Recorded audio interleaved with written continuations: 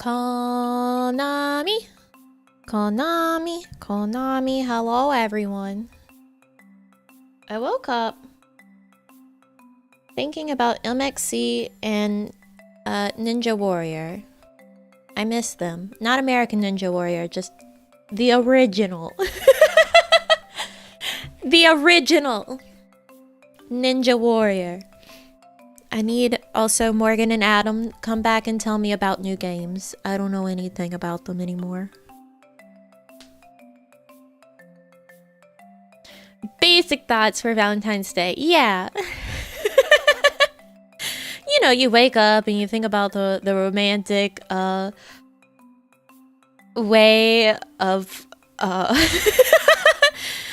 of Guy from MXC. You know, he's a real charmer, that Guy.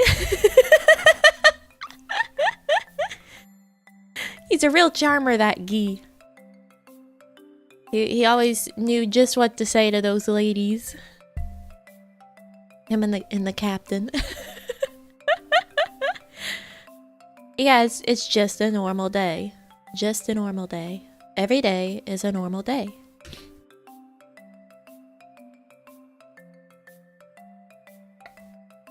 "100% normal way to start your day." Yes.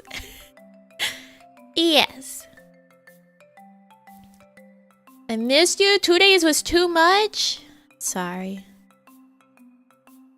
I'll do it again. I'll definitely do it again at some point. So, today we're focusing on the important part of Valentine's Day, which is the candy. The candy. I have got some lovely chocolates you all bought me. Wow, I can't believe it. Wow, I couldn't have picked out a better set myself. That's crazy. You guys are great. Wow. Wow, you guys did a good job. You guys want to see it? You want to see it? You want to see our chocolate that we're working on today?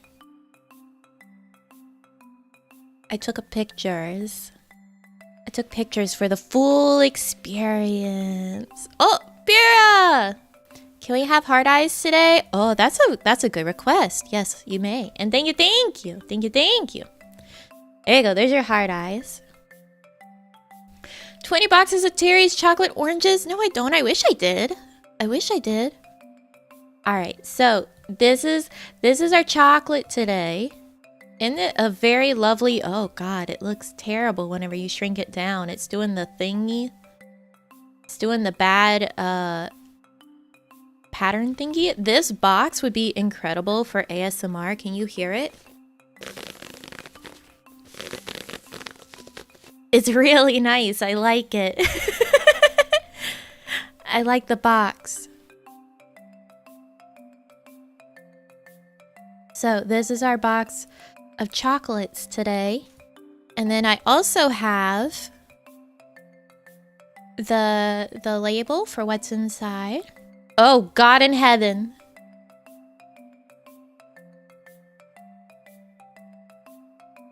Happy Valentine's Day. Thank you, Outcaster. Thank you. Happy Valentine's Day. So here's our varieties within the box.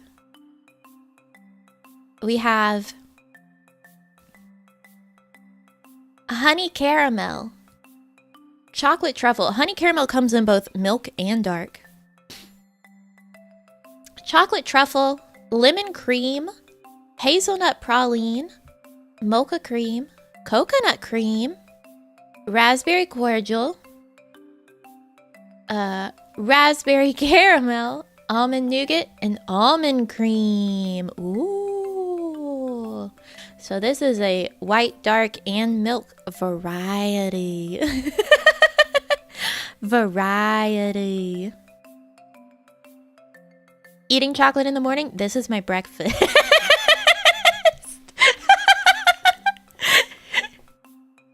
This is my breakfast. Gonna be loving the fruit flavor ones? I hope so. The fruit flavor ones are my favorite.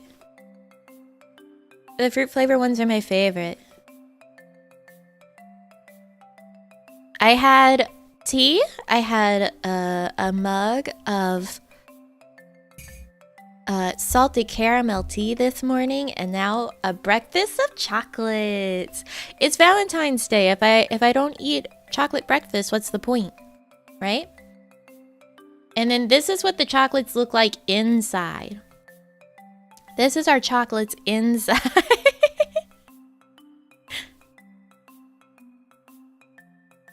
Ooh, ah, chocolates. Ooh, ah, chocolates. Actually, I have an idea. I've done this before. In another day, in another life, where I was playing a puzzle game. I was playing Helltaker, and I was like, I need to figure out what moves to make where. So I stole this method from another friend. Oh, gracious. Everything's covered up everywhere. KB! Dino edition. Hell yeah. Happy Valentine's, Nami. Enjoy the chocolate and let's have a great day. Thank you. So I stole this method of marking on the screen, much like a football playbook, where you take... Where is it? Windows capture. All right. What?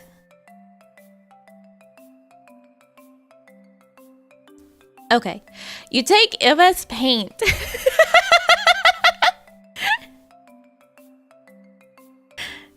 Right? And you do this number.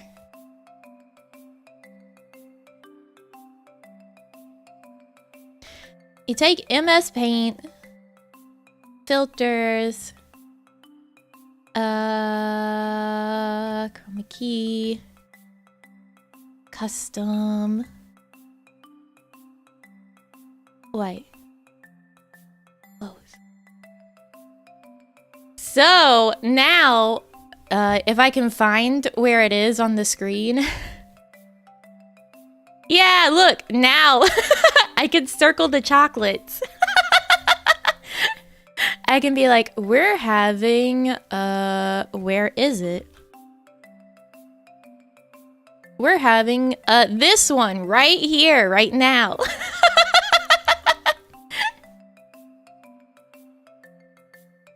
So I stole that method from a friend. So I can draw on the screen if I can figure out where on the screen it is.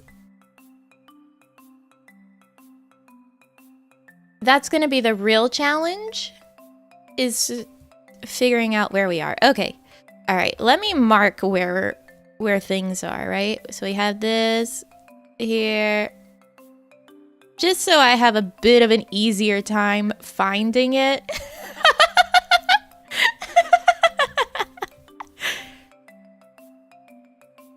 Hey Nami, I have a question. Are you part Oni? Because a regular healer doesn't usually clobber group people easily? That's not true.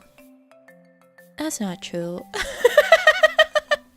No, I'm not part Oni, but thank you, Joltej. Thank you. So, whenever I was playing Helltaker, if I was struggling, I would pull up the MS Paint and start drawing and be like, alright, I'm gonna move this one, like, this way. That was my method for figuring it out. If I steal your chocolate, does it heal? No, it's just chocolate I own. It's not like I've done anything to it. I would just be upset because it's my chocolate. It's my chocolate. You can't just take it. Can you actually see well what's going on? Yeah, that's what I was gonna ask. I have it on yellow. I don't know which one it'll be better on. Red?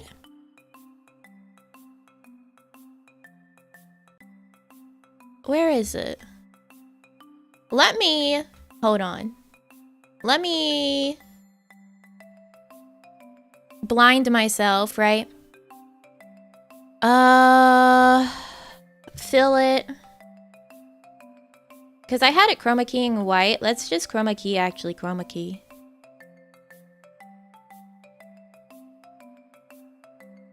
Alright, green. And then... Oh. Not more green. Oh, now you can see it better! Let's go.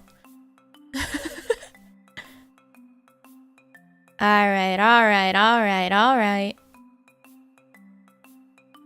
I'm doing this with my mouse. Doing this with my mouse.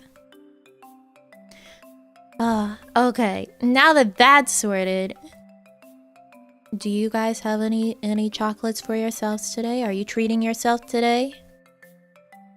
Are you treating yourself today?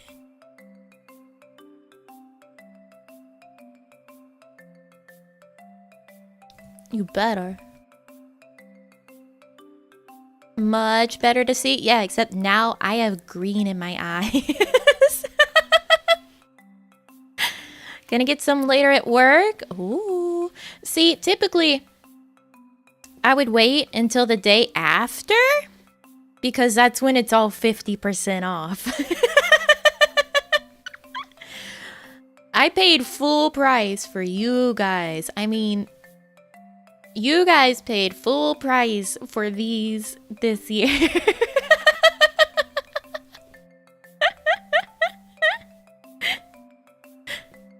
You guys paid full price for these. Treating myself better. Hey, that works. That works. There are these dark chocolate strawberry Kit Kats. Ooh, that sounds good. Can I buy some and pretend they're from Nami? Yeah. Yeah, treat yourself. Be like, My internet anime girl would want me to have good chocolates, and I would. You should treat yourself. Treat yourself. Full price? I know, I paid full price so I would have these today. Here, I thought you didn't care about the romantic stuff. That's very kind of you, Nami. I think everyone should treat themselves. Be kind to yourself. I'll be there to bully you instead. You don't have to bully yourself, I can bully you.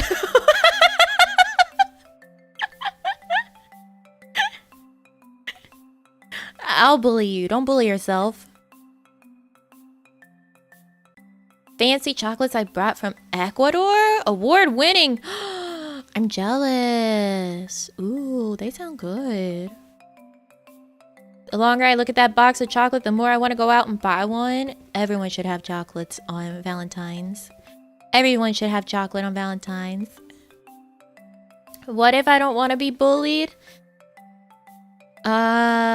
Just look away. Just look away. Not that I usually do. Everyone wants it. I don't usually actually do it. Because I feel bad. I would feel bad right after.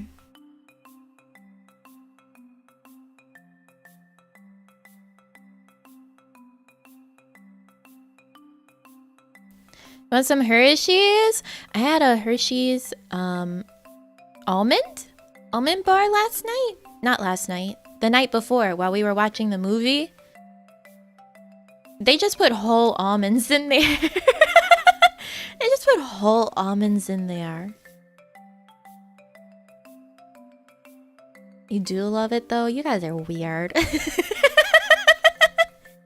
Weirdos. Based on that short you posted, a lot of people here want to get bullied. I know you do. You've asked for it. You've asked for it. No, you. No, you. Yeah, just the whole almond. Just the whole almond was in it. It's not even like chopped up bits. No, it's just a whole almond.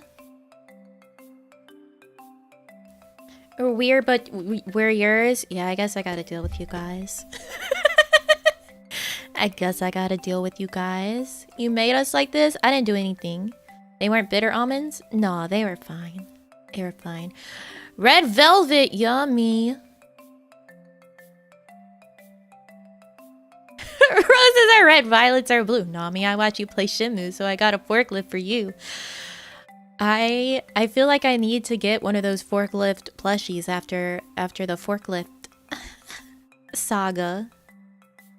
Was it good? It was good. Although it kind of hurt my teeth a little bit.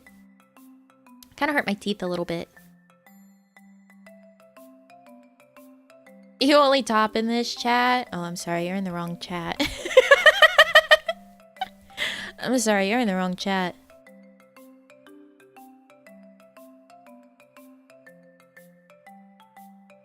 Nami reserves the bitter almonds for us. That's right. That's right. Forklift game is Pog. Wait, did you play it? There are forklift plushies? Yes, I looked them up. The Orlac plushie? I don't think it exists. I don't think it exists. Ew, I'm dying. Why would that happen? Yes, forklift plushies exist. We looked it up. Okay, which one of these should I have first of our selection? Let's get our review chops in, right? Because we have to do the Soylent review this week and supper. So I feel like I really need to treat myself well today, which is why we have chocolates. I think I'm gonna order some sushi for lunch. I gotta treat myself well before I just have a bad time with the Soylent review. The Soylent review. Lemon cream? Okay, that's the... There's only one lemon cream, and that makes me so upset. Wait. In the hazelnut praline, it shows them in all the different varieties, right? In white, dark, and milk. Ah! Everything's fine. I just have 2 of them in milk. That's upsetting. They're both in milk. What's the point? Okay, so the lemon cream is this one. We're doing this one right now. Alright, let's check it out. Let's check it out.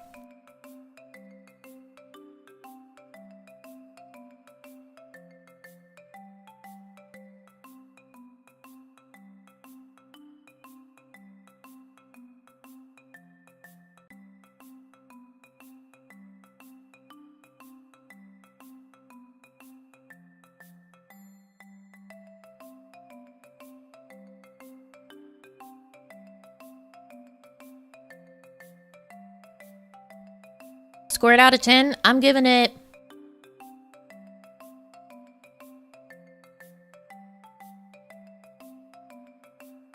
a 6. A 6. I'm giving it a 6.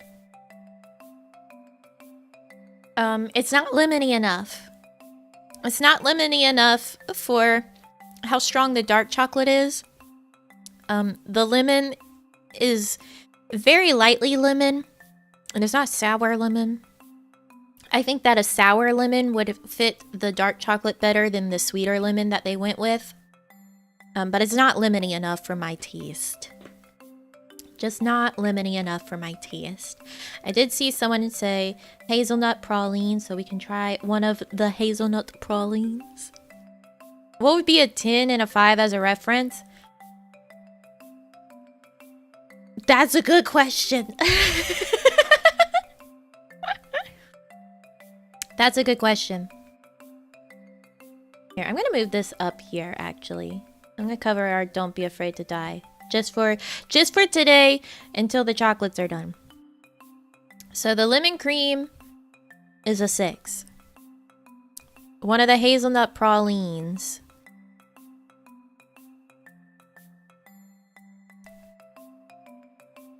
I clicked it, please. Alright. So this one, specifically that one I've picked up. They're both the same hazelnut praline, but I picked up that one.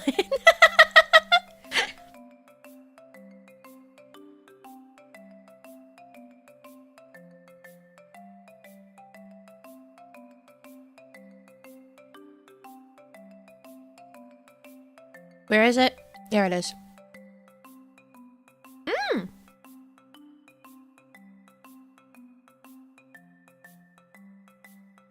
Can you tell that's a 6?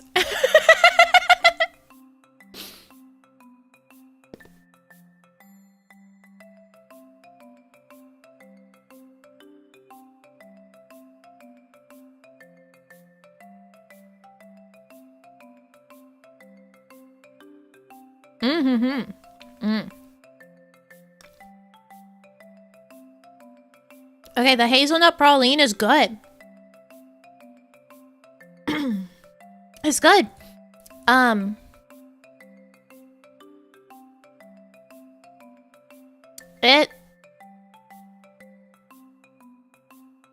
gonna give it an 8. I'm gonna give it an 8. It's good. It's good. I'm not mad about there being 2 of them now. I'm not mad about there being 2 of them now. It has actual pieces of hazelnut in it. Yes, it was milk. It was milk. It has actual pieces of hazelnut in it. So it has a little bit of crunch going on. It's not like a filling, like the whole chocolate is that flavor. It's good. I liked it. That was a good one. I'm not mad about there being 2.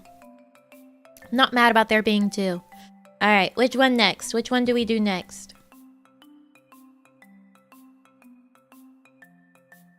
I do kind of wish that there was like the white or the dark in here. I want to taste what those would have been like because the milk one was really good.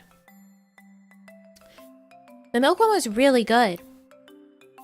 Good to know your money wasn't wasted. I mean, it's chocolate. Was it ever wasted? Is it ever really wasted? Coconut cream? Or honey caramel, almond cream, raspberry? There's lots of different answers here. All right, we'll go with coconut cream first because that one was said first. All right. Oh, some is escaping. Let me mark where we're at. Which one we're taking. This one. This one.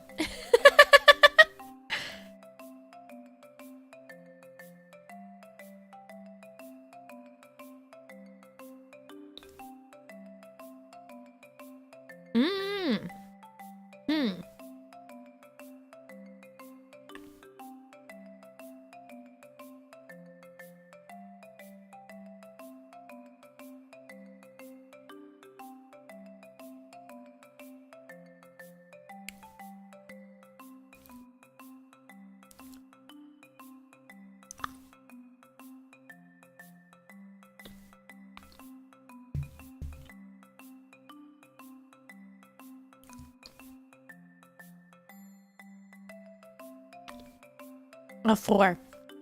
A 4. And that might be being generous. A 4. There's not a bit of coconut flavor. Not a bit of coconut flavor. Absolutely disappointing.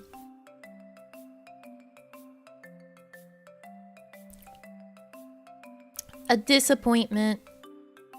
And a 4. Upsetting. I don't like that. I don't like that. The texture of the cream really made it look like there was more coconut in it whenever I bit into it. There's no coconut flavor. There's no coconut flavor. So that's so upsetting. That's so upsetting. Like, it felt like there should be more coconut than there was, and there wasn't.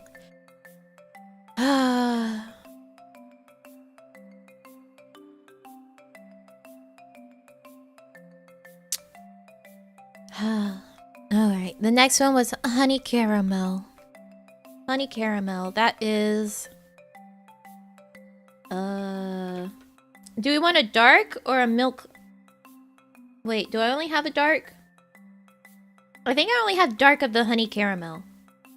I'm not certain if this is also a honey caramel or if it's another almond nougat. It might be a honey caramel. I think it's a honey caramel because it's more square. So dark or milk? Dark or milk? Dark? Okay. I do like dark chocolate more. Alright, honey caramel. Let's find it on the picture. There it is. Eh? Okay.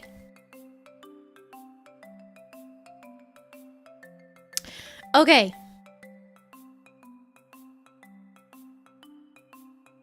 Oh, that's tough. I'm gonna be doing this one a while. Oh my goodness.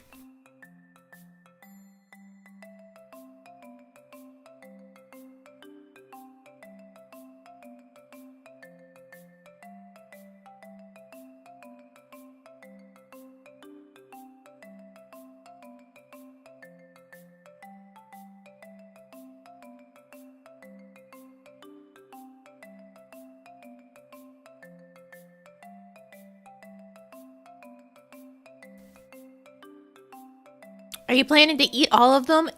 Yeah, of course. Yeah, of course.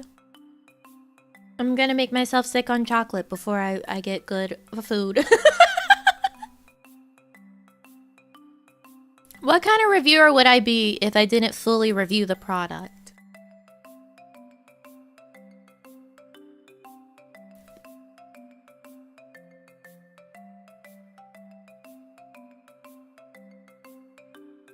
Okay, so have you had a milk dud? I don't know how many people in here have had milk duds.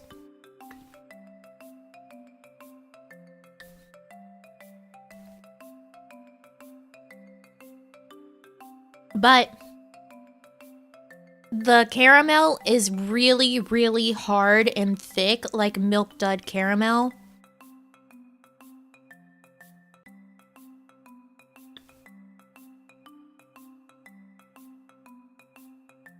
It's not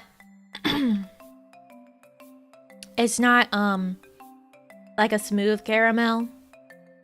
Not a smooth caramel. It's like you bite it and the caramel stretches. I don't know if that's normal or maybe it's because it's kind of cold in the house. I can't quite decide if that is affecting the texture. It tastes like normal caramel.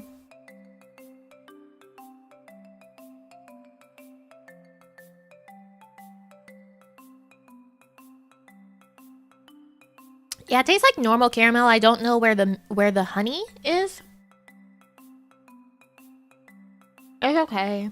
It's not offensive. It's a 5.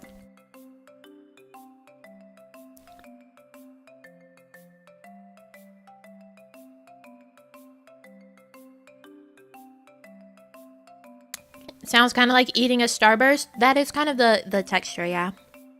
Of the caramel. The honey?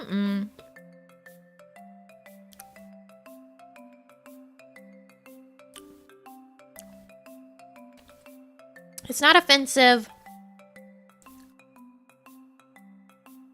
But it's not good.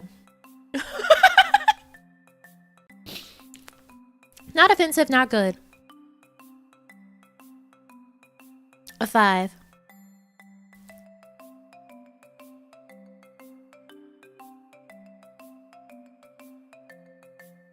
A 5.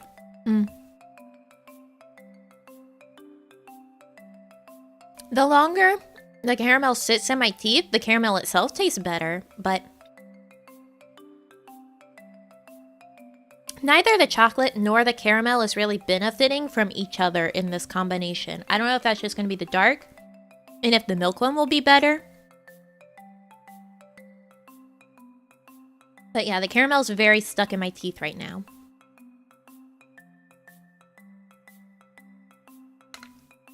So I need to try and get that out of my mouth before we try another one.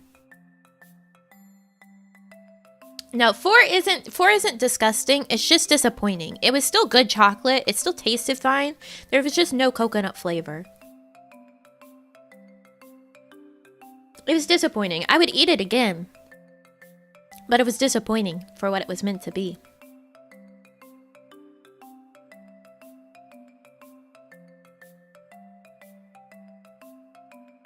Cleanse the palate. Yeah, exactly. I need to get the caramel out of my mouth.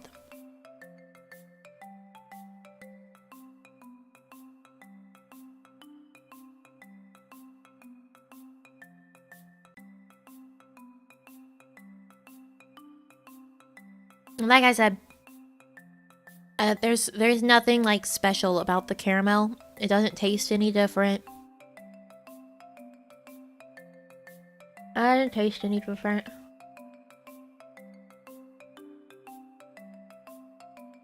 Having coffee? No.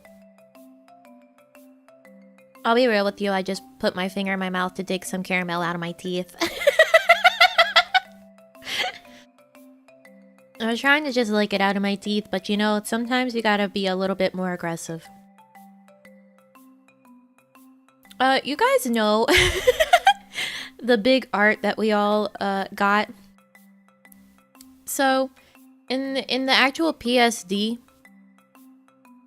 you can separate us into like groups. Nena and I, obviously if you follow Nena on Twitter, you'll see that she posted her close-up where you can see her butt. My whole ass is out if you isolate it to me and Nena. My whole ass is out. And like facing the camera.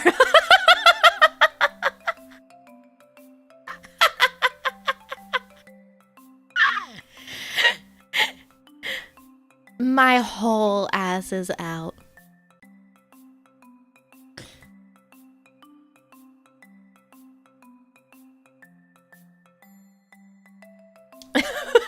Who's the artist? Nina did post it under another reply under the tweet. So if you go dig for under the tweet, you can see it. Posted members only.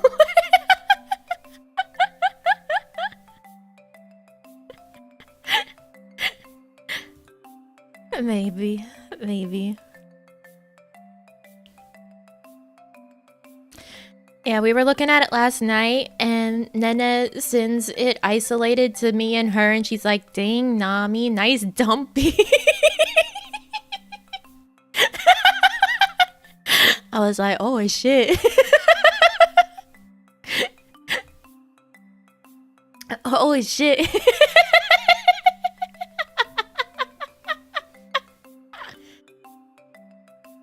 Dang, Nami, nice dumpy.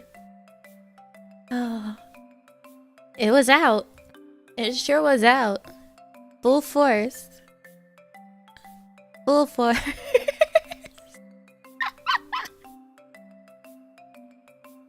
Ever cookie chocolate dog had a whole cake. Oh yeah, caked up. Caked up in the kitchen.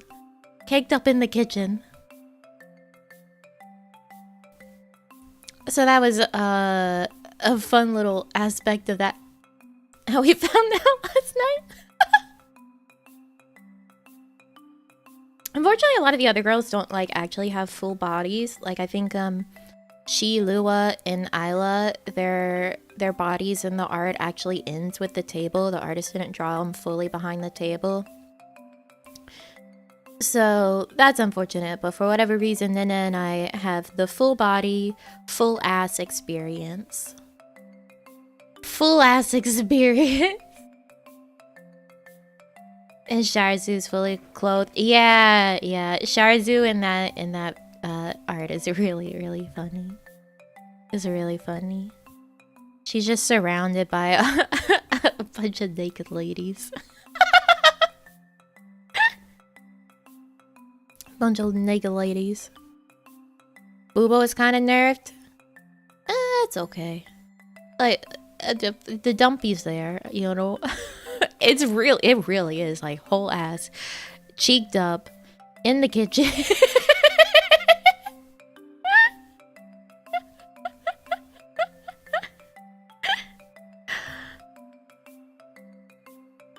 Okay, what chocolate are we having next? What chocolate are we having next?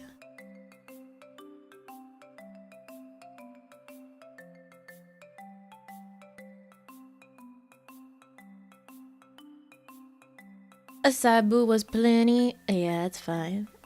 Double cheeked up on a Monday morning. That's it. That's it. Happy Monday. Mocha cream? Alright. I think there's only one of the mocha cream in here. Only one of the mocha cream. Here it is. There it is.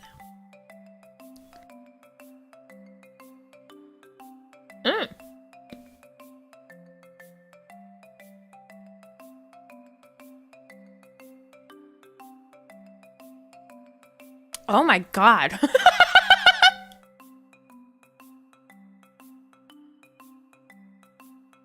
Oh my god.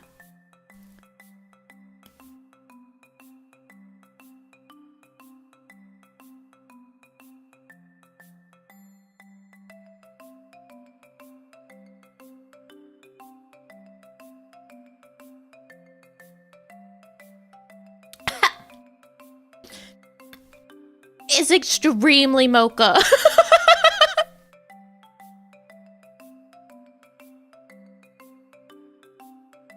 It tastes like I just drank a cup of coffee. Like had a whole latte. 7.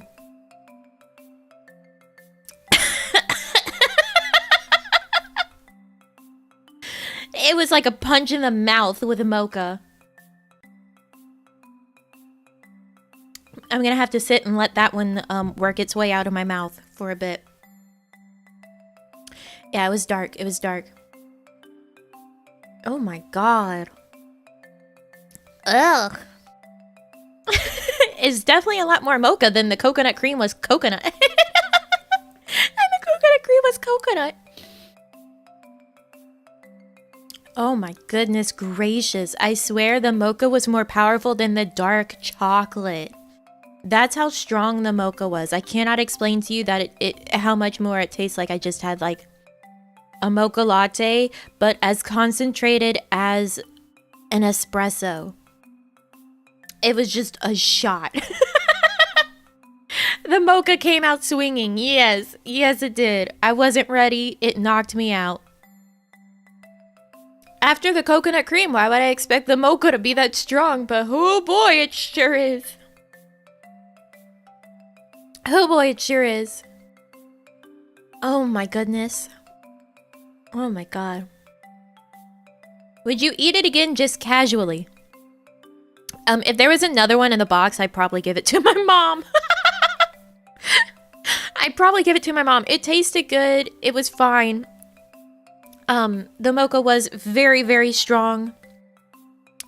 Like I said, it did kind of overpower the chocolate itself, but I would probably give the other one to my mom if there was another one.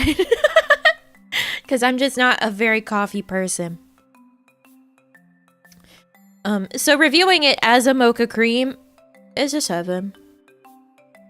It's definitely a mocha cream. Like eating a cup of espresso? Yes. Yes. I feel like I just went to Starbucks and like licked a cup.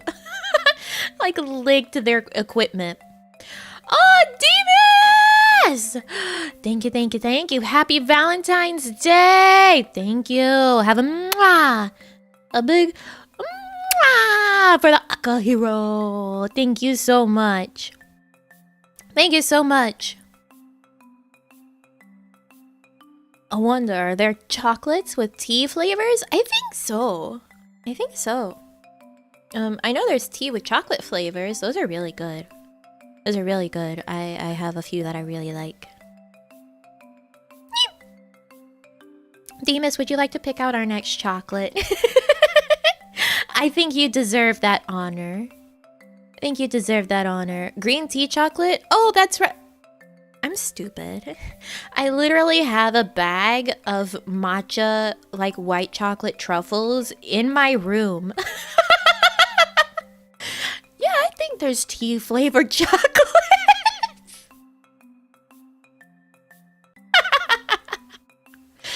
I don't have a fucking brain.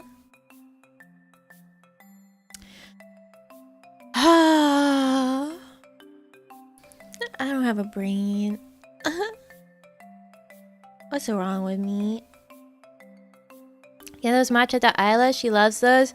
They're almost gone. I think there's maybe 3 left in the bag. Raspberry cordial? Okay. Let's do our raspberry cordial. It's this one.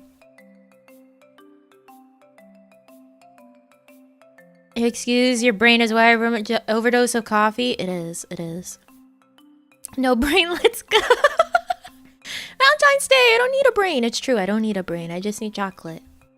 Just need chocolate. Just need sweets. You guys know what my actual favorite Valentine's Day candy is? It's conversation hearts. I love the conversation hearts.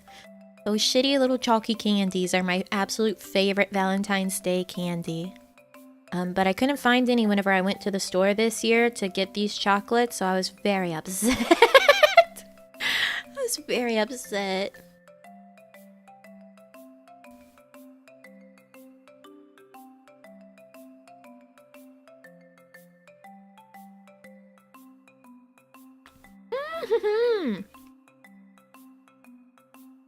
Oh my god, this one's so good. And there's actually some of the raspberry seeds in the chocolate, like in the filling. Oh my goodness.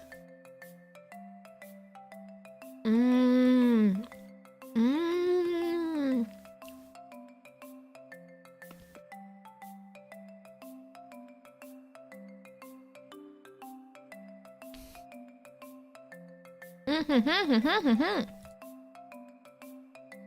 This one gets a solid 10.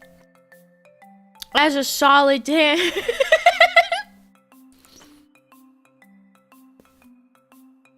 Mmm.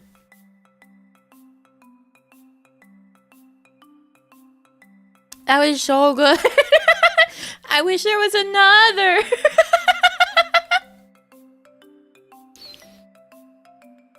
I wish there was another. It was so good. Honestly, though, the inside, the filling was so good. I would just bite it and then suck out the filling if there was another one.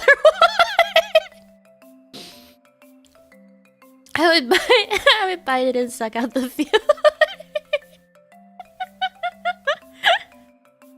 It was so good. I wish the chocolate got out of the way almost. Oh, gracious.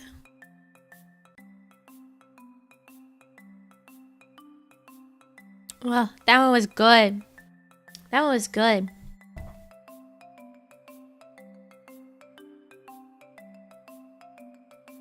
The fruit gushers. I haven't had gushers in years.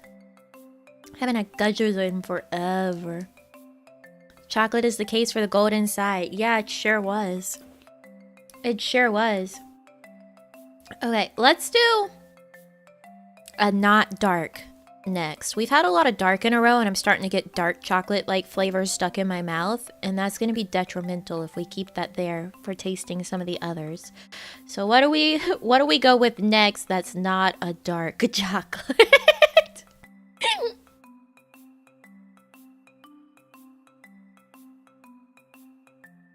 For the almond cream in my box, it is a milk chocolate, by the way. There's only the one.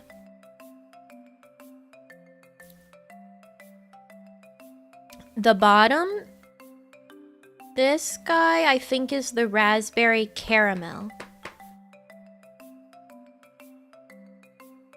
Chocolate truffle or the raspberry caramel? Chocolate truffle first? Okay, let's do the chocolate truffle first. Let's do the chocolate truffle first. Let us mark it. There it is. Alright. Alright, chocolate truffle.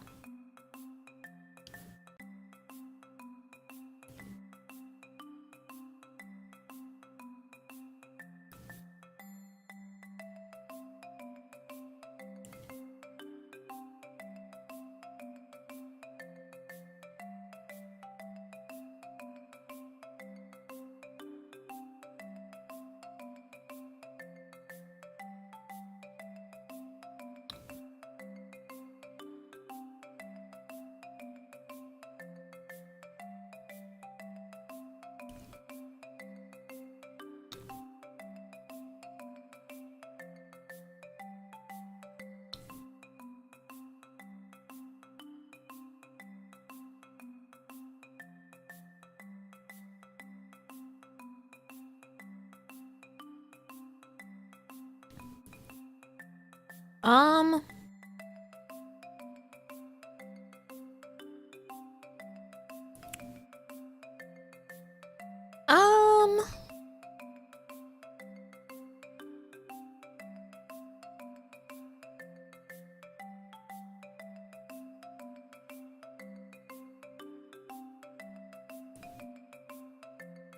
giving it another 4.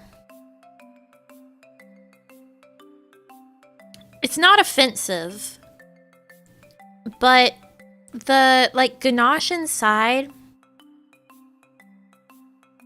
doesn't really taste very strongly of chocolate. It barely even tastes like chocolate.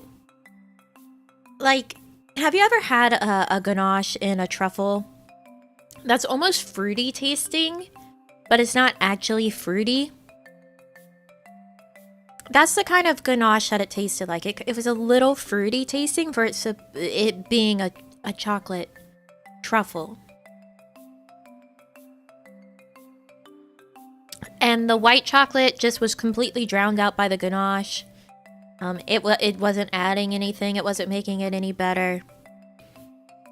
Inoffensive. Do I want another one? No. No. I don't want another one. That's my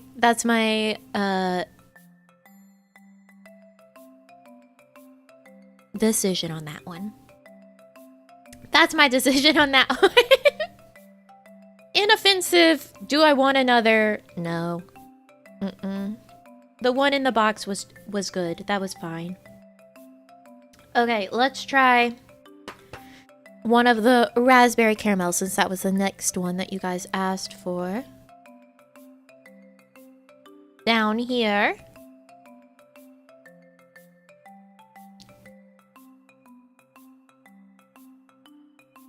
Okay.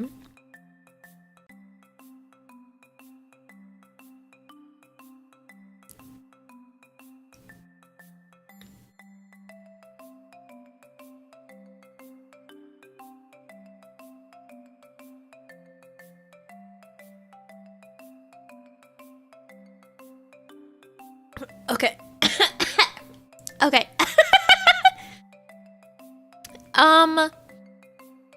So it's that thick caramel again.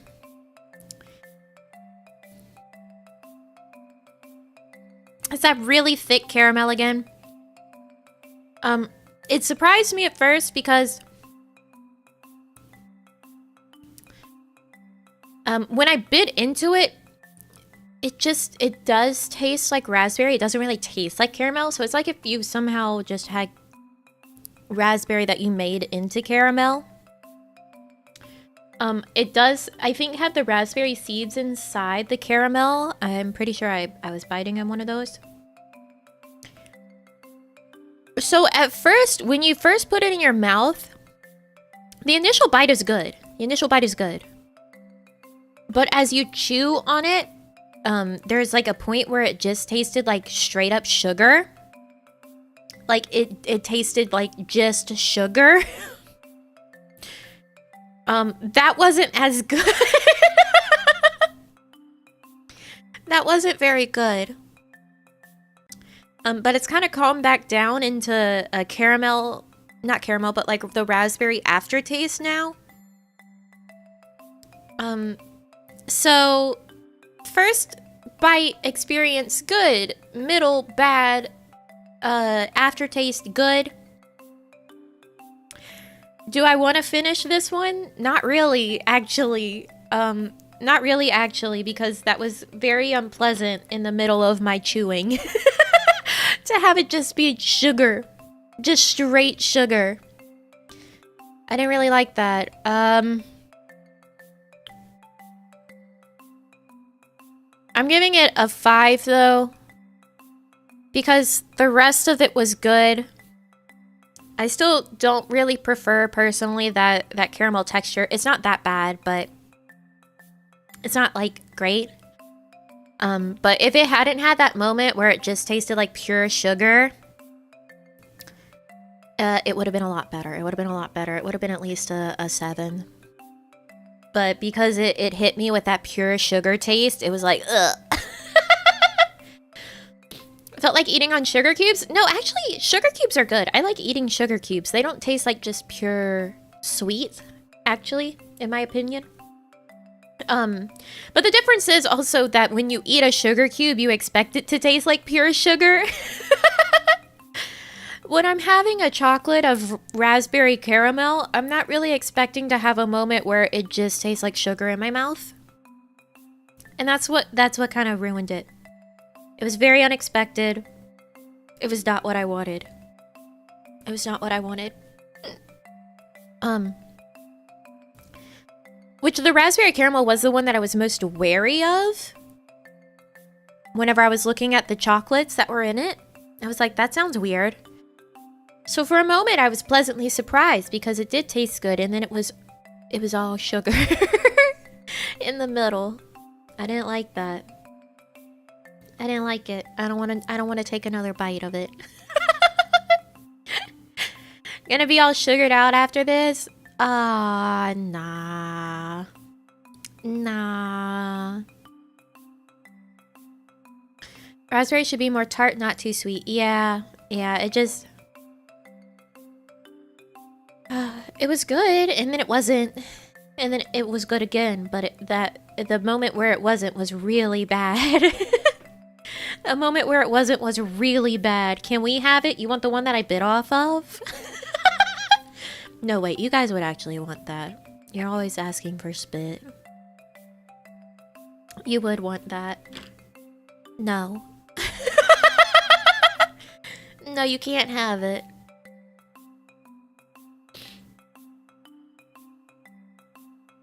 Have you tried golden berry? I haven't. I have not. I have not. She saw right through us. I know you guys. I know what you're like. I have to deal with you all the time. Okay, which one next? Which one next?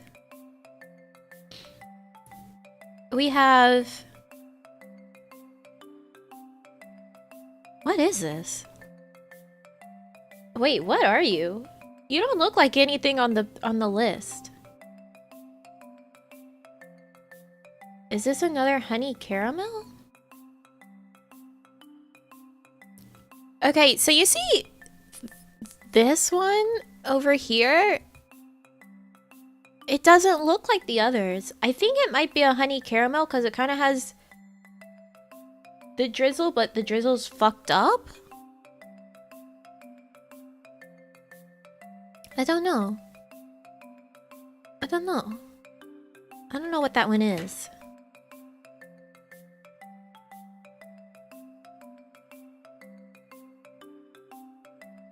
Tin beans for the raspberry caramel one.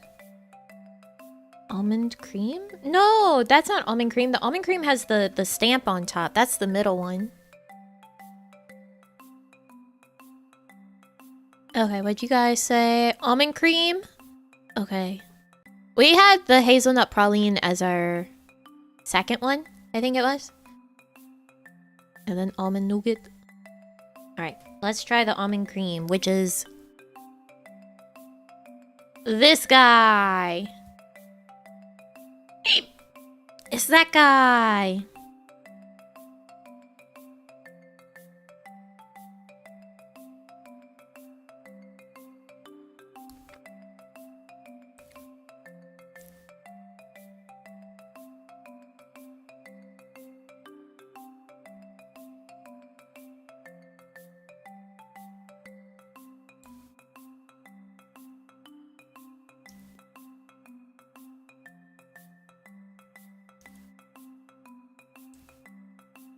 No.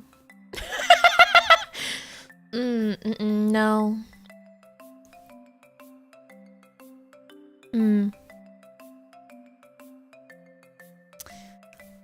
That was a bad 3.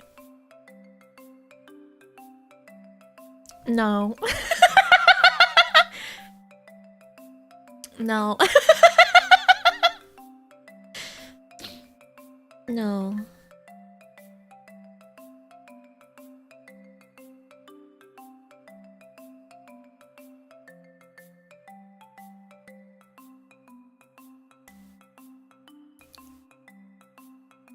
It's the almond cream itself. It's kind of gross.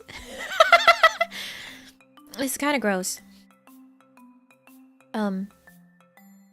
It tastes like the same base as the coconut cream, but they put like fake almond flavor in it. Is what it tastes like. So it's like a really strong almond once you get the almond flavor.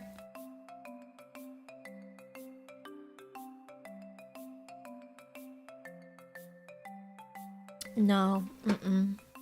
No. No. That's a no from me.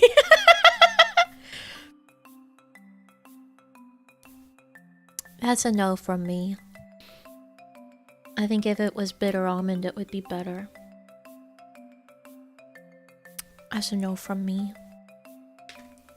That's gonna be a no from me, dog. Didn't like it. Not a fan. Not a fan, actually.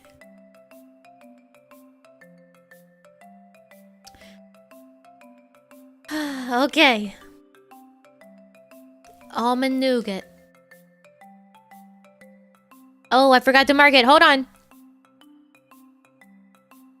Yeah, it is the centerpiece of the box. No. I even, like, put my tongue in it to taste some of the cream on its own. Nuh-uh. No.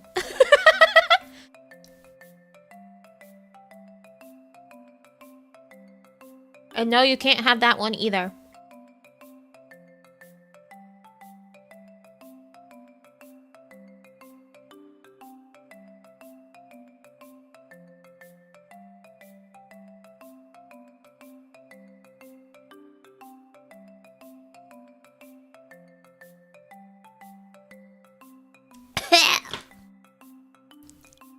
Why did they fuck up almonds so bad? Ew. Ew. No. There's 2 of these.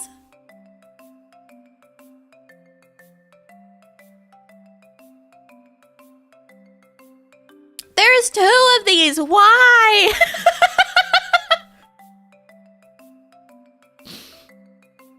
You know when you have something that's almond, and for whatever reason, it's very floral tasting? That's the kind of almond flavor that was. It was good at first. I was like, oh, look, wow, actual almond. And then, like, the floral tasting, like, fake almond kicked in, and it's like,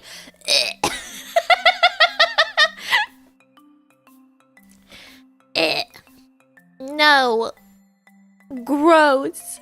You have to finish it? No, I don't. Disgusting. Ew. It was so strong too. I was like, oh wow. And then I got no. Bad. Bad. Terrible. Why would you do that? It was good. It was almond. It was good. And then it Ew. Ew. Can we have those? No, you can't have the ones I've bitten off, which is now 3. There's now 3 that I've just bitten and then abandoned.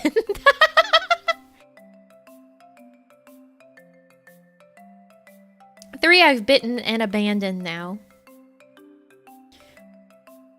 Ugh, that's... Ugh. Ugh. Ew, now it tastes like I went to a dentist. Ugh.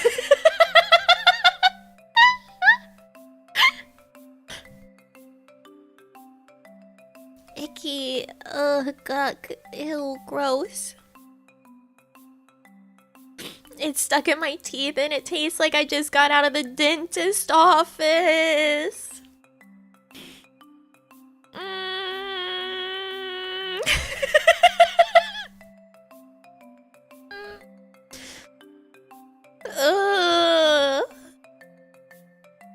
This is terrible.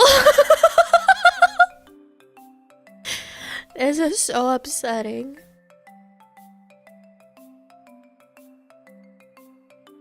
Does it taste like OJ after brushing your teeth? No, it's like when you go to the dentist office and they put that fluoride treatment on your teeth. Gugg, gross, awful.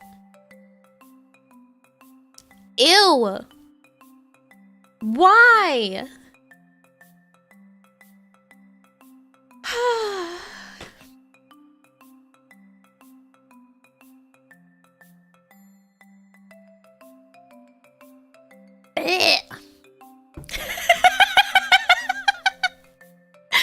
I hate it. Oh, I hate it.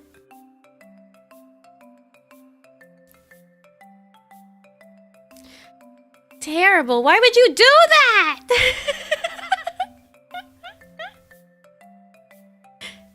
Did you give it a rating? Yeah, it's a 2. It's a 2.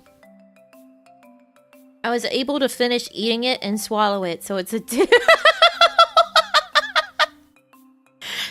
It's a 2. If I had spit it out, it would have been a 1.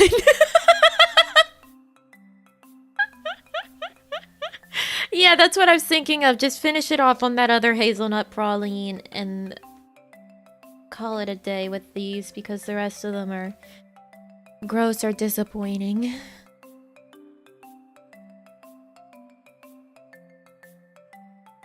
Ugh. I'll ask other people when they get home if they want to have the gross ones that I didn't bite off of. that I didn't bite off of. Terrible, terrible, terrible. Hazelnut praline, save me.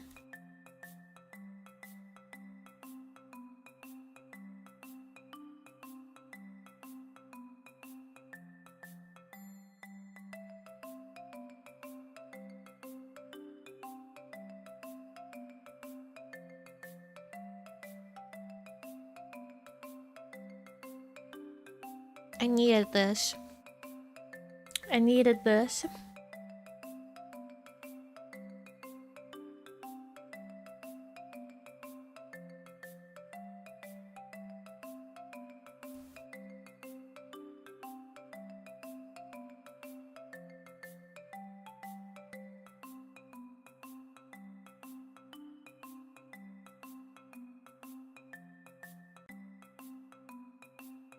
I wish I had conversation hearts right now.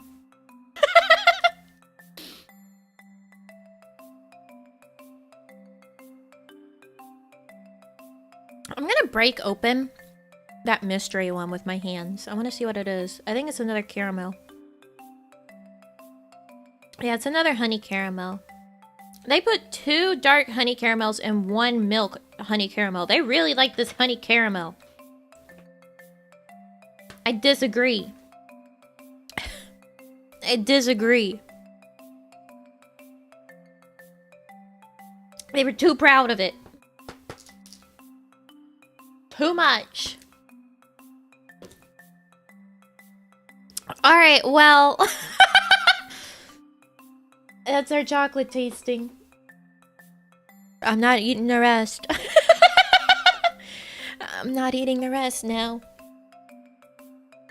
I had higher hopes for those almonds and then they ruined them.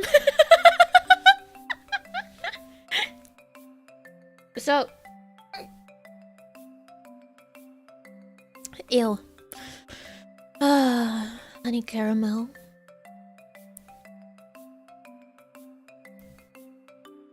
I don't know if the milk honey caramel would be better. So it's gonna be without a rating for right now.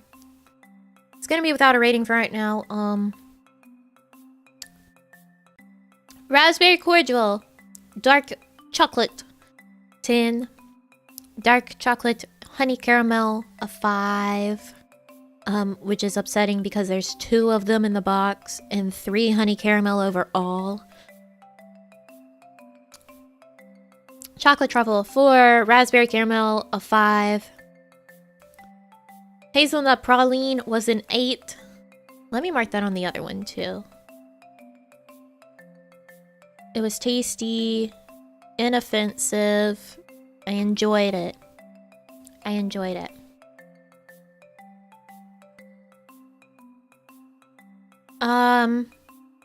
The lemon cream was a disappointing 6. Like, it tasted good, but it wasn't good enough for it being lemon cream. Coconut cream was a 4. The almond nougats a 2. And the almond cream a 3. A 3. That was the name of that chocolate box. It was from Russell Stover. It is milk, white, and dark chocolate.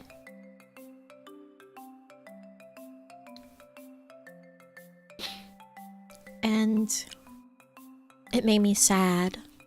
It made me sad.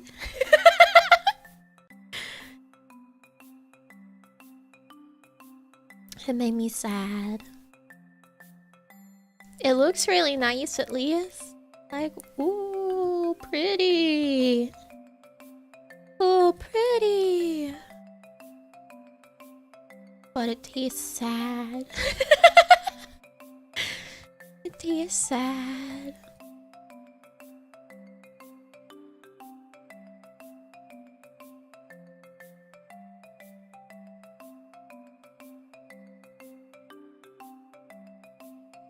The reason I got that one was because it was the one that had the most amount of fruit fillings. And I like fruit fillings in my chocolates. I like them. I know a lot of people are like, ew, they're the worst ones. No, they're the best. They're the best. You're wrong. Sorry. The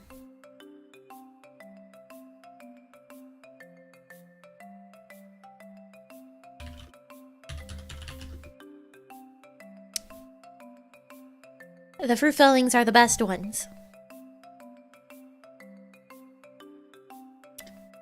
So I went with this one because it was the one with the most fruit fillings.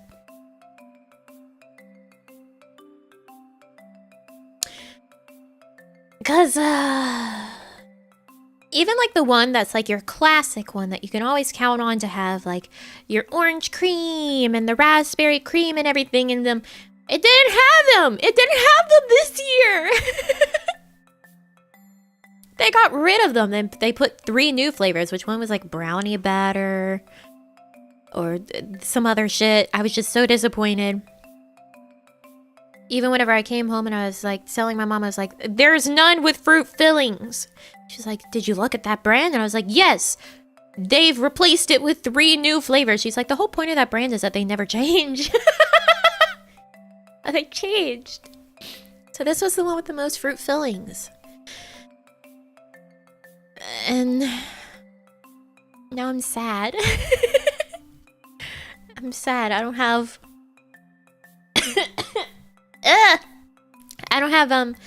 conversation hearts or good fruit fillings.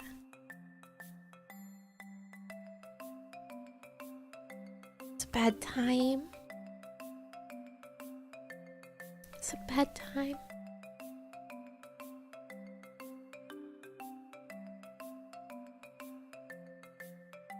Let me not choke to death. Let me not choke to death. I'm curious, actually. Let's look up and see if there's reviews for this. I want to see other people's reviews. Who got the Russell Stover Elegant Collection and liked it? Elegant Collection. Guide? Why is there a guide? Okay.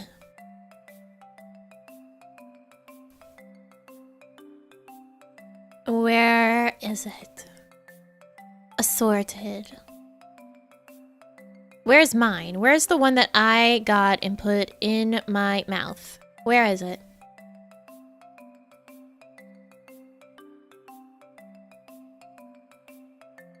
That's nut, chewy, and crisp. Not it. Definitely not it. Truffle assortment. Why is it not on their website? Hey? Hey? Where's my chocolates? Where's my chocolates? Someone somewhere was having bad chocolate? Yeah. It is today, us.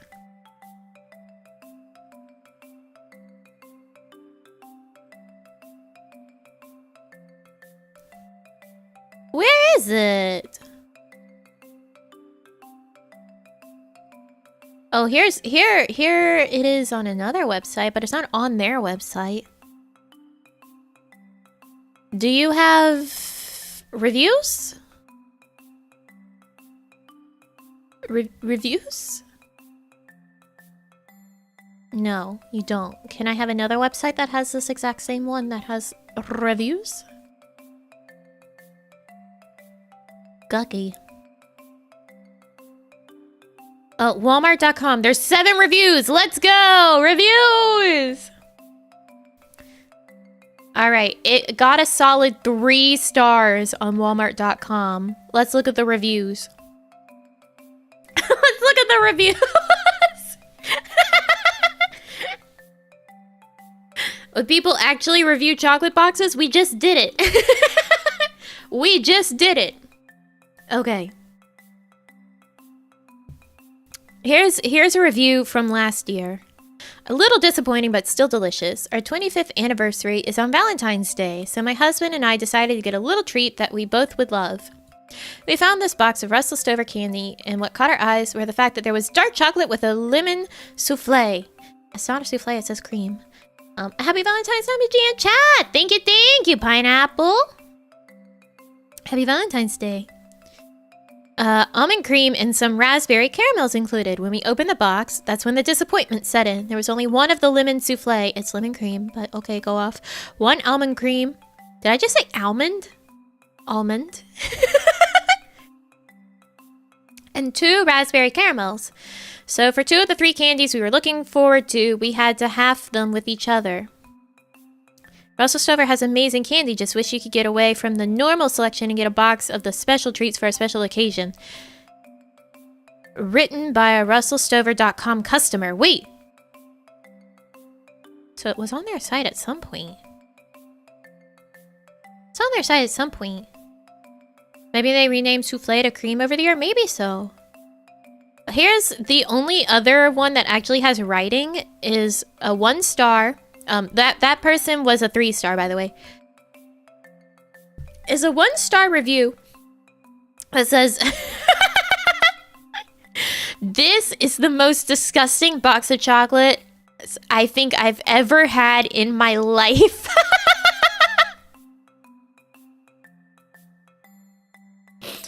The coconut creams did not even taste like coconut at all. They tasted old, even though the box is far from expiring. I'll never buy this Russell Stover special box again. Gross.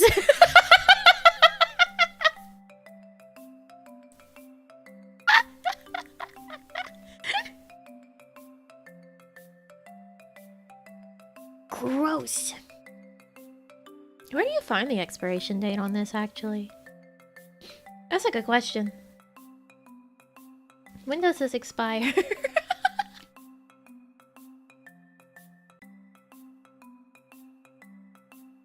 That person does know what they're talking about. Where's the expiration date on this? June of 2022. Yeah, these are fine. These are fine. Oh. New viewer, he showed up to my recommendations. Hi, welcome. So the other reviews, none of them have writing. 3 without writing give it a 5-star review in 2021. But there's 2 more without writing that give it a 1-star review. I wish they had written. I wish they had written something. And they're both from, one is from 2021 and the other is from 2020. The one that is the 1-star that has writing is from this year in January. This year in January. Yes. Yes. That's how we speak. That's how mouths work and do and say things. I paid $13 for that box of chocolates. I gave $13 for that.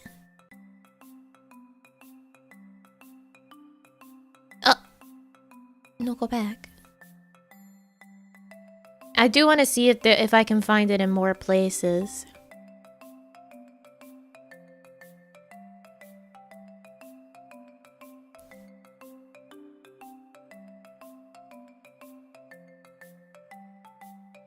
Is 13 too much? I know. I know. I feel it now. I agree. I agree deeply, utterly. That I did, in fact, give them too much money. And I bought it at full price, so I would have it. So I'd have it. And this is what I'm repaid with?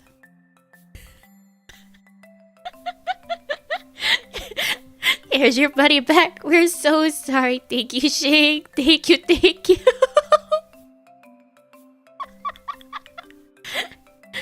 $13 for a box of disappointment. I wish there was a way to just get it, like, so it's only, like, the raspberry. Only the raspberry. But not the caramels, because that just tasted like sugar at some point, and that was upsetting too. That was upsetting too. Russell Stover apple pie? Chocolate candy? What? What?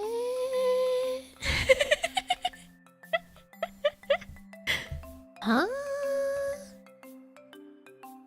I'm just trying to find this box of chocolate, and I'm looking through the images, and here's a headline that's like, your Valentine's Day candy may be contributing to slavery.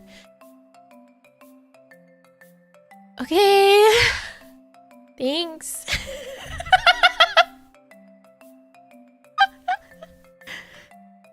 Thank you.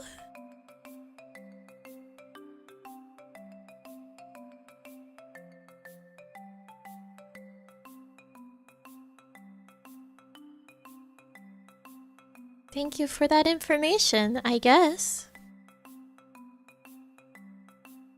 Thank you for that information.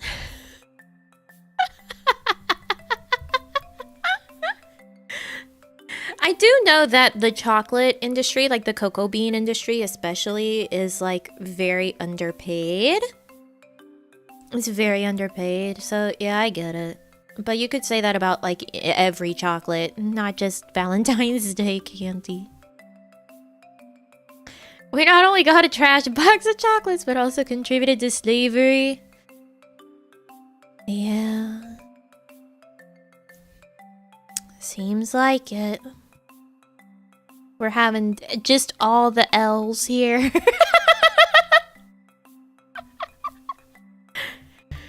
Just all the L's here. Yeah, it's a systemic issue with the industry. It's like with clothes. A lot of the people that are making clothes are basically slaves too.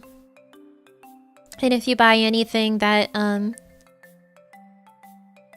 a lot of the things that are like made in the USA that are touted proudly, those be like made in the USA. A lot of that's made with like slave labor, essentially, with the prison system.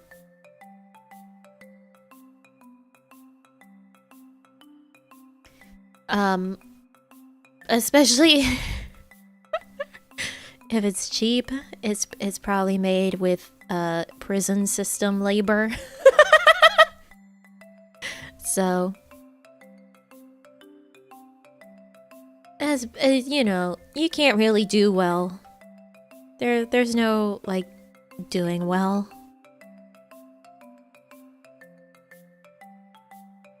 Oh, I found another website that had the chocolate listed, that exact box. But it says it's not found now, so they stopped carrying it.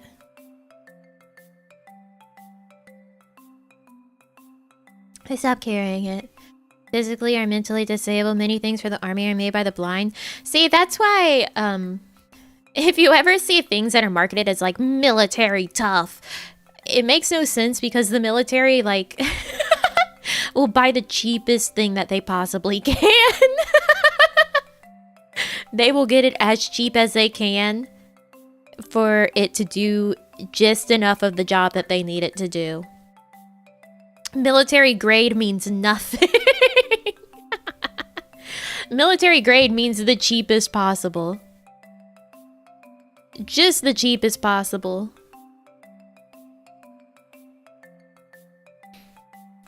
Meets military standards, so it's complete garbage. Got it, yeah.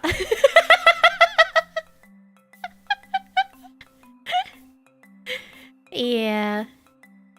Prison. Yeah, you'll see a lot of prisoners are like volunteer firefighters.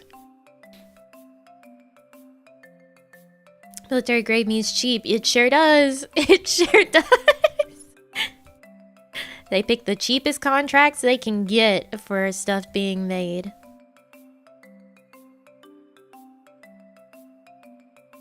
How do we get here?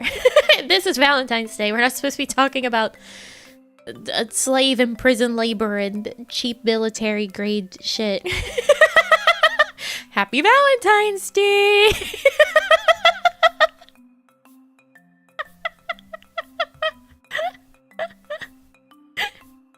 Happy Valentine's Day! Are you feeling the love?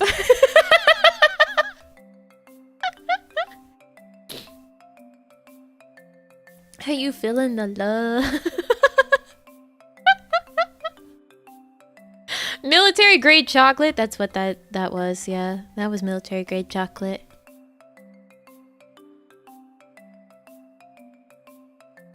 You shouldn't? You think it's very Valentine's? Do you know about like the I wouldn't say original Valentine's Day, but it was the day that was like the holiday before Valentine's Day existed. It was called Lupercalia. It involved young naked men going around hitting women in the streets with like wolf pelts and stuff. Lupercalia, let's go! That was the original holiday of love.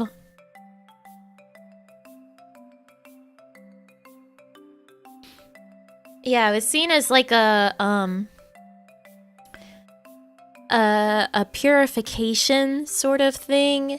So a lot of women would like actually go out and stand in the streets hoping that they would get caught by these dudes and get hit by the wolf pelts because, oh, they might help me. It might help me get pregnant. It might help me get a man and get pregnant.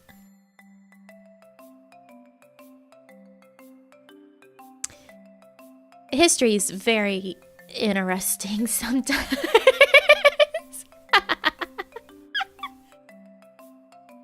Ian! Thank you for leveling up. Thank you. Happy Valentine's Day.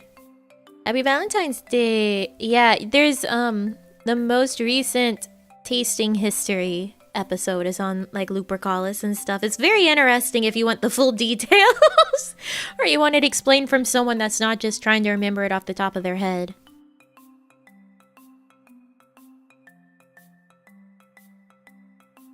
Very festive. True to its roots. Total nut job day. Yeah. Valentine's Day, there's nothing to really definitively say that Valentine's Day was come up with in order to replace Lupercalia, but by the time that Valentine's Day was put into motion, I guess you would say, was declared a holiday, it was taking place basically exactly the same time that Lupercalia would have taken place, and also, I think it was the Pope at the time was wanting to get rid of Lupercalia because it was too heathen. It was too heathen to have naked people in the streets. So they were trying to get rid of Lupercalia.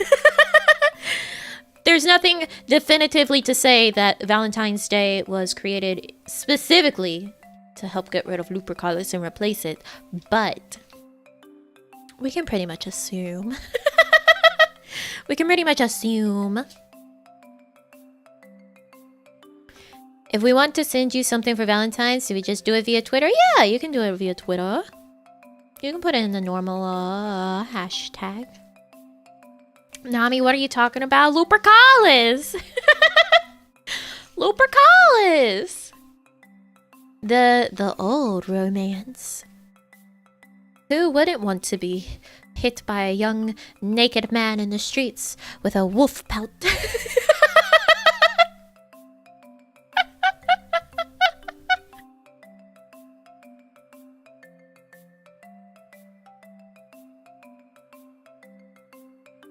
Was it Lupercalia? Oh, it's Lupercalia. Excuse me, not Lupercalia. Excuse me. I messed up a letter.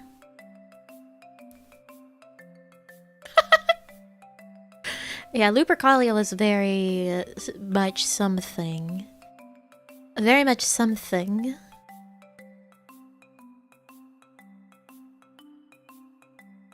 Very much something. You guys want to hear some of the facts about it? I'll read you a little. I'll read you a little about Lupercalia. On this day of love, so let's educate ourselves on our pagan past.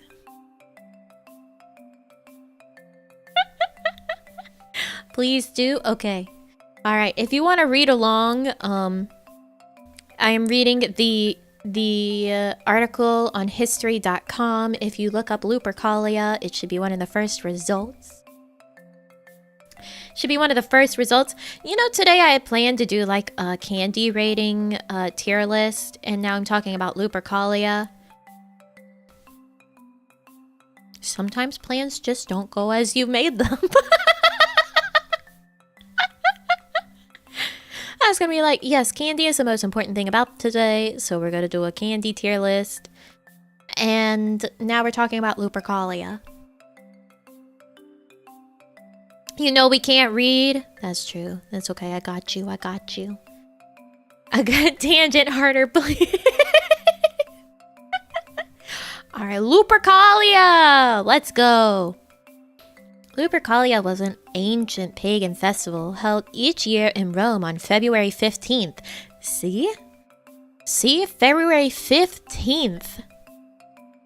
And Valentine's Day was on the 14th. So, you know, I think they were trying to get rid of Lupercalia and replace it with Valentine's Day. They just didn't want to say so. But the evidence is there.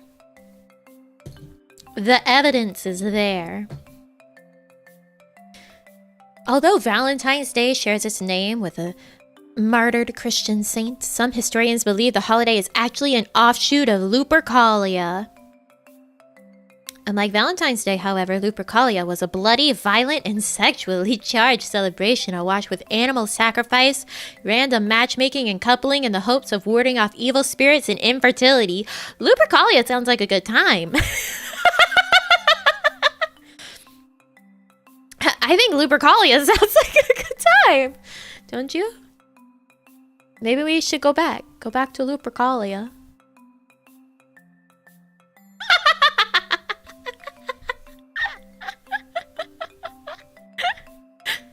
Lupercalia and the legend of Romulus and Remus.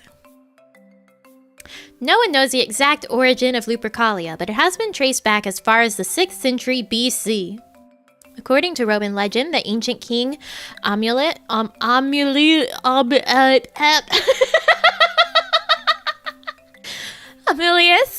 ordered Romulus and Remus, his twin nephews and founders of Rome, to be thrown into the Tiber River to drown in retribution for their mother's broken vow of celibacy.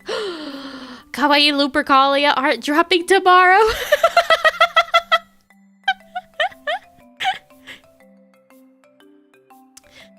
Oh, no, I don't think so. Romulus the pigman from Don't Starve. It was Commodus. It was Commodus who was our friend.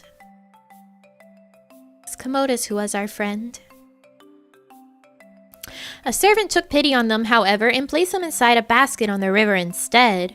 The river god carried the basket and the brothers downriver to a wild fig tree where it became caught in the branches.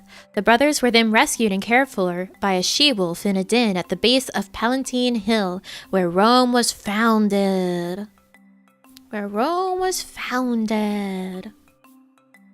The twins were later adopted by a shepherd and his wife and learned their father's trade. After killing the uncle who'd ordered their death, they found the cave den of the she-wolf who'd nurtured them and named it Lupercal. It's thought Lupercalia took place to honor the she-wolf and please the Roman fertility god Lupercus. Alright, so it's from our lovely Roman founders who are honoring their wolf mom. Their wolf mom. Ritual sacrifice. Lupercalia rituals took place in a few places. Lupercal Cave on Palatine Hill, and within the Roman open-air public meeting place called the Comitium. The festival began at Lupercal Cave with the sacrifice of one or more male goats, a representation of sexuality, and a dog. I was unaware a goat is a representation of sexuality, but hey, there we go. There we go. The sacrifices were performed by Lupercalia, a group of Roman priests. Afterwards, the foreheads of 2 naked Lupercalia were smeared with the animal's blood using the bloody sacrificial knife. The blood was then removed with a piece of milk-soaked wool as the Lupercalia laughed. You had to laugh. You had to laugh during it. You see the berries on the go?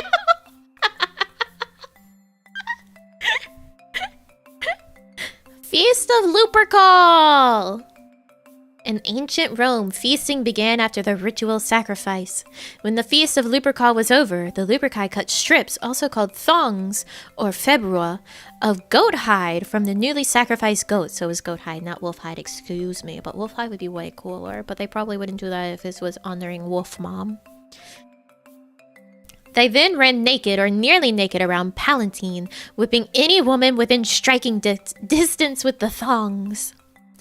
During Lupercalia, the men randomly chose a woman's name from a jar to be coupled with them for the duration of the festival. Often the couple stayed together until the following year's festival. Many fell in love and married. Wow. The matchmaking of Lupercalia. Of Lupercalia. Over time, nakedness during Lupercalia lost popularity. That's fair. The festival became more chaste, if still undignified, and women were whipped on their hands by fully clothed men. Boo! Clothing! Boo! In Plutarch's life of Julius Caesar, Caesar famously refuses a golden crown presented to him by Mark Antony during the feast of Lupercalia. Saint Valentine. I would be Saint Valentine. I don't know. I don't know. Boo! Ban pants! No pants! Not on Valentine's! Not on Lupercalia! You can't put pants on Lupercalia! You can't put pants on Lupercalia! There are several legends surrounding the life of Saint Valentine. The most common is that on February 14th during the 3rd century AD, a man named Valentine was executed by the Roman Emperor Claudius II after being imprisoned for assisting persecuted Christians and secretly marrying Christian couples in love. Wow. The romance. As the story goes, during Valentine's imprisonment, he tried converting Claudius to Christianity. Claudius became enraged and ordered Valentine to reject his faith or be killed. He refused to forsake his faith, so Valentine was beheaded. Sweet. Sweet. Why don't we behead people on Valentine's Day? You know what, saying that, I realize that would be incredibly disrespectful.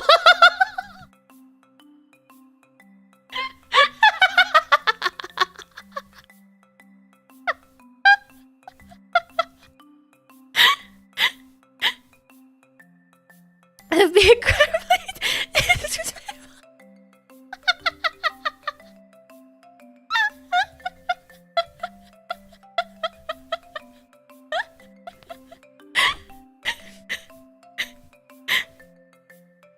Sorry, I hit my mic. Okay. Legend also tells of another story that happened during Valentine's imprisonment after he tutored a girl named Julia, the blind daughter of his jailer. The legend states God restored Julia's sight after she and Valentine prayed together. On the eve of his execution, Valentine supposedly penned a note to Julia and signed it, "From your Valentine."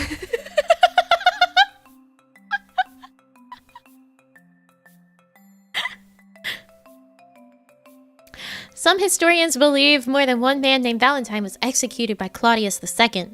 Despite the ambiguity surrounding Valentine in his life, the Catholic Church declared him a saint and listed him in Roman martyrology as being martyred on February 14th. Wait! There's a whole list of Roman martyrs? I want to read that.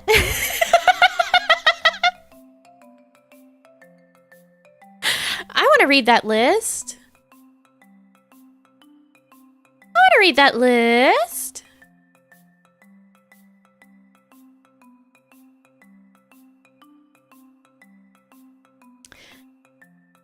Origins of Valentine's Day. Yeah, pictures too? Whoa. The Romans like killing people. What could I say? I actually, in the Tasting History episode, he goes further into the Julius Caesar story with the crown. So originally, when Mark Antony, or I should say, originally, like, crowns were very much not welcome. Like, people did not like the symbolism of crowns in Rome. So none of the rulers ever wore crowns. But when Mark Antony tried to give Julius Caesar a crown, at first he accepted it until, like, some of the people in the crowd clapped, but a lot of them booed, and that's whenever he was like, oh, wait, let me take it off. And then Mark Antony tried to give it to him again, and he refused it the second time because of the fact that everyone liked it. But you know, that worked out well for Caesar, right? Everyone liked him still at the end of the day, right? Everything worked out for Caesar. Everything worked out for Caesar. He could have taken that crown if he really wanted the crown. Because, everything worked out for Caesar.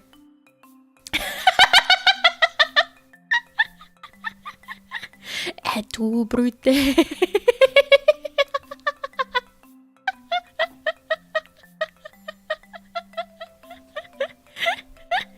Stab, stab, stab. Stab, stab, stab. You know, everything worked out for him.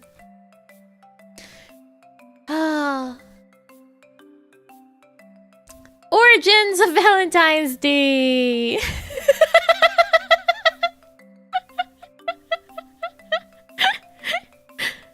Thanks to St. Valentine's reputation as a patron of lovers, he became synonymous with romance. In the late 5th century AD, Pope... Oh, fuck. Gelasius? Galasius? I don't know. The first eliminated the pagan celebration of Lupercalia. Uh-oh, I should remember that from the episode. He definitely said it. Uh-oh, I don't remember how to say it from the episode. Oopsies. And declared February 14th a day to celebrate the martyrdom of Saint Valentine instead, although it's highly unlikely he intended the day to commemorate love and passion. In fact, some modern biblical scholars warn Christians not to celebrate Valentine's Day at all, since it's thought to be based on pagan rituals. Pope Gelato. Oh, so it probably would be Gelasi.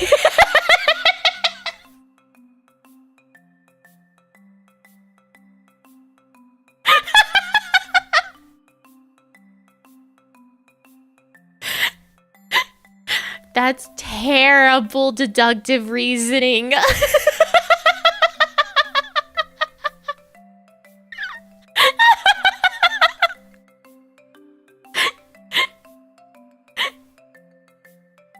That's a terrible way to reason how to say it. That's like I was watching a video last night, where these twins were trying to take like a 5th grade test, essentially. And their reasoning for knowing what mountain range Everest is part of is, oh, because Everest is in the animal kingdom and that area is themed after the Himalayas. Like, they're right and it worked, but...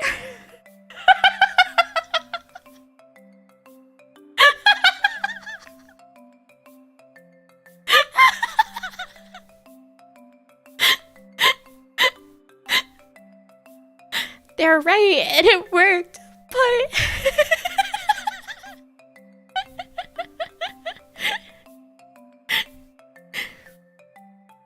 Oh, goodness.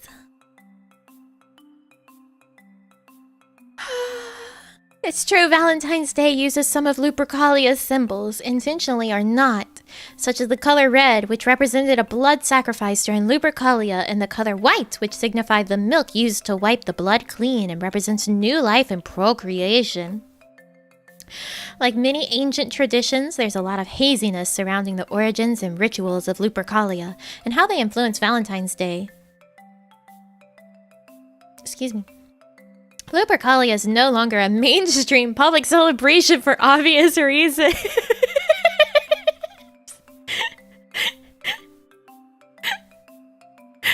No way! No way! But some non-Christians still recognize the ancient event on February 14th instead of Valentine's Day and celebrate in private.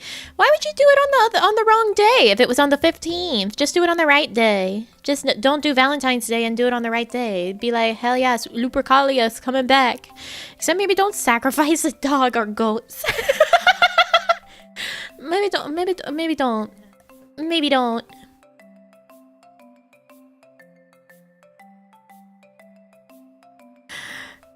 Maybe...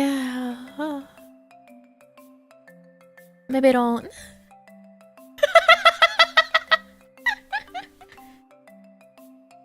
So is Valentine's Day just another cover-up the pagan celebration? There's not really enough proof to say definitively that that is the purpose of it, but yeah, we can assume. It's like Christmas covering up Yule. And Easter, covering up, what is it? What happens on Easter? Ah, shoot. What is the pagan Easter? Which Easter is still, like, very, very pagan in terms of everything, like, symbolism, like eggs and rabbits. Everything's deeply pagan still about Easter. The spring equinox, that's what it was. Oh, here's a fun title. Easter may have started out as a sex ritual, and here's why. Let's find out.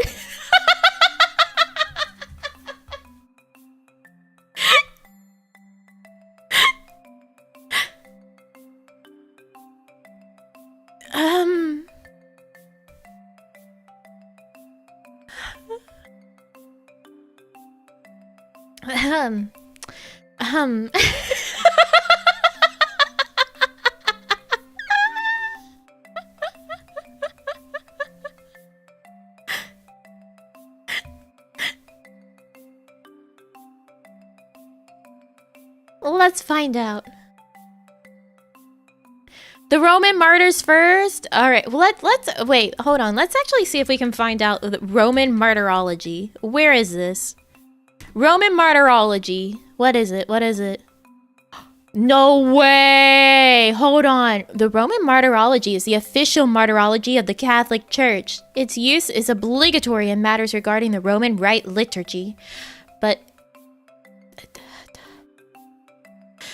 dioceses, countries, and religious institutes may add duly approved appendices to it. It provides an extensive but not exhaustive list of the saints recognized by the church. So it's not even like a full list? It's not a full list? What the hell? Apparently it's a book. It's like a whole book. It's a whole book. Not testices. It's dioceses. Dioceses? Dioceses? I don't know. Nami is wearing black veil energy today. Thank you, Jotesh. Thank you. That's like a Victorian mourning attire.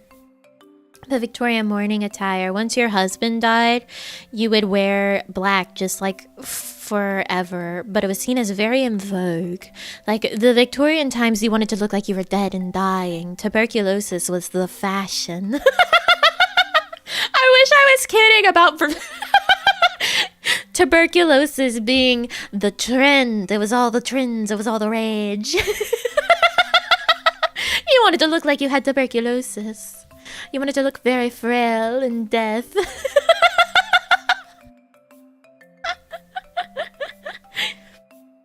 Like they would completely, they would make their skin very ghostly and pale, and then put blush specifically where you would be really flushed from having tuberculosis, and they would even draw on fake veins on their face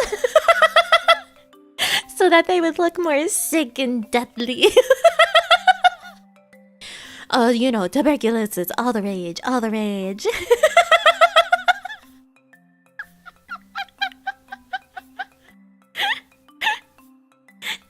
All the rage at tuberculosis.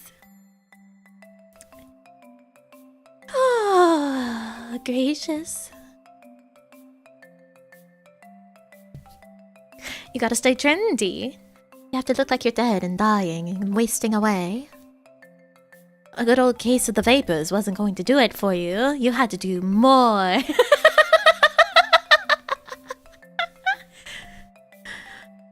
Oh, a good old case of the vapors was not enough. What is the history of the martyrology?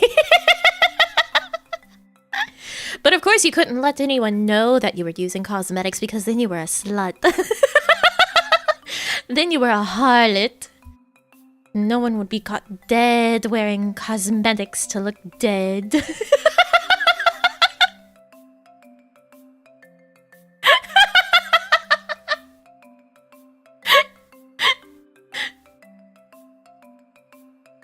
You know, you and all your gal pals would get together and you'd be looking like death, and you would know that they're all wearing cosmetics like you, but God knows you couldn't point it out. You'd be like, oh Margaret, you look especially deathly today, as a compliment to her cosmetic prowess. You look quite ill today, Margaret.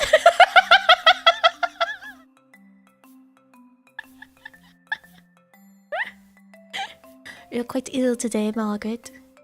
And you know, you would wake up and you would go for a lovely jog to make sure that you were quite flushed, so you didn't have to use that much blush. You would make sure that you had your activities planned so that you would stay quite flushed. Stay quite flushed and looking ill.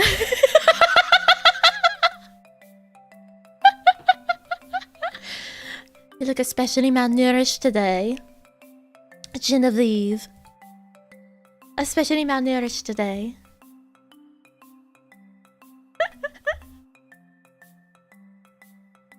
Getting far too much sun, dearie. Far too much sun. You ought to sit inside, have a good case of the vapors, lay on the chaise. Oh, you're not looking ill enough today, Margaret. Did you put on your fake veins?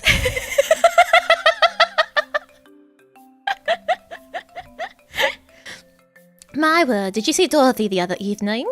She had blush smeared all over her cheeks. I always knew that woman was a harlot. A true hussy, that one. A true hussy, that one.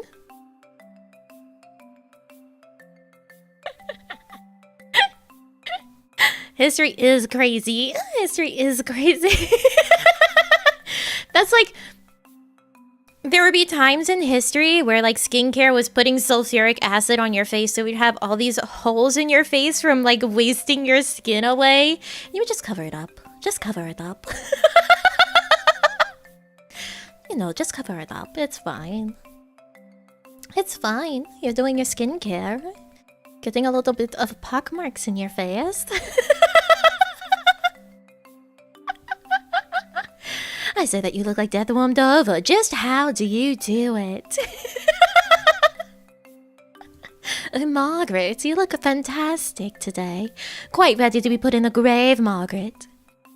Victorians were very, like, morbid time and people. Like, the culture was very obsessed with death and ghost stories. And everyone get very excited and then eat the dates after they have a good ghost story. I like the Victorian period. I like it a lot. Because it is, like, they got very into, like, mysticism and death and ghost. And that's whenever you would have, like, a party with all you and your high society friends and debutantes. And you would invite the local tarot reader to come read all your fortunes and be like, oh, they said I was going to marry Bill. Can you believe? And then you would have a good ghost story while you're looking deathly ill.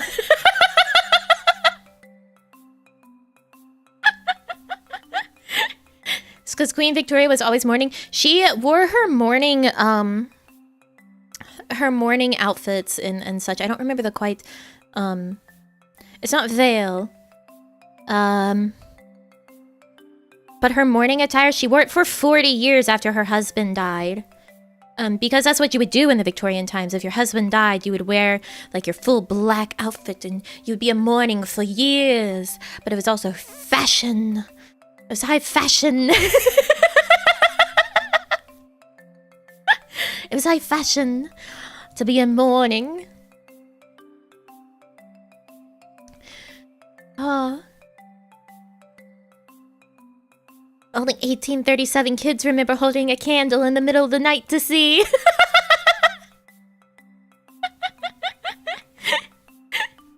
Laconic jokes, maybe. You've been doing this for months now. I'm surprised the Victorian side of you hasn't come out until now. I have a lot of layers. I have a lot of layers. Like, one of my top favorite book is Jane Eyre. Jane Eyre. So, you know, I got some layers. I like some history I'm interested in, and then others I don't care. Victorian Nami hitting different. Do you guys want to hear the history of the martyrology? Or did we want to find out how Easter is a sex ritual?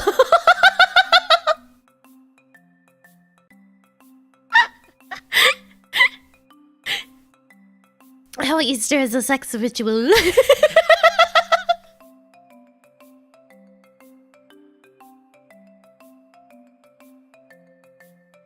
Easter is what? Yeah. Nami Victorian ASMR someday. I don't think a lot of people actually know about the fact that the original British accent was much more similar to the American accent than most people think, which means that plays like Shakespeare are actually best performed in an American accent because that's what they would have been performed in. It was once the American Revolution was coming about, and such, I believe is the timeline. That's whenever the high class of the British Isles decided that they needed to distinguish themselves from those American riffraff. The American riffraff. And so they made up a whole accent. They made up a whole accent. So, that's where the British accent comes from. The British accent is just completely made up. It was...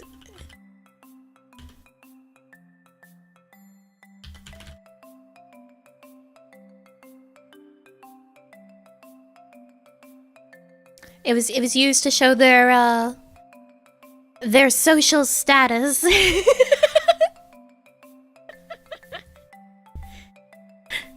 It's used to show their social status. And that's why it is different now. Because if you think about it, you know, there's no reason for Americans to have a different accent than England if most Americans, you know, if the nation was founded by the British, right? It shouldn't be changing that much. And yet... and yet... Americans switch loads of S's to Z's. Yeah, there's a lot of interesting stuff with that. There's a lot of interesting stuff that comes about the Revolutionary War and the petty things done during it. The petty things done during it. Oh, let's find out about the history of the Roman martyrology. The Roman martyrology.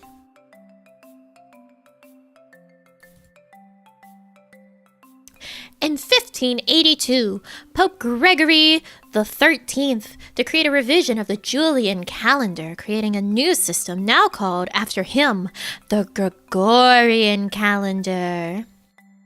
The Roman Martyrology was first published in 1583. A second edition was published in the same year. The third edition, in 1584, was made obligatory wherever the Roman rite was in use. And the Australian accent happened. Yes, that's because Australia is a nation founded on riffraff and prisoners. So they were after the great accent change, and then they sent all of their excess prisoners and riffraff and bandits and all to Australia for them all to rot, and then they just founded a nation. They founded a nation. US had immigrants from all over, like Germany, Ireland, France, Dutch, etc. Yeah, it did develop with more nations over time.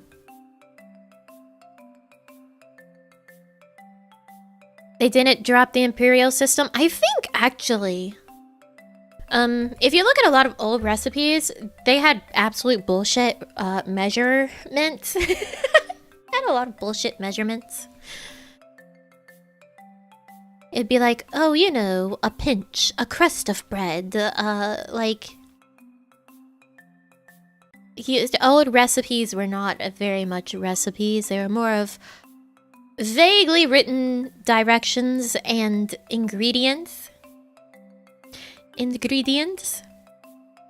So, you can actually see, though, that there are measurements of stuff like in cups in the old recipes from around the world. So I think the metric system actually, the metric system came about after the foundation of the imperial system was kind of underway. But don't quote me on that, I haven't looked it up. Let's see, the metric system history. What is the history? The history of the metric system began during the Age of Enlightenment, with measures of length and weight derived from nature, along with their decimal multiples and fractions. The system became the standard of France and Europe within half a century. Other measures with unity ratios were added, and the system went on to be adopted across the world. The first practical realization of the metric system came in 1799 during the French Revolution. Oh, you know, just develop the metric system while you're chopping heads off. After the existing system of measures had become impractical for trade and was replaced by a decimal system based on the kilogram and the meter. Yes, so what time period was this? The Age of Enlightenment.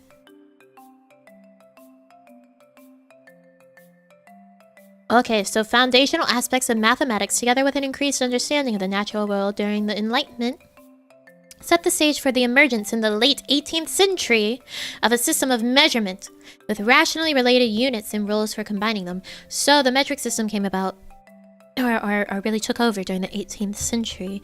Meanwhile, the imperial system, I do believe, started earlier.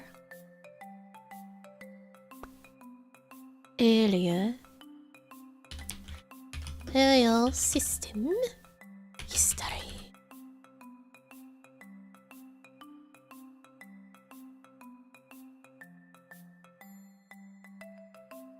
This article is about the post-1824 measures used in British Empire and countries in the British sphere of influence.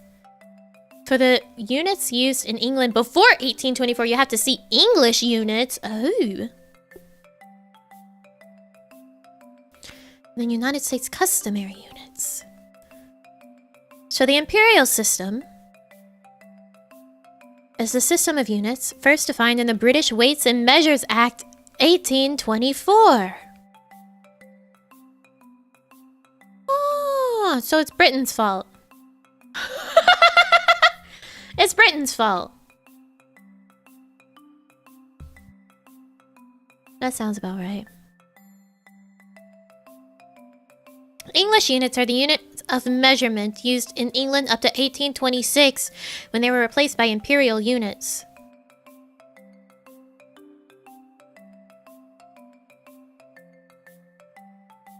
That tracks. That tracks.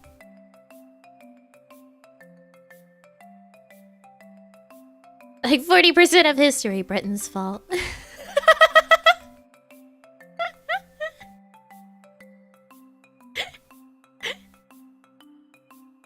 Yeah, metric is definitely more convenient. For sure. Because it's standard. Yeah, imperial because of the British Empire. The British Empire. Back to the martyrology. The Roman martyrology was first published in 1583. Ooh. A second edition was published in the same year. The third edition in 1584 was made obligatory wherever the Roman rite was used. Did we already read that? I think we did. It's not the British fault. Always has been. It's always been Susan's fault, actually. Susan was there. She made the imperial system of measurements. She made the imperial system of measurements. Damn it, Susan. The main source was the martyrology of Uswad, completed by the dialogues of Pope Gregory the First. And the works of some of the fathers, and for the Greek saints by the catalogue known as the Menologion.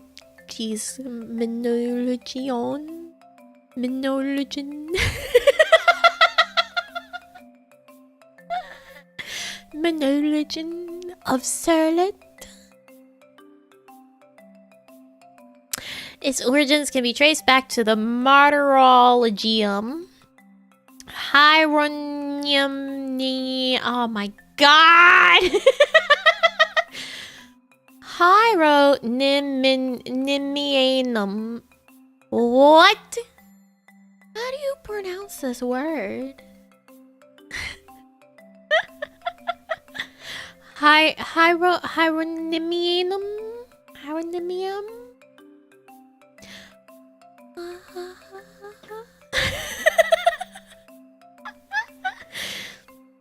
Word's very hard. You guys want to see what it looks like? Okay, this is the word. Hieronyminum. How would you how do you say that? Help. I need an adult. I need an adult. How do I say that? How do I say that?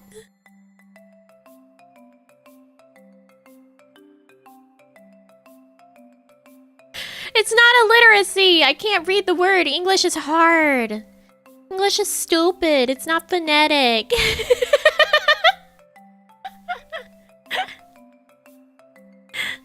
English isn't phonetic.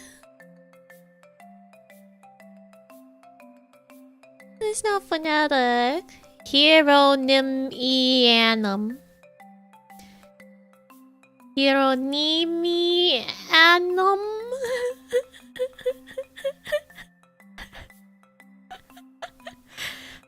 Hieronymian.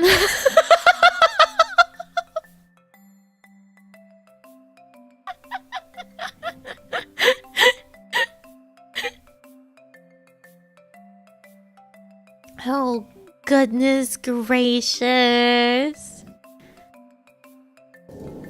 Why are you growling?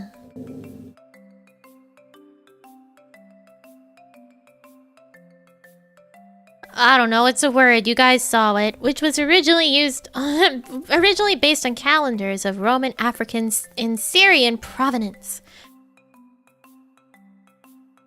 But to which were gradually added names of many saints from other areas, resulting in a number of duplications, fusions of different saints into one, and other mistakes. They were fusing people together. They were fusing people together. A squirrel's trying to tell me how to pronounce it. According to her, it's... So I don't think that's true.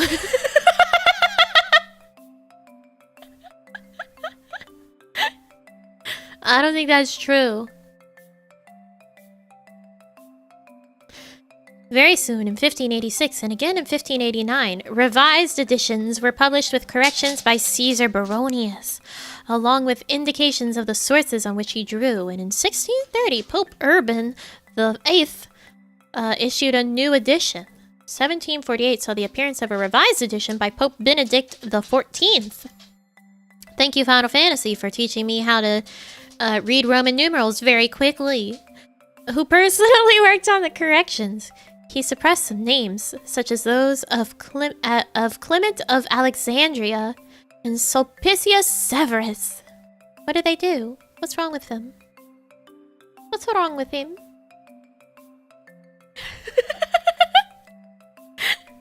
What happened with them? Why are they hidden? But kept others that have been objected to, such as that of Pope Siricius. Subsequent changes until the edition of 2001 were minor, involving some corrections, but mainly the addition of the names of newly canonized saints. Recent developments. As soon as this as late as 2001. The Second Vatican Council decreed the accounts of martyrdom or the lives of the saints are to accord with the facts of history. This required years of study, after which a fully revised edition of the Roman Martyrology was issued in Latin. I can't read Latin, so that's a difficult... That'll make it difficult to read the Roman Martyrology, because I don't know Latin. Entitled Martyrologium Romanum in 2001. Followed in 2004 by a revision that corrected some typographical errors in the 2001 edition and added 117 people canonized or beatified between 2001 and 2004, as well as a considerable number of ancient saints not included in the previous edition. The updated Martyrology contains 7,000 saints and blesseds currently venerated by the Church and whose cult is officially recognized and proposed to the faithful as models worthy of imitation. That's a lot of saints! That's a lot of saints! Jeez! That's a lot.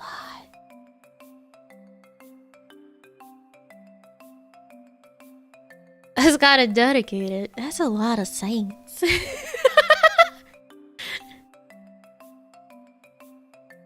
7,000 saints for Smash. Just put the whole Roman Martyrology in. 7 kilo saints!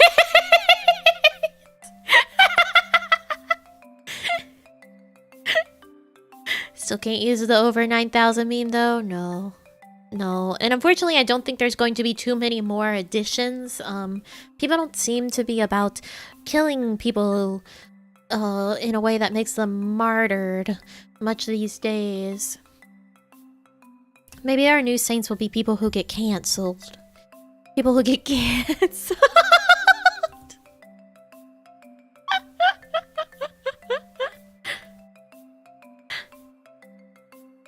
Anyways, Easter may have started out as a sex ritual, and here's why. Here's why. Did you ever wonder what eggs have to do with Easter? Where did the idea for the Easter Bunny come from anyway? I don't know. Perhaps you've never stopped to think about what eggs and the Easter Bunny have to do with each other. I have. I've wondered. And then he said to his followers, L+ ratio. I would have gone with, and yay, he said to his followers.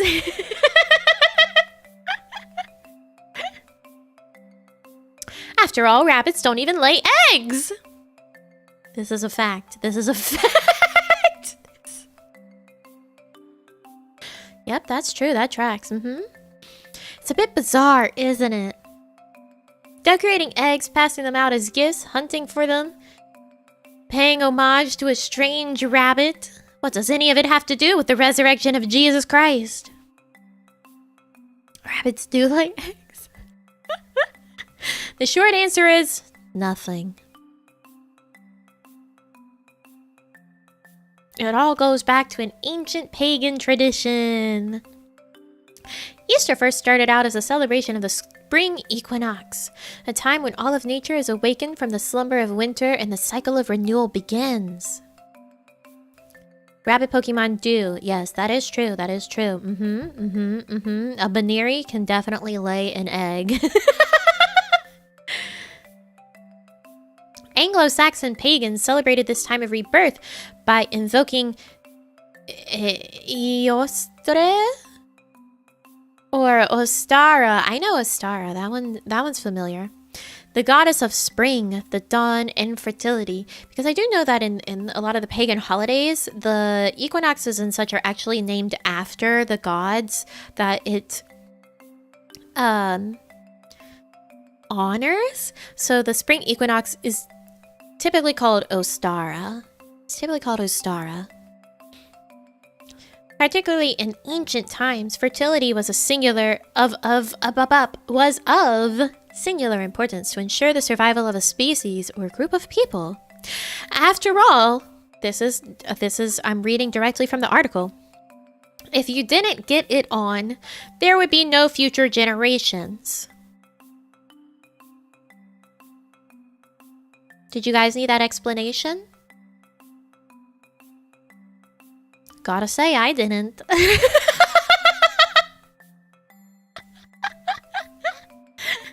Just in case you were confused about how procreation works. To celebrate nature's rebirth, the ancients would hold festivals in April to honor the goddess, which most likely included lavish sex rituals and even full-on orgies. Oh my. Oh my. Get your pop-up off my screen. I'm reading your article.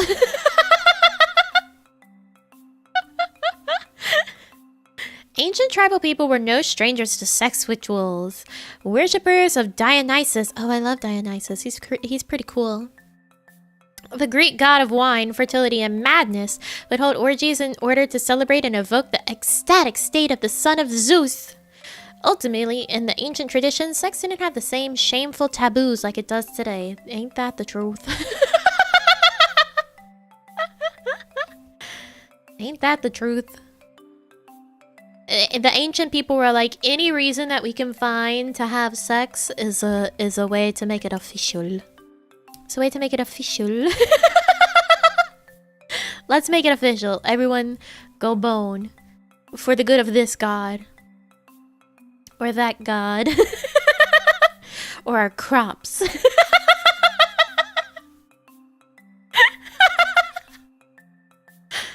Our crops, they need it. They need it.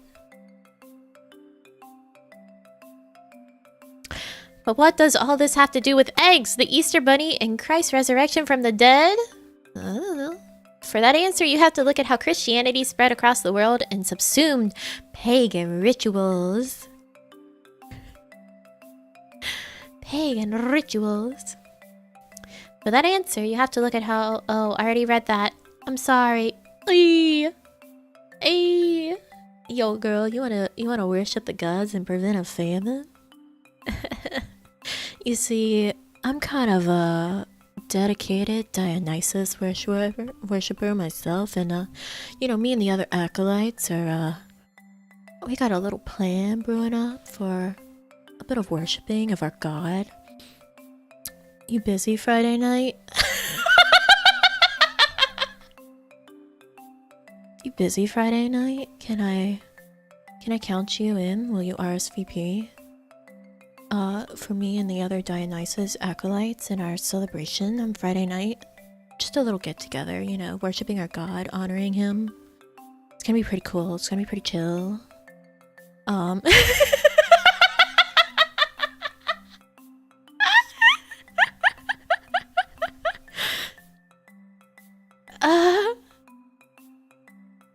Imagining like modern day frat guy inviting you to his Dionysus orgy is really an experience, but you know, that kind of feels like what frat parties are honoring in the first place, isn't it? It's very... Dionysus would probably approve of frat parties.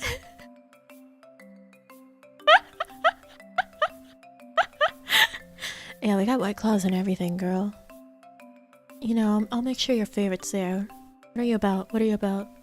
What's your poison? Oh, you like strongbows? That's pretty cool. That's pretty cool. Yeah, I can get you some. You want like the honey apple? Yeah? Yeah? Alright, girl. I'll get you some. I'll put your name on it. People will know. They're for you. Just show up. Friday night. Alright? Friday night. See you then. Yeah. I can make that happen for you, girl. Whatever you want. Wherever you want.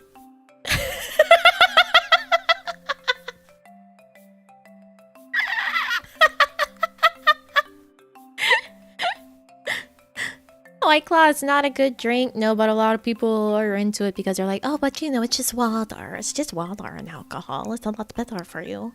No, it's not. It's not. It's not. Don't fall for it. For that answer, you have to... Oh, I already read that line again! I was distracted by my frat boy persona. I'm sorry. I'm sorry. Okay, Christianity slowly began its transition as a popular religion in Rome, and thus around the world under the Emperor Constantine I. 306 to 337 AD. Constantine converted from paganism to Christianity in 312 AD, and finally brought an end to the persecution of Christians. For that time, the majority of Romans were pagan and held fast to their old traditions, teachings, and rituals. Yeah, that's a fun fact. A lot of like Christian holidays are just pagan holidays with like a different name and a shiny spit coat on them because they wanted to make sure that pagans would actually come over to Christianity. Fun fact. They're pretty much all just still the pagan holidays. Just a little Christian spit coat on them. A little spit shine. Just a little spit shine on them. Yeah, they were rebranded. They put a Jesus fish on it and said, now, how do you feel?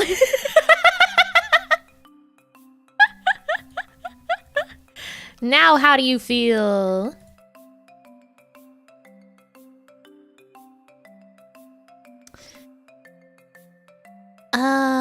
Constantine the Great, as well as the Roman leaders after him, knew it would be a challenge to get everyone to convert to Christianity overnight.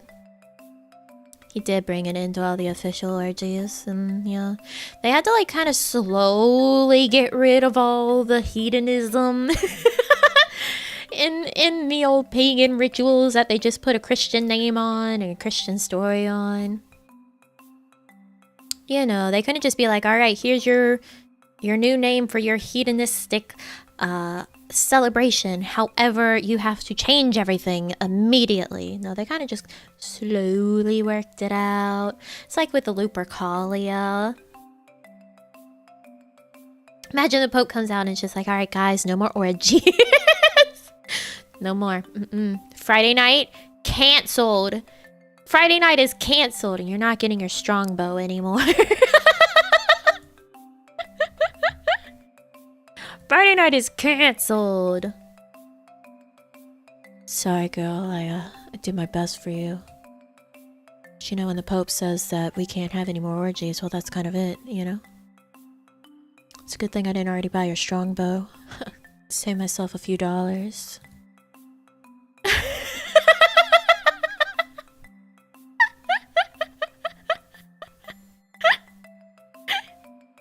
Slavs rule Christianity. This bad boy can fit so many pagan holidays. This is also, we are talking about this from a history standpoint. A history standpoint. Nothing about this is religiously charged. I just want to make that clear. This is specifically about the history of it all. Because the history is interesting. I'm not making any sort of statement on anyone's religion. This is about facts. Facts. Facts. And nothing else. But I should say that one in there.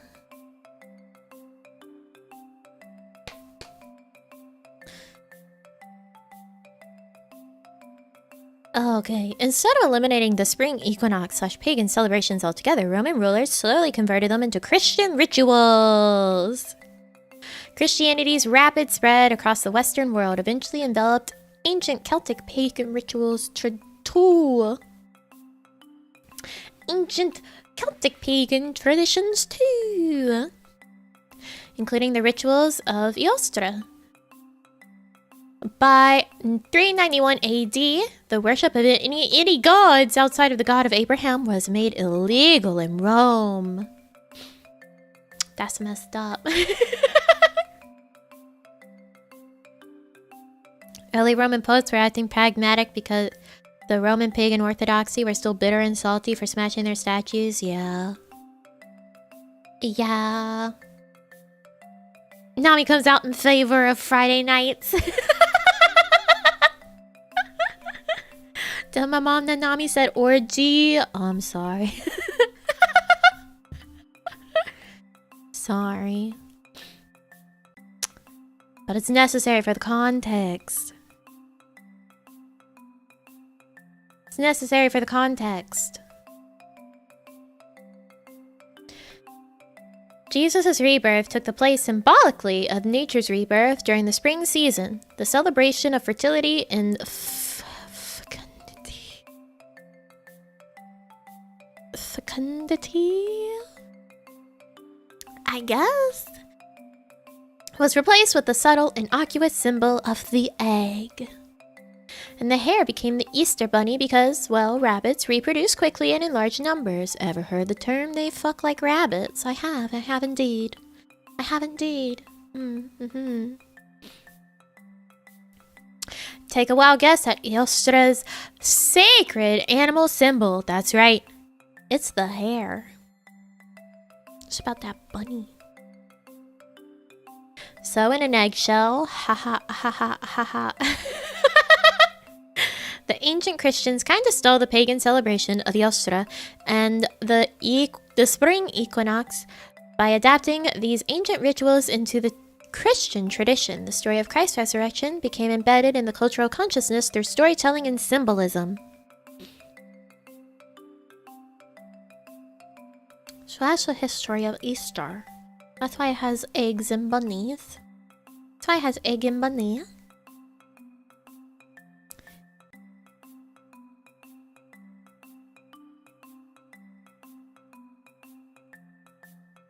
They based it on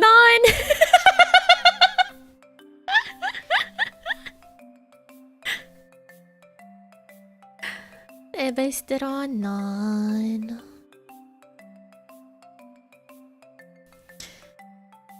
Except no, non is the most seso. The most seso. The most seso VTuber ever exist. Right?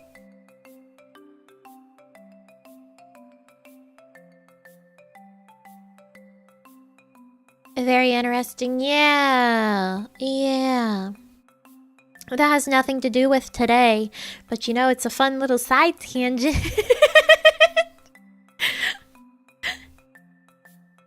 Fun little side tangent.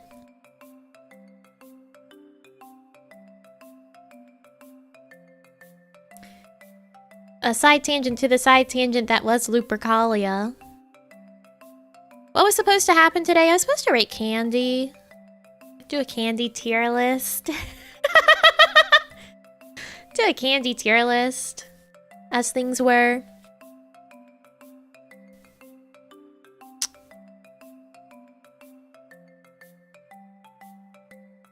Very difficult to talk about pagan holidays with top chat. Yeah, I have it on live chat on my little pop out, even though it's not on that on the screen. Don't worry, I see it. I see it. Tangentception is real. It is. A side tangent, it was a dimensional shift. You know, sometimes you gotta go just really far away. It's very far away.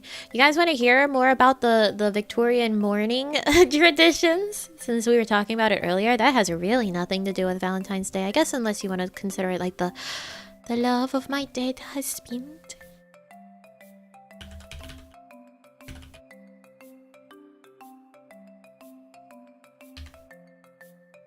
The love of my dead husband. Hey, look, this one's from the Australian Museum.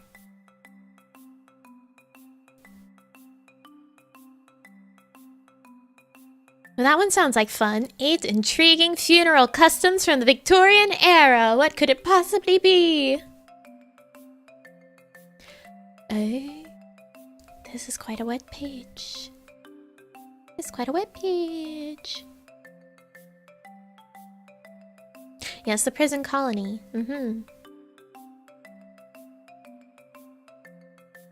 Yes. Chocolate disappointed us. We are allowed to forget Valentine's Day for a while. Yes, yes, of course. Yes, of course. She's giving us side quests like a true NPC. Yes. Yes. Welcome to my multi-level side quest. Not like a multi-level marketing company. No, this is much more innocuous. This is much more innocuous. And fun! You're all part of my side quest downline. Victorian mourning etiquette. Etiquette. Wait, is this? No, I want the 8 intriguing. 8 intriguing. Okay, let's read the listicle first. The listicle of 8 intriguing funeral customs. It'd be a side quest you skip? Why? Why?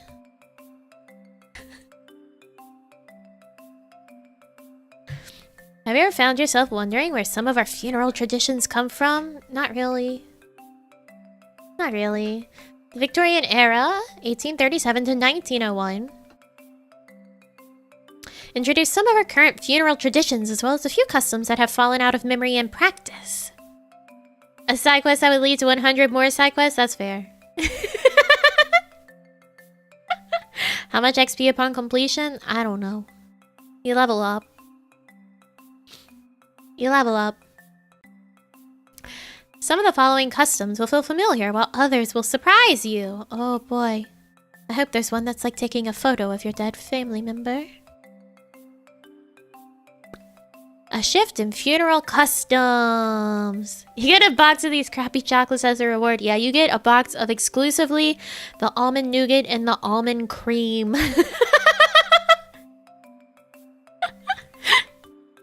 It's all the almond nougat and the almond cream.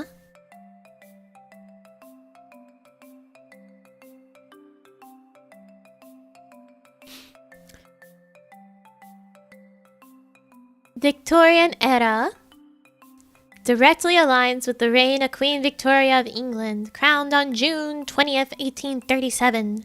Victoria reigned until her death on January 22nd, 1901. While she is the second longest reigning monarch in England's history, she is also notably known for her deep love for her husband, Prince Albert, in her 40 years of mourning following his death in 1861.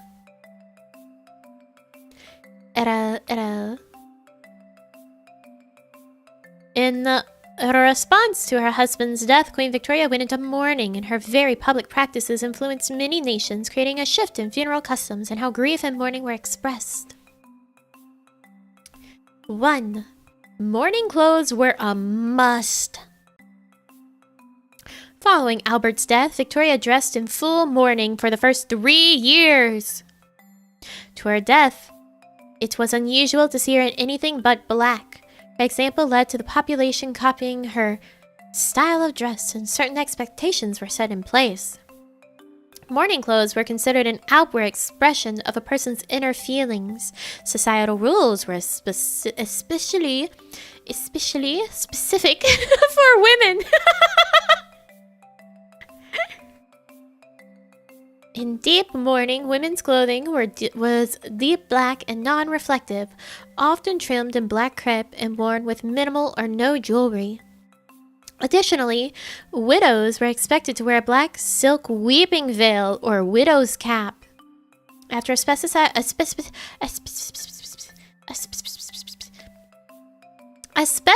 time, a woman moved into half mourning, where colors like gray and lavender were permitted with minimal ornamentation. For men, fashion was much easier. They simply wore dark suits with black gloves, hat bands, and cravats. Children were not expected to wear mourning clothes. I can't speak. For those who were wealthy, servants even wore mourning clothes. Thankfully for the Victorians, if you were ever in doubt as to what to wear, you could consult Cassell's Household Guide. There was a set mourning period. You had to mourn for a certain amount of time. In the Victorian era, society observed a specified mourning period. The length of time depended on the type of loss: spouse, sibling, parent, child, cousin, etc. For example, widows were expected to wear mourning clothes for 2 years, 1 year in full mourning, 1 year in half mourning.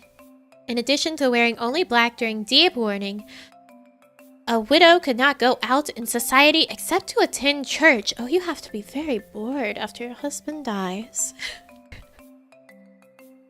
Oh, Margaret, please come over. I'm so terribly bored. Yes, I'm so terribly bored. Now that my husband is perished, now that he has passed. Margaret, please. Margaret.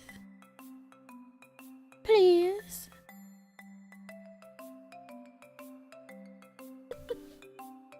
So, you know, apparently the very boring fashion of menswear from the Victorian era to now comes down to essentially one person? Damn, what's wrong with them? Why would they do that?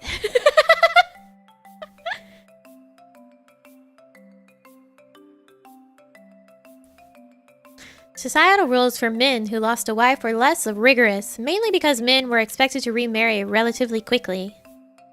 For children mourning parents, or vice versa, the mourning period was 1 year, for grandparents and siblings 6 months, mourning aunts and uncles 2 months, and for great uncles and aunts 6 weeks. For first cousins, 4 weeks. Again, if you were ever in doubt, you could consult Cassell's for guidance. Victorian fashion was all about being austere. It was. While there were set rules on how long you must outwardly mourn, there was no set end date. Queen Victoria is an excellent example. She mourned Prince Albert for the remainder of her days. In the Victorian era, there was no hurry to end a period of grief. People took the time they needed, and those around them respected the necessity of mourning. Beau Brummel! Fuck Beau Brummel! What's wrong with you? Beau Brummel! Why would you ruin the men's dress? Oh, why would you ruin the men's dress?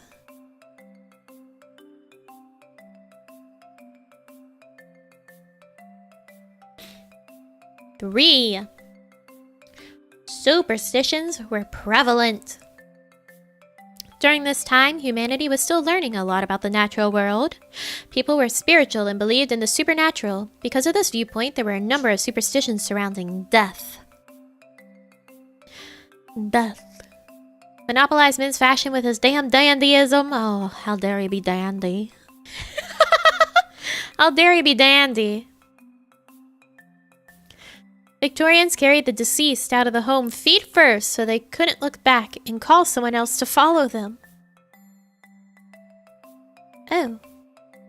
Curtains were closed and mirrors covered until after the funeral so that the deceased image wouldn't get trapped in a looking glass. It was thought that you might be next if you saw yourself in a mirror at a house where someone had recently died. To prevent bad luck, all clocks were stopped at the time of death. And somewhat creepily, Victorians turned family photographs face down to protect family and friends from possession by a spirit of the dead. A spirit of the dead. Looking glass? Yeah, that's another name for a mirror. That's another name for a mirror. It's for near a healer, so we won't die, right? I suggest you look in the top left. I suggest you look in the top left.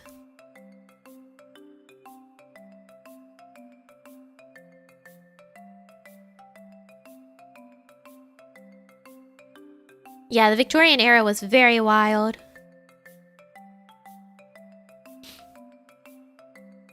Very, very wild. 4. They feared final rest disturbances. The Victorian period was a time of medical advances, but in many ways its people were still in the dark. In fact, they really did have reason to fear that their final rest might not be as peaceful. At the time, it was difficult for medical professionals to procure bodies for study, so grave robbers became a concern for everyone. Additionally, because medical conditions weren't as well understood, a doctor might mistakenly declare someone dead. What? In these cases, the person was often in a coma.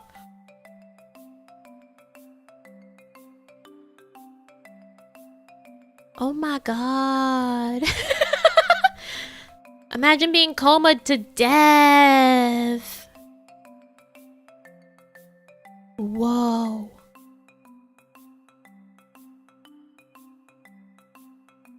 Whoa.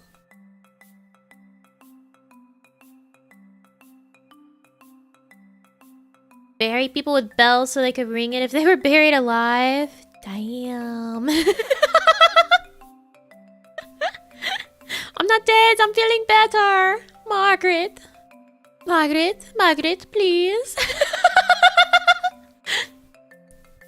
Margaret, this is a terrible little joke that you're playing, Margaret. Please let me out of here.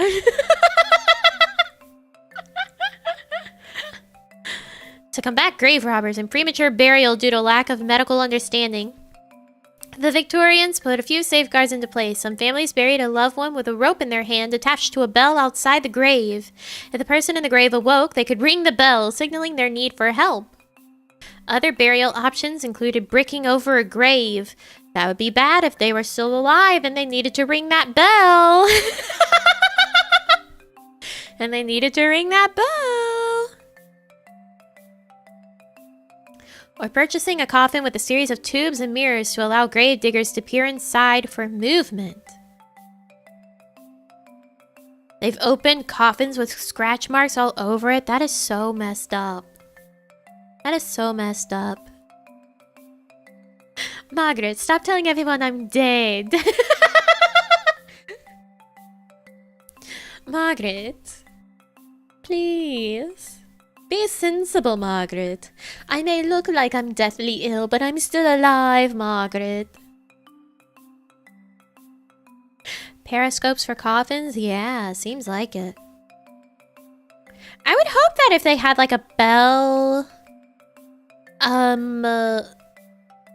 there was actually people around to hear the bell. Like all the time.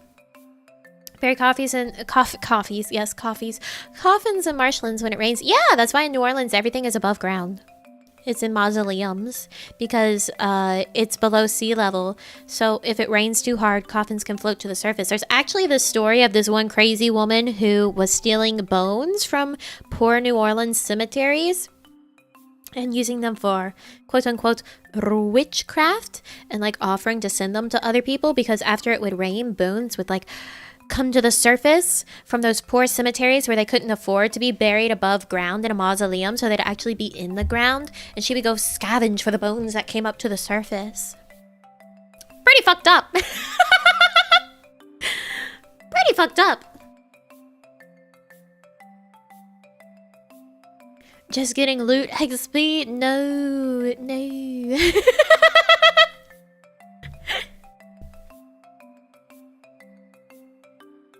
My grandpa was pronounced dead after a car accident. He was officially dead for 3 days until they went to embalm him and he woke up.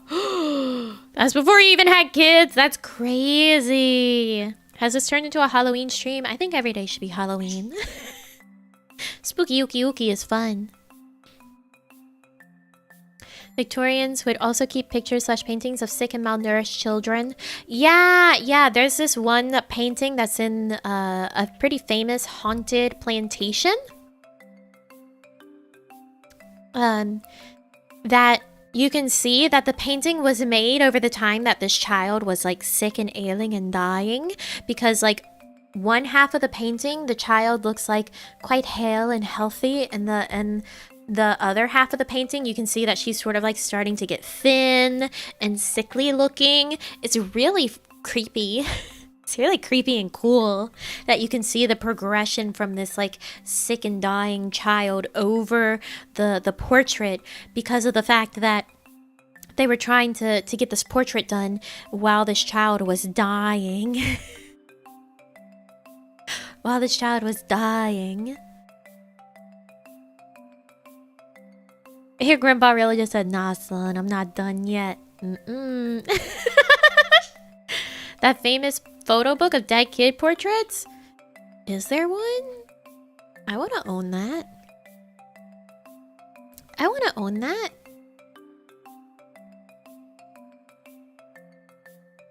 Five. Victorians contributed to the rise of photography. With the invention of the... Oh, fuck me. How do you say this? Daguerreotype? Daguerreotype? In 1893, some people began to take family photos. However, the cost was prohibitive for the average family. Many only took photographs at big life events, like the death of a loved one. Thus, the custom of taking a photograph with a loved one after death became a popular trend. See, I was telling you, they take photos of dead people. Yeah, that's exactly it, Shing. Always here for the creepy Halloween everyday stories. Think about him on Thank You. Thus, the custom of taking a photograph with a loved one after death became a popular trend. The photograph gave the family a lasting visual reminder of their loved one. Often called death photography, this practice continued throughout the Victorian era. It is especially common to photograph children since they had the highest mortality rates. Though the practice has died out, we do still take post-mortem photographs. Now it's more often in the context of forensics and pathology.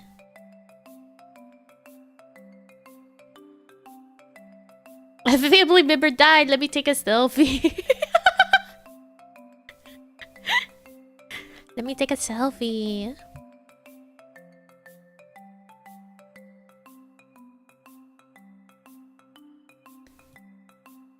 Six, personal mementos were common. In addition to a photograph, some families also created mementos using a loved one's hair. They artfully arranged their loved one's hair in shadow boxes, reeds, fabrics, corsages, and particularly in jewelry. Though a woman was not allowed to wear jewelry other than jet black gemstones during deep mourning, they often wore a jewelry memento afterward. Queen Victoria was known to wear a locket that contained a picture of Prince Albert and a lock of his hair. This may seem like an unusual practice, but actually we do something quite similar: memorial or cremation jewelry. Eh? Do we? Do we do that? Do we do that, actually? Instead of hair, we place a portion of a loved one's ashes in jewelry and wear it in their memory. I don't do that. I don't do that. Although the method of memorialization has changed over time, the basic idea is the same. No, I don't do that, actually. I don't do that, actually. Gotta say. Cremation jewelry is common?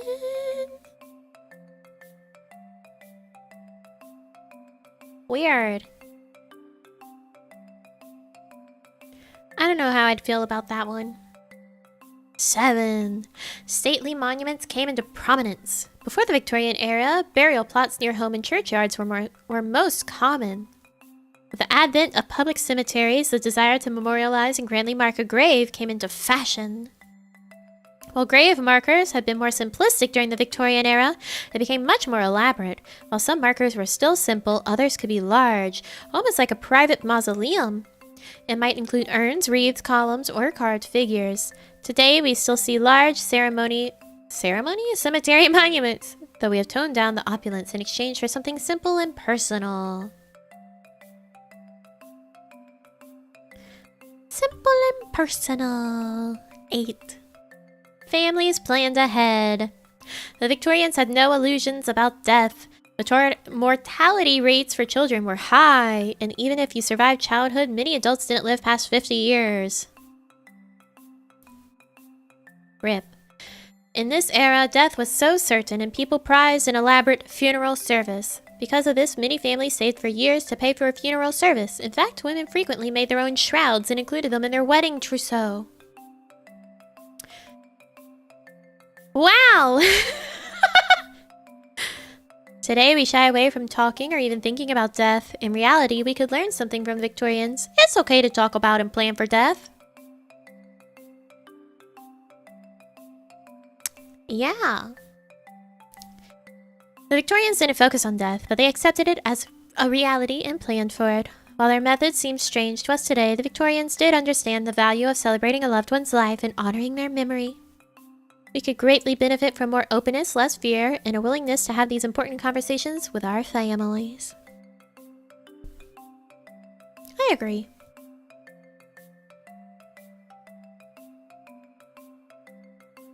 Destigmatize death.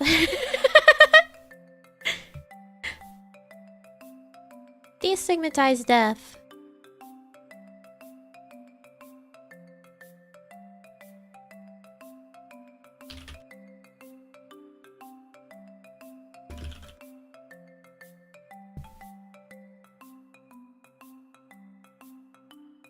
These streams are always so interesting.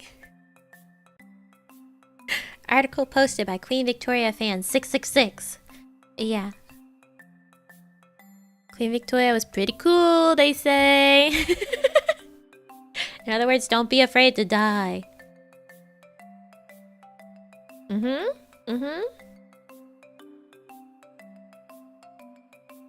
That's something that we always remember here. Don't be afraid to die. That listicle was quite long. I don't want to read the other one now. The other article about Victorian mourning... whatever. You guys can look it up if you wanna. You guys can look it up if you wanna.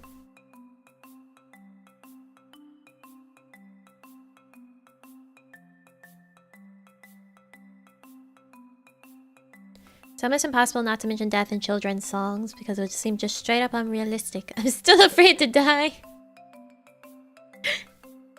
Yeah, don't not avoid death. Still do your best to be alive. Do your best to be alive. But, we all die.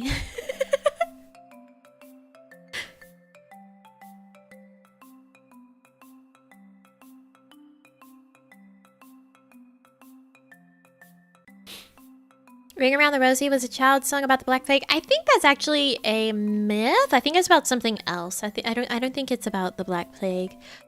I think I remember someone talking about it.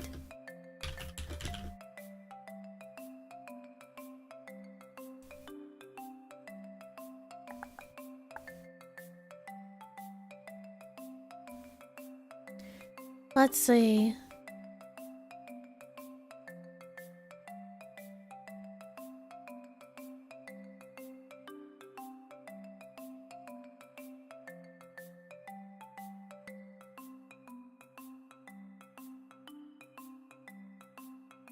Okay, here we go. The interpretation about the Ring Around the Rosie being about the Great Plague. This interpretation emerged in the mid-20th century and has become widespread. but has never been accepted by folklorists for several reasons. First, like most folklore items, this rhyme exists in many versions and variants. This allows us to ask whether the specific images associated with the plague occur in all or even most versions. It turns out they don't. Many versions have no words that sound like sneezes, and many versions don't mention falling down. For example, Iona and Peter Opie give an 1883 version in which Kershi is dialect for curtsy. A ring of roses, a pocket full of posies, one for Jack and one for Jim and one for little Moses. A kerchie in and a kerchie out and a kerchie all together.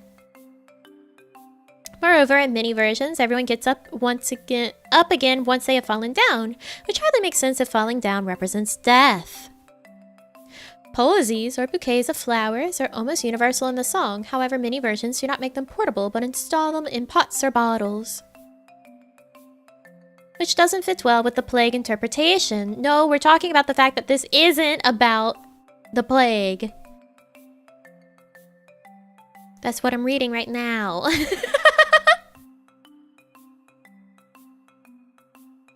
William Wells Newell, writing in 1883, gave several versions, including "Round the ring of roses, pots full of posies, the one who stoops last shall tell whom she loves best," and "Ring around the rosies, bottle full of posy, all the girls in our town, ring for little Josie."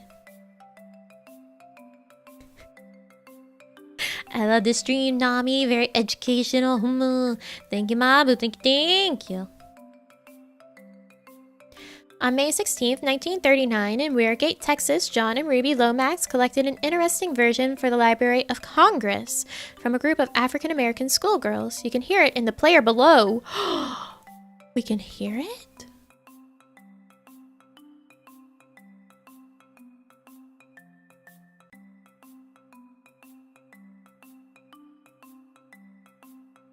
Do you guys want to hear it?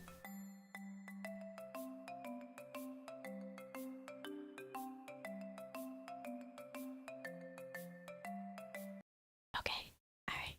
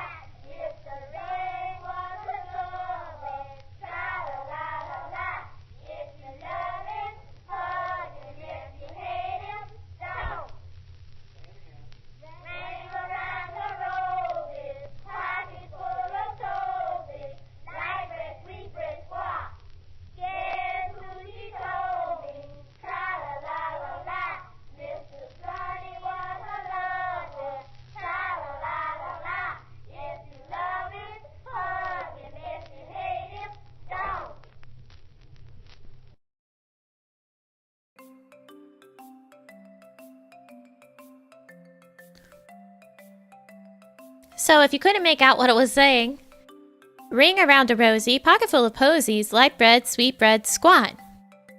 Guess who she told me? Tra-la-la-la-la. Mr. Red was her lover. Tra-la-la-la-la. If you love him, hug him. If you hate him, stomp. Applause? Question mark? None of these versions fits the plague interpretation very well, but they do reveal other functions and meanings. The rhyme is often used as a playful courtship game, in which children dance in a ring, then suddenly stoop, squat, curtsy, or in some cases fall to the ground. The last to do so, or the one that jumps the gun, has to pay a penalty, which is sometimes to profess love for or hug or kiss another child. In some versions, this child then takes up a place in the middle of the ring, representing the rosy or rose bush. Newell explicitly states that the game was played like this in America in the 1880s, and European analogues from the same time and later are similar. In many versions, then, the roses and posies signify what flowers often signify in traditional European culture, not suffering and death, but joy and love.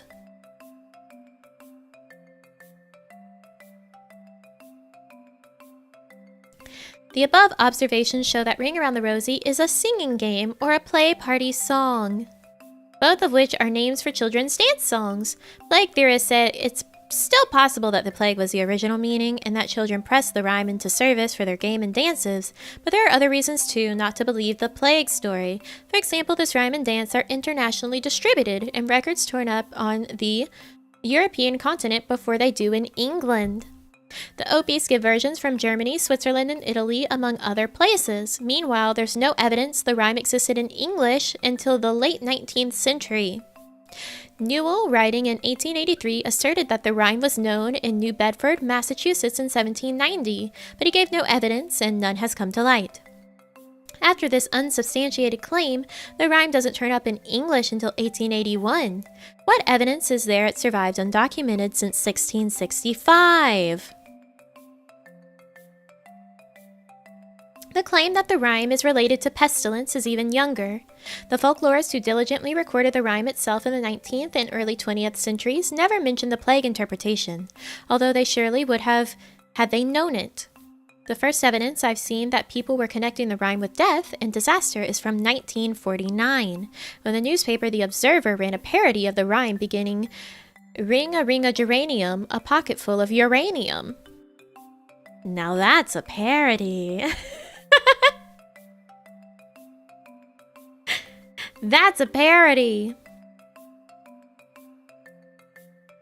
I'm referring to the bombing, yep.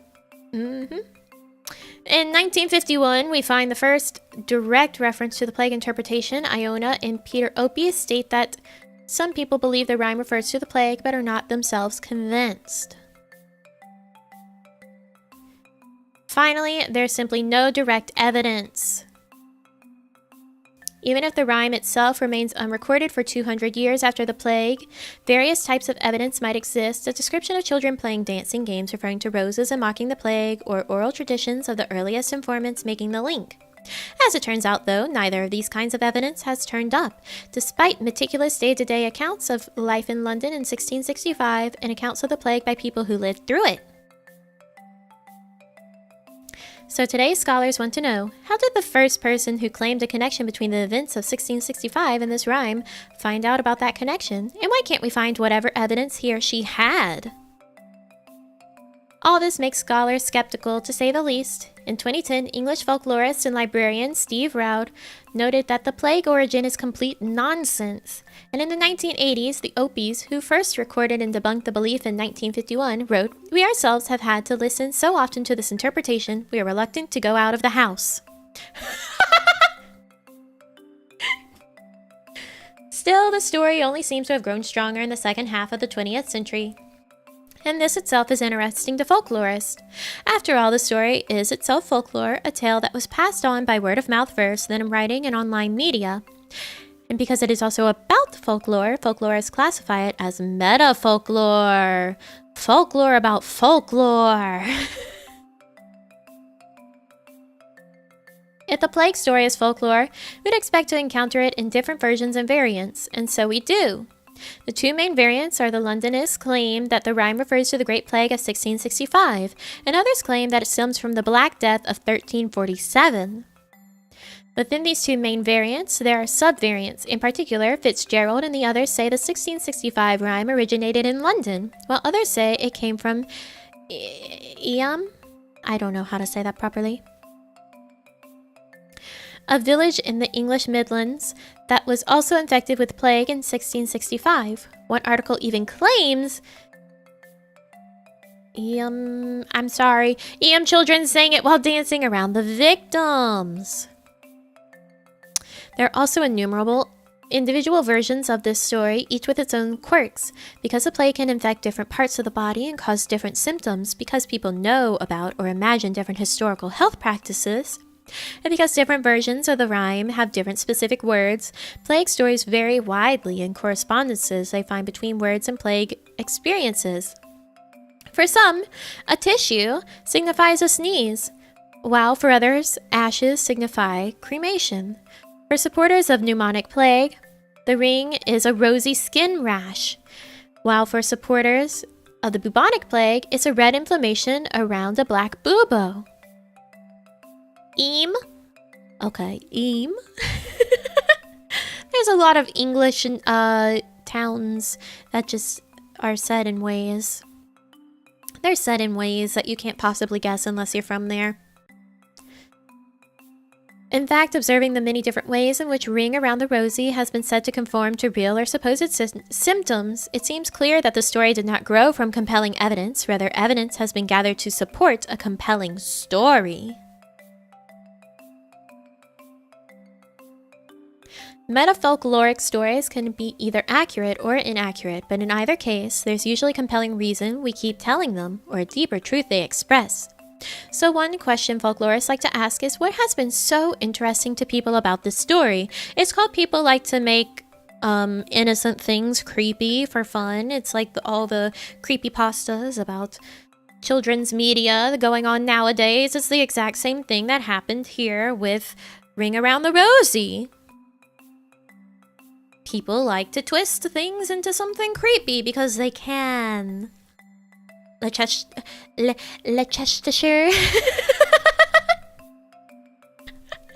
Leicestershire. I guess how clowns have been portrayed, especially in media over time. Yeah, it's like, you know, the creepypastas are like, the Rugrats, someone's in a coma or whatever. Someone's in a coma or whatever.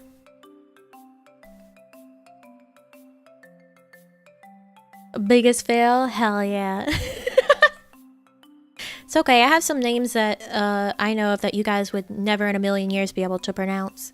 A British friend of mine and I do this back and forth all the time.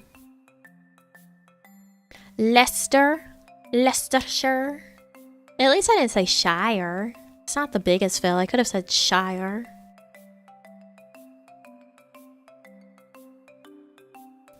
At least I didn't say Shire. Where was it? That's a hard question to answer, but we can note certain patterns in the kinds of people who tell it. It's very appealing to historians, for whom a glimpse of the distant past and the present is always exciting. It's especially compelling to historians of the plagues themselves. In fact, standard works about the 1347 plague and the 1665 plague recount the story as fact. Part of the task of such historians is to explain how the plague has continued to influence our lives, and the chance to mention a rhyme everyone knows and connect to this deep history is irresistible. Yes, Worcestershire. Worcestershire. Anti-disestablishmentarianism. Live in England, confirm it as an acquired art. I could throw some words at you guys, like, here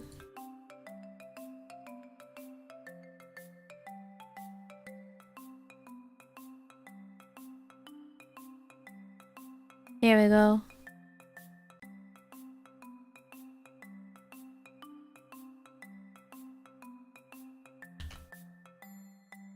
Do you know how to say that?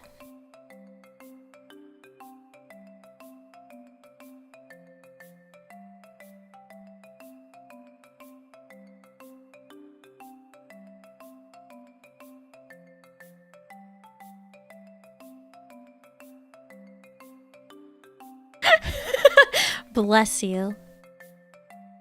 Nope. Yeah, but you say it first.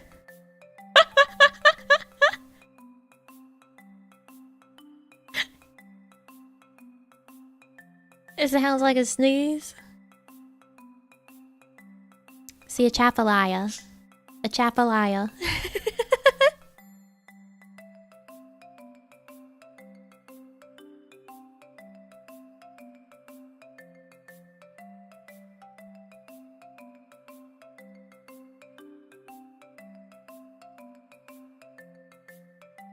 You were off? Yeah.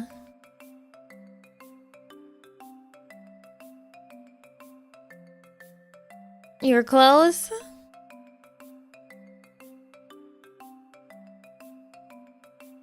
A chaphalaya.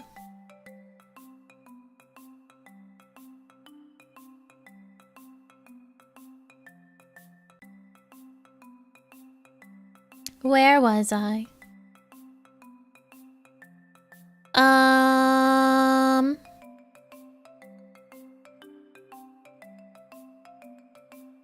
Secondly, the story is often told by advocates for particular places. Travel blogs spread the emo story, while Londonist celebrates London and everything that happens in it. Advocates for medical education and even for sanitary sewers have used the song's supposed connection to disease to suggest that their particular expertise remains relevant to anyone who has heard this common rhyme. That's an insane connection. That's an insane connection. Come here, baby. Finally, there are many people with a love of the macabre. And nothing is more disturbing than the idea of little children playing to a description of pestilence and death. There it is. Our love for the plague story goes deeper than the agendas of a few interest groups, though. Even professors who know it's not true can't resist telling it. Folklorists know better than anyone the fascination with things that are older than they seem, and with extraordinary origins of everyday things. Some founders of the discipline of folklore espouse the theory of survivals, which held that cultural materials such as nursery rhymes preserved information from the past that was otherwise forgotten. To adherents of this theory, a shard of pottery, a riddle, or a child's jingle could be the key that unlocked the mythology of the distant past, and the folklorist's task was to interpret or decode the cryptic messages within these fragments. In fact, the irony is that the plague story resembles nothing so much as a 19th century folklorist interpretation of the rhyme, but today's folklorists often express annoyance with the tale's persistence. Maybe it reminds us too much of ourselves. In any case, we certainly understand its appeal. In the marketplace of ideas, a good story often outsells mere facts. So, it's not about the plague. Not about the plague.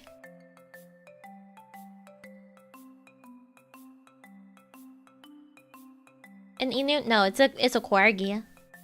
You corgi. Squirrel, you're delaying my time for this. It's important, Squirrel. I have to myth bust. I have to inform. I have to inform the people. They can't keep going on like this. They can't keep going on like this.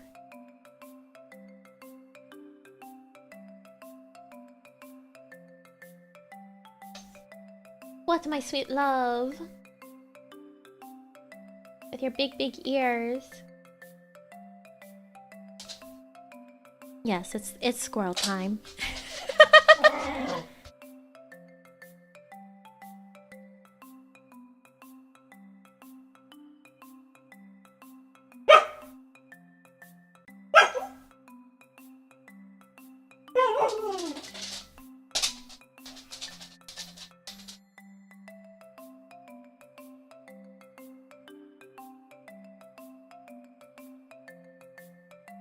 Came here for a chocolate review and I got so much information about a lot of things now.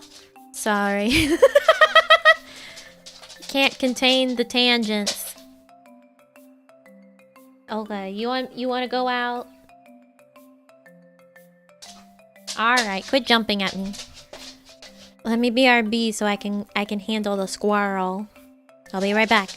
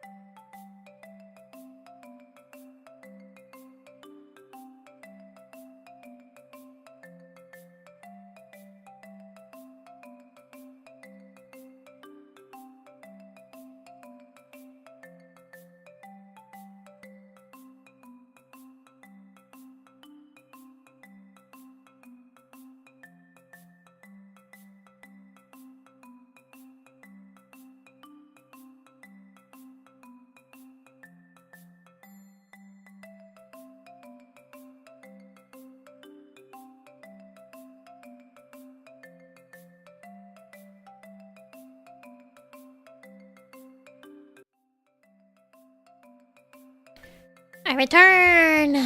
My heart rate is up and I don't know why. Let's think the wave. Ark, thank you for the wave. Thank you. Shang, thank you for the wave. Thank you. Bayamon, thank you for the wave. Thank you. Piara, thank you for the wave. Thank you. TNT, thank you for the wave. Thank you.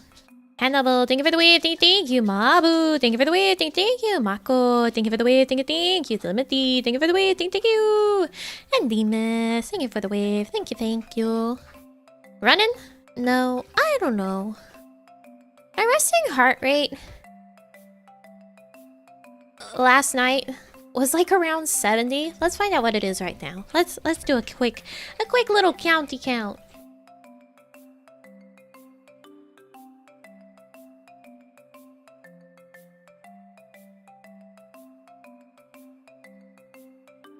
It was a big wave today.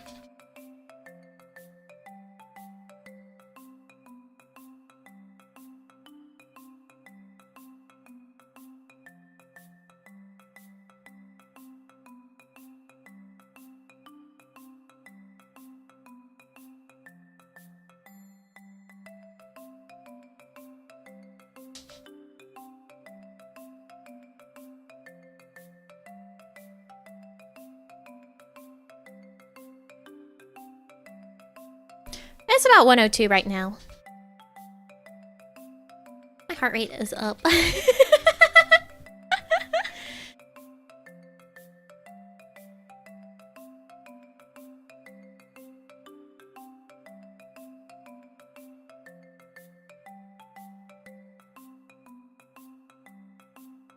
Had to cook? What'd you cook?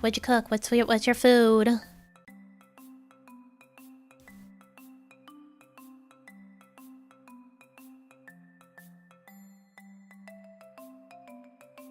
I saw that talk of death getting excited. I think it'd be interesting to see just how my heart rate varies throughout streams because I have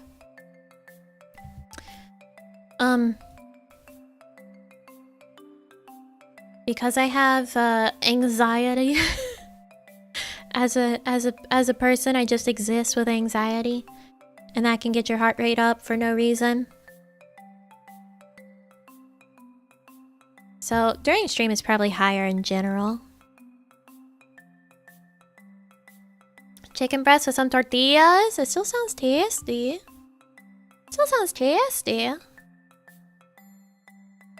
A heart rate monitor fund. Oh my god. You guys and your funds.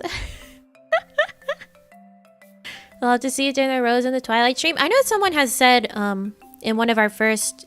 I think it was the first Darkest Dungeon stream that would be interesting to see a Darkest Dungeon with heart rate monitor, which understands. I understand that because it has prolonged levels of stress in Darkest Dungeon.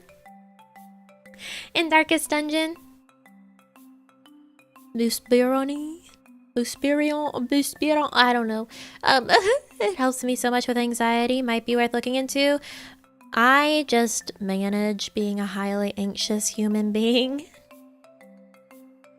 I just manage. I just exist. At least I'm not having like anxiety attacks every day. I used to do that. That was a terrible time. So in comparison, my anxiety is great these days. DD with heart rate would be content. It would be interesting, yeah. DD is stressful. I don't know what it is, but when I was out, I was taking the squirrel out for her idol meeting. Jolene. You know, Dolly Parton's Jolene just popped into my head. I'm out there walking her just like, and I could easily understand how you could easily take my man.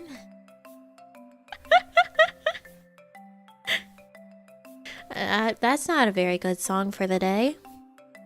That's not a very good song for the day.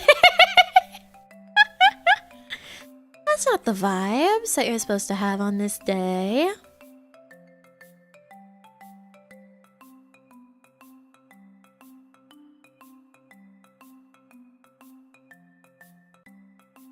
Normal behavior having Miss Dolly pop in your head? What do you mean, Miss Dolly Parton? Oh, Miss Dolly. And some of you want put a little mud on the tires.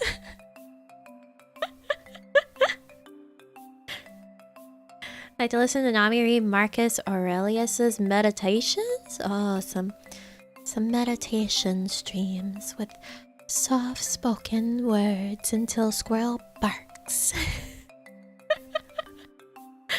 Until the squirrel barks. There's a brief time that I was into hypnosis. I learned how to hypnotize. And now I don't care about it. Bad song about... Yeah. Jolene's not exactly what you want to call good Valentine's Day content. Because it's specifically about having your man taken from you.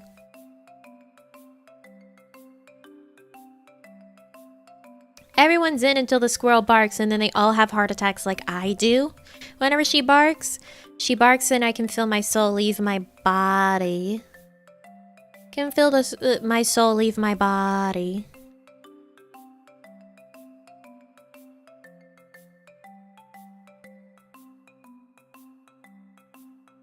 Can you hypnotize chat?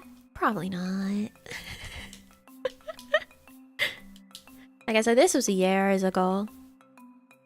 Treat us like Orlick? No. Did you ever manage to hypnotize someone? Yeah. It's a lot easier to do if you're in person.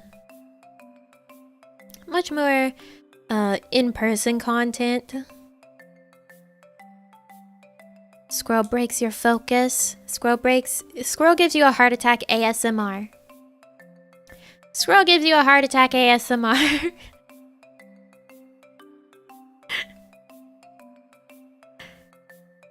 That's how you do it.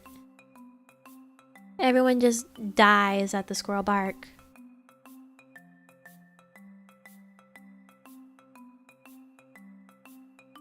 Not that tag. We're not doing anything questionable at any point in time ever.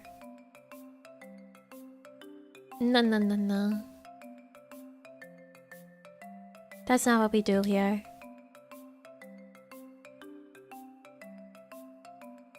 Why is my heart rate still up? Stop!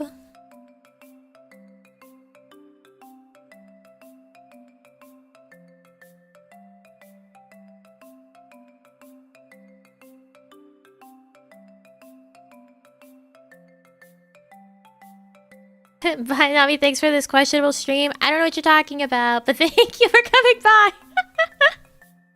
Have a good rest of your day. Did you manage to get someone to do anything particularly dramatic, or was it just a go to sleep thing? It's hard to remember. A desire for Friday. Hey, girl. So, you busy on Friday night? I mean, just wondering, you know? It's not like I'm free on Friday night or anything. So, you wanna come over, me and the bros, having a party Friday night?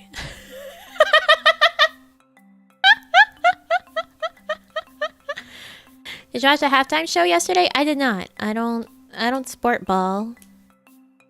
I don't sport ball.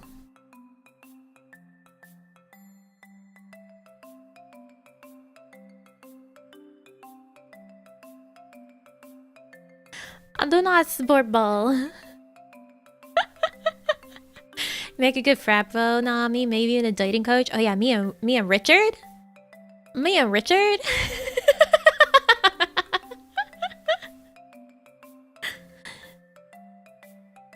Me and my best pal Richard over here. Yeah, you could say that we're pretty good at picking up the chicks. You know, never a dry night here. Anyways, I'm just saying you could maybe pick up some tips from me and my bro Richard over here. My main man Richard.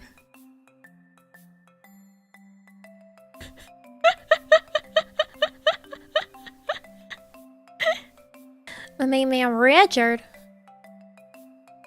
please play Super Seducer? Maybe someday. But everyone's been playing it so much. Everyone's been playing it so much, it seems unnecessary and overkill to do it right now. A lip slap, the little... Hey girl. Hey little mama, let me whisper in your ear.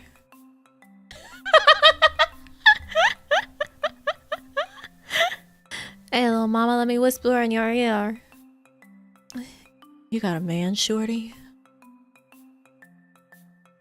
'Cause I could be one for you.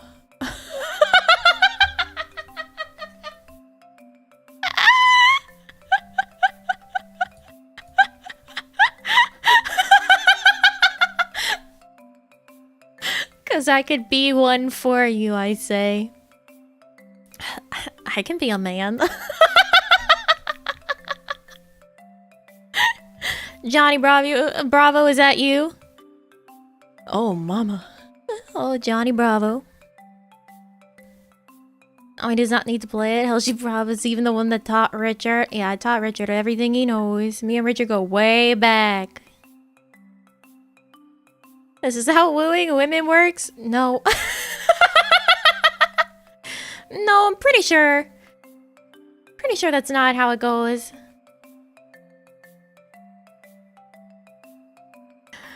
Pretty sure that's not how it goes. That explains a lot. What are you talking about? Nothing's explained here. Ever.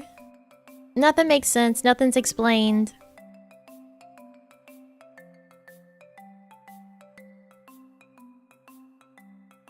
Do the opposite of what Nami just did. Hello, please. There's a handsome man inside my house. Oh, wait. That's just me.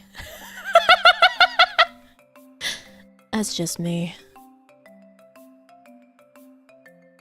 Anyway, what you doing Friday night?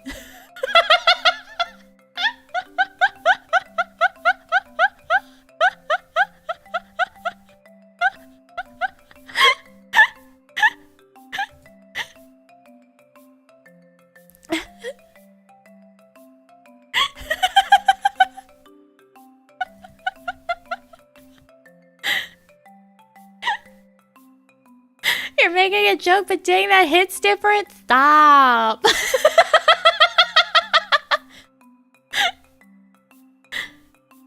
No. No, that doesn't hit different. I can bet you say that IRL. No, you can't. Don't say that. Don't say that about me. No, that's definitely not ever anything that would happen. No. No.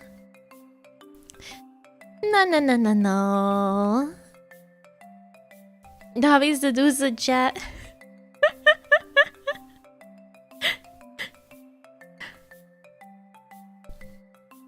Suddenly I remember Hoji's or Nami's Wait, it's Valentine's Day. We should look up bad pickup lines. Pickup lines. Pickup lines. I got a case of the vapors.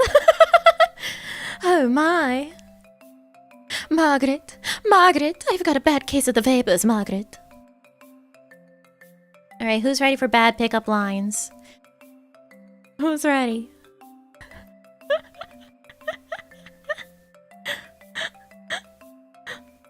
God, I mean not the vapors. Not the vapors, Margaret. Victorian pickup lines? I wish there was something that specialized. Alright, pickup lines. Alright, pickup lines. Hey girl. I hope you know CPR, because you just took my breath away. So, aside from taking my breath away, what do you do for a living?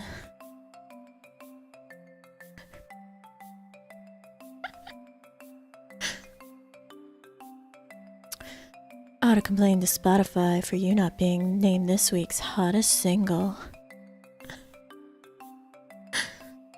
Damn girl, you have the plague. 'Cause you got me dropping dead. That wouldn't work. I stumbled. I stumbled. You can't stumble on your pickup line. You gotta be confident.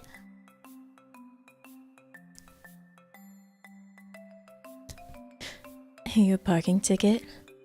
'Cause you've got fine written all over you.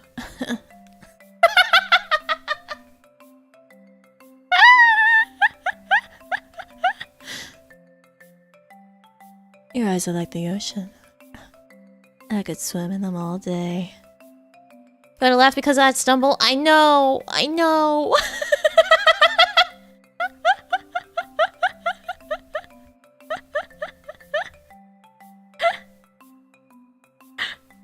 I fucked up. I can't stumble like that.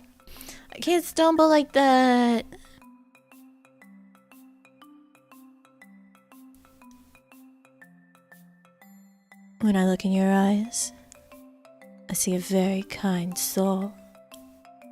That one's not even that bad. That was just like... That one seems out of place.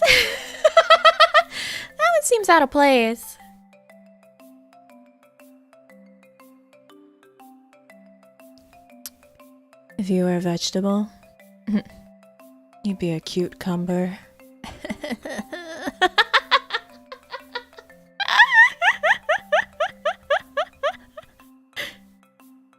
Yeah, that one was just nice. That was just nice. You happen to have a band-aid? 'Cause I scraped my knees falling for you. Yeah, girl, I'm hurting bad. I'm hurting bad.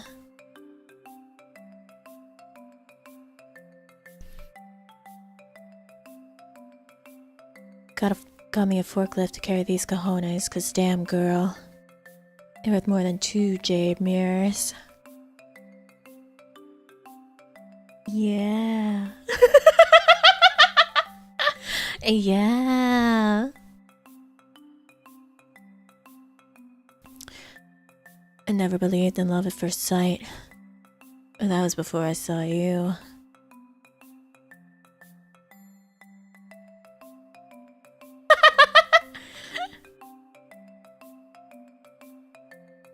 That was before I saw you.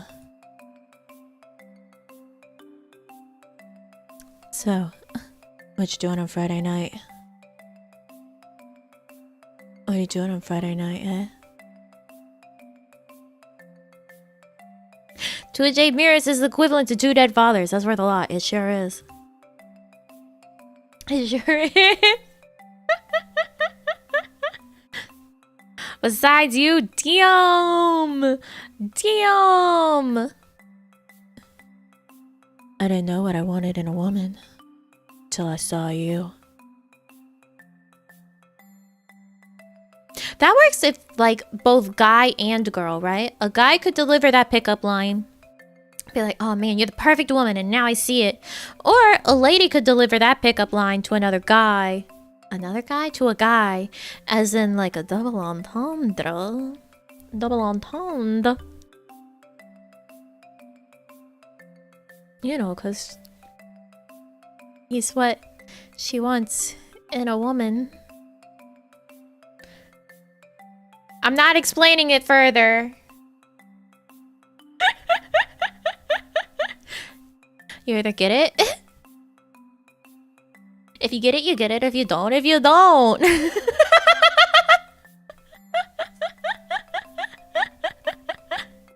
you get it, you get it. If you don't, you don't.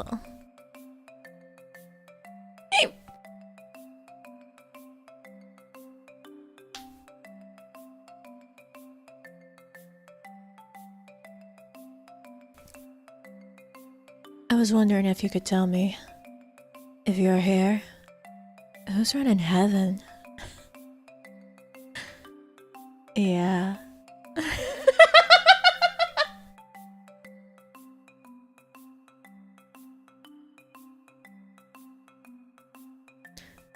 No wonder the sky's gray. All the color is in your eyes.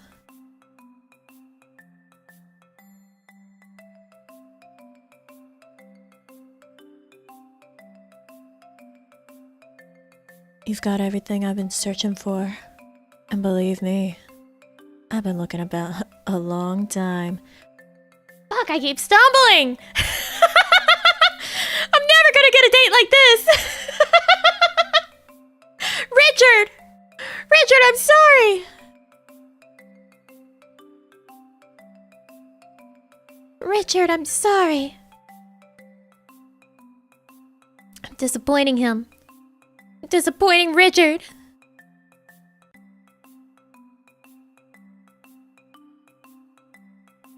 You're like a fine wine.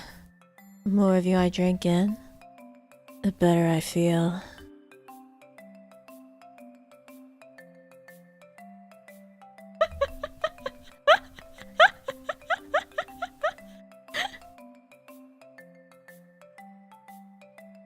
You got a lot of beautiful curves, but your smile is absolutely my favorite. Happy capitalistic holiday, Nami! Thank you, Vicky! Thank you for leveling up, thank you.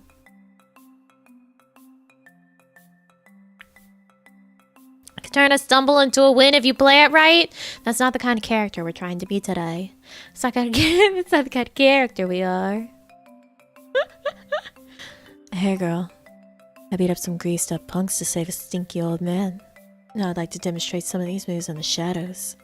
You know what I mean. And I'm just saying maybe I mastered the shadow stop. Nothing big or anything, just shadow step, cross charge. I got him under my belt.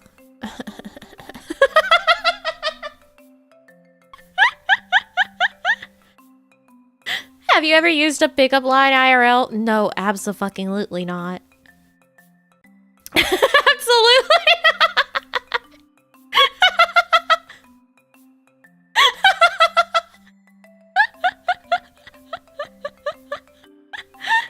This is so bad, isn't it?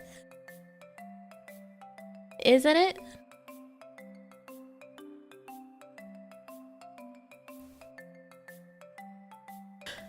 Are you as beautiful on the inside as you are on the outside? 'Cause I'm gonna dissect you.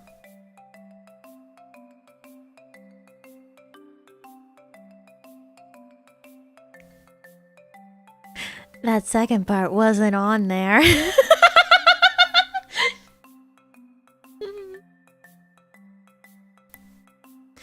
I have to ask, I know Drunk B did a couple of times. That's upsetting. Hey babe, I play Sly. That do anything for you?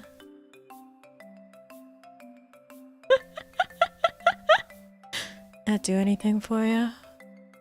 Yeah. Dissect you was Victorian inspired? Yeah, sure. Yeah, sure. That was the inspiration for that.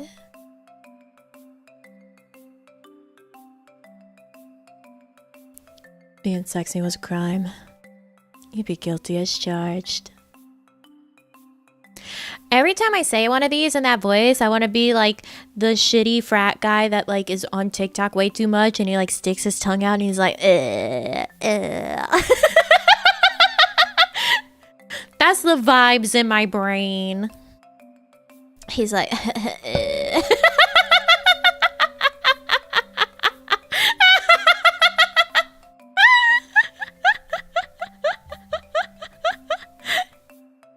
He's got like his hand on the waist of his pants and the other hand's up in like a peace sign.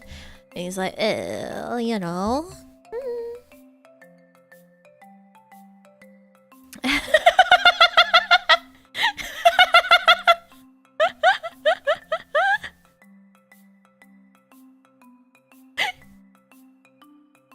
You know.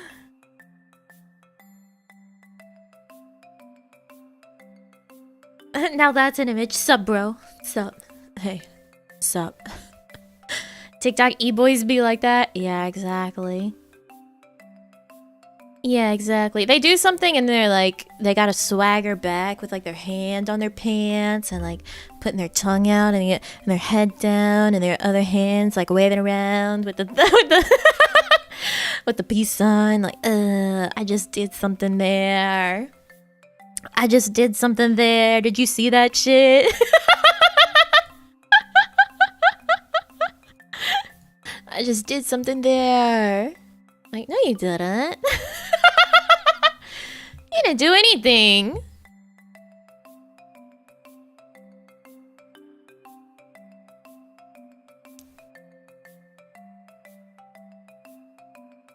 I was wondering if you're an artist because you are so good at drawing me in.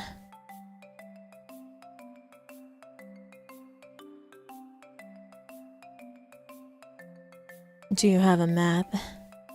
I just got lost in your eyes. Had friends who did it all the time? Oh no. I'm so sorry. I'm so sorry. That was, by the way, that we just read was on this listicle as the best pickup lines. Those weren't even the ones that are supposed to be funny. Next up is the section of funny pickup lines. Yeah, that was the best. That was the best this website had to offer.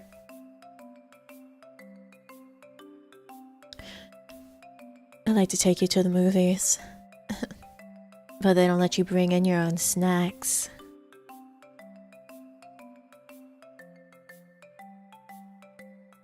You know what I'm saying? You know what I'm saying?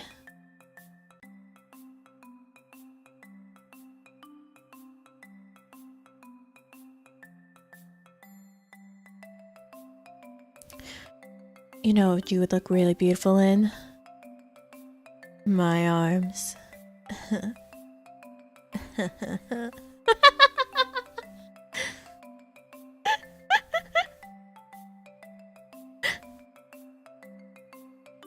your dad a baker? Cause you look like the entire bakery. That's me in the Valentine's art. Fucking caked up. Caked up.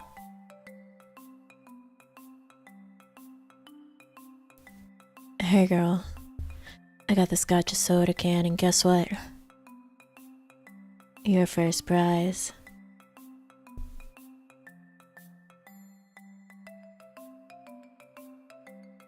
Yeah.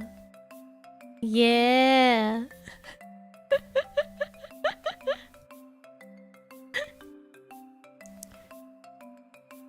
They say the North Star is the brightest, but all I see is you.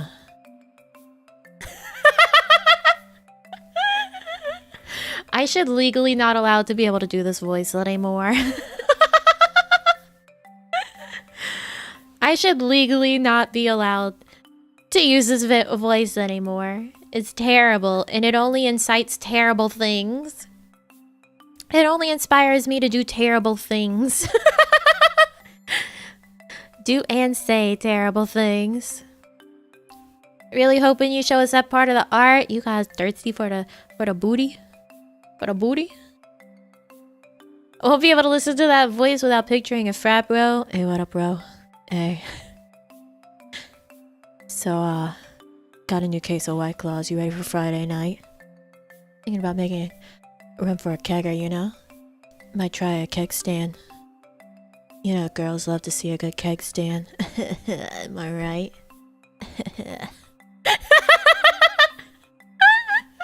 Members only cake reveal. Thank you, Vesperam. Thank you, thank you.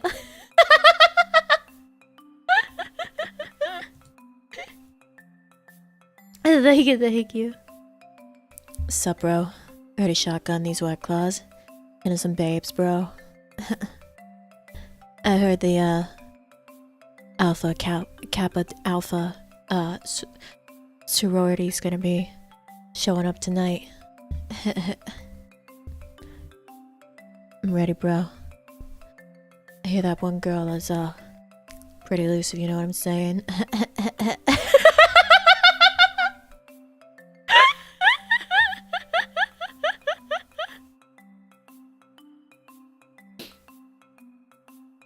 I hate everything about what I'm doing right now.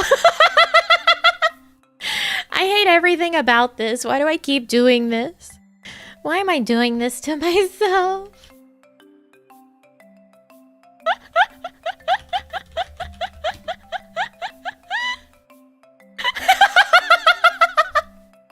It's straight painful. Please don't stop. It's so bad. It's so bad. This is not what was supposed to happen. This is not what anyone deserves here on this day. Not what anyone deserves here on this day. You hate it, but I love it. It's so bad. It's so bad. It's so bad. Where is this place? I'm looking at food now. I'm looking at food now. It's Valentine's and we need content. Perfect for a Happy Valentine's stream. Oh god. This is the best Valentine's Day I've had in years. I'm sorry. I'm sorry.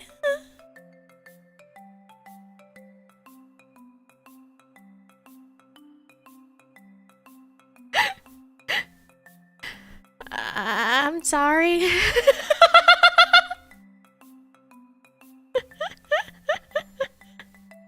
Hey girl. Spent all my allowance that Ine-san gave me this morning on gacha, and I got a bunch of Sonics, so wanna go fast later with me?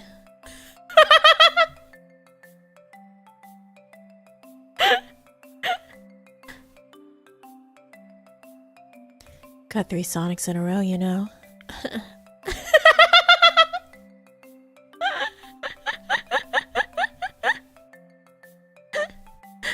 I hate this. I hate this.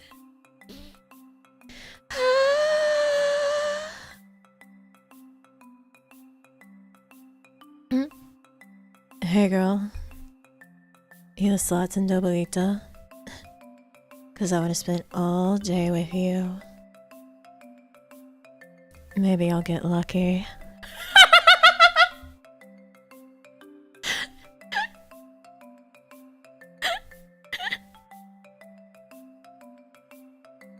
Why are you torturing me? I'm sorry. How's the heart rate? It's back down. It's back down.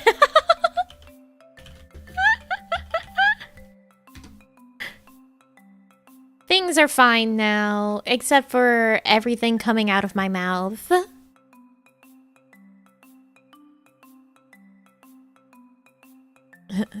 Maybe I'll hit the jackpot. You know what I mean? I had a friend who tried to flex with a girl having 3 Blue Eyes White Dragons cards. Oh, damn. What about his Dark Magician Girl cards? What are those like? What are those like? I'm gonna order me some food. I'm gonna stop being a freak for a moment and order some food. Let's get some sushi. Let's get some sushi. Get some hand rolls. I love me a good hand roll. Love me a good hand roll. Hey babe, wanna come back to my place and play Sonic Adventure 2 Battle? Got some pretty cool chows so I can show ya.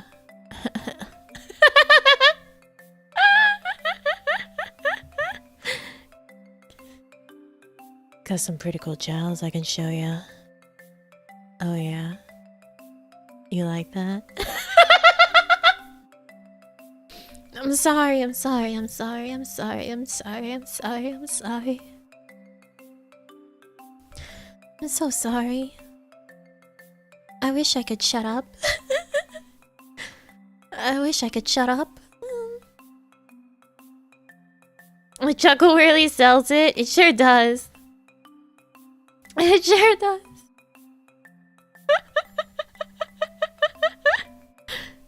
Hey, baby. You must be an adventure. Because I want to see your chow garden. I want to see your chow garden. You know what I'm saying? I showed you my chow. Please respond. Please.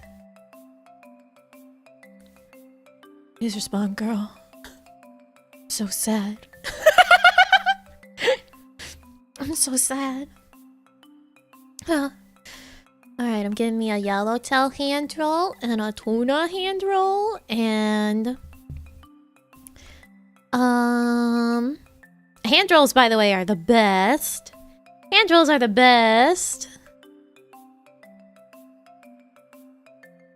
Because you get way more fish in a hand roll than just in a normal, like, maki. You prefer feet rolls? I'm sorry. Can't provide that here. You play a lot of Switch? You look like you're ready to smash.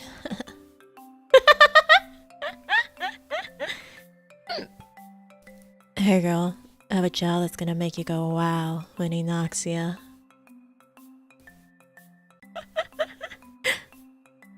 You got rice cakes! I saw them and reminded me of you. What do you eat them with? I will sometimes just eat them plain. I have put like jam on them, like some strawberry jam. I've also put cream cheese and jam on it. Pretty good that way. But they're really good just plain. At least the caramel ones. I get the caramel ones. I got the caramel ones.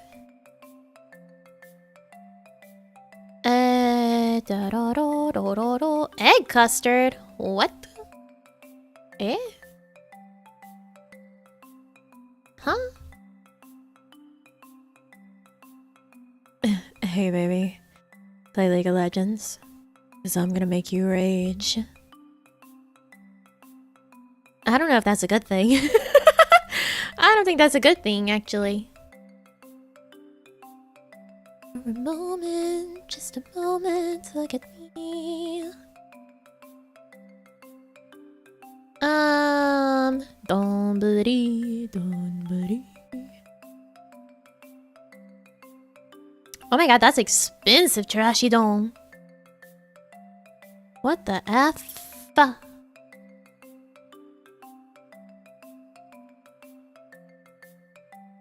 You know what? I'm treating myself. I had bad chocolate.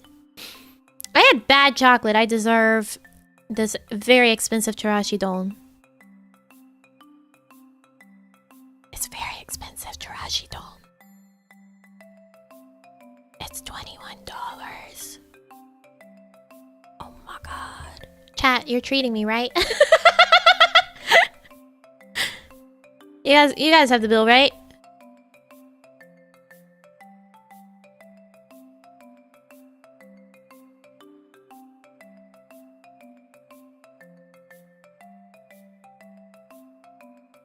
Hey, baby. You must mean Lucio, because you're driving me wild.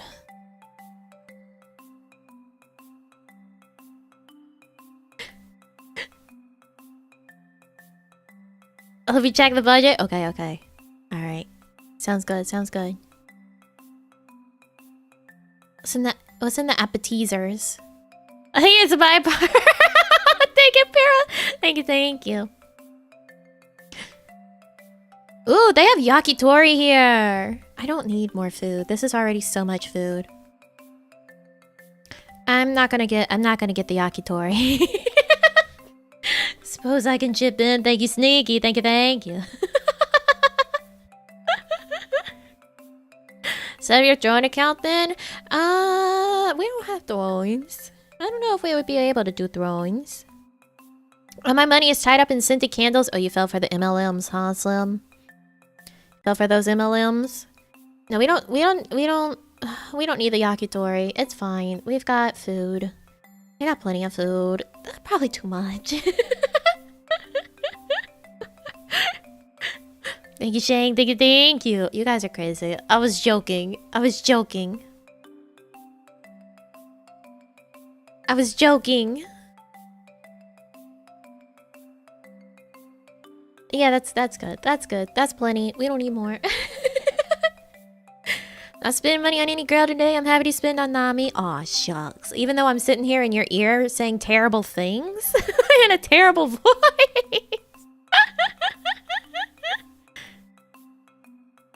Speaking of which, does anyone want to make 80K a year working from home? Then I've got the deal for you. Just join my downline.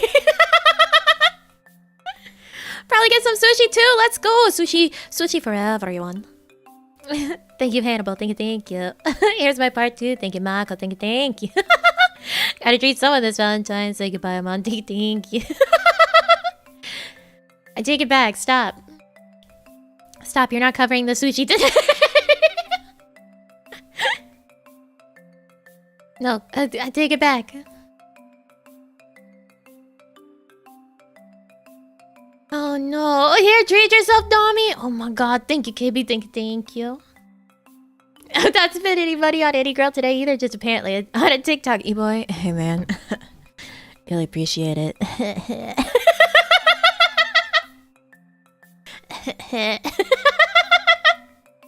I'm sorry. I'm so sorry. I'm so sorry.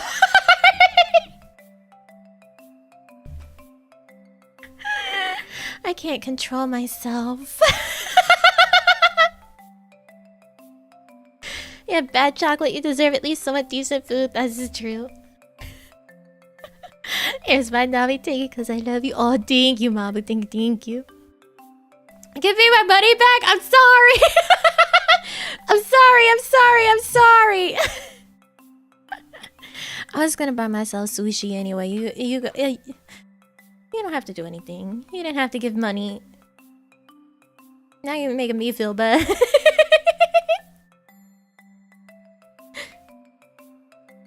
Guilt tripping? No, never. No, never.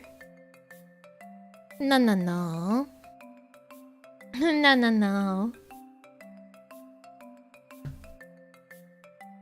Sushi funds for our healers? Please never. Thank you, Vesperam. Thank you. I appreciate you. Too much. Too much, I think. Oh god, that's so expensive.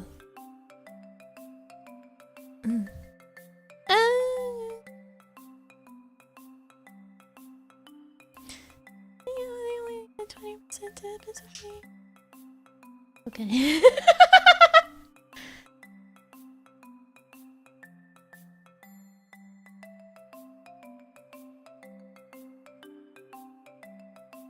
Okay, I've ordered food. I'm not gonna starve to death on stream today. Let's go! It said please never shut up. Oh. You know what? Please never also applies here. Just never. Just never anything, actually. Just never anything.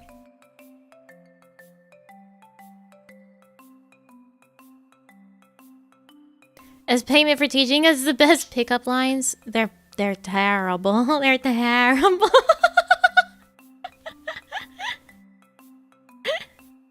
No sushi, only cake. Actually, let me get the PSD for that. For that art. Let me get the PSD for that art. I didn't save it because whenever it was done and posted, I was already in bed. I was already in bed on my phone.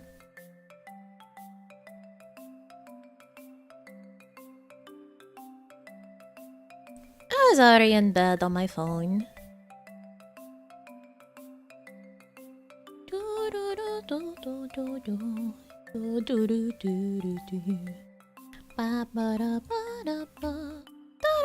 Whoops.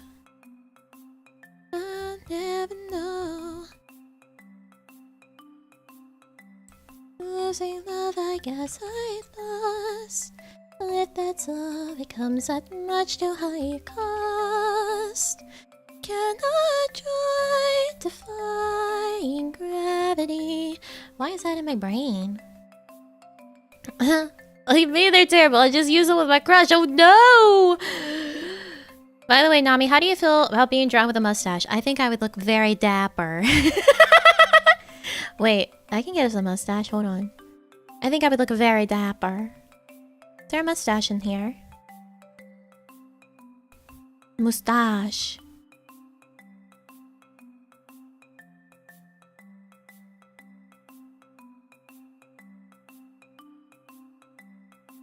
Hey. See, I look very dapper. I look very dapper. Actually, let me make it a little smaller. A little smaller.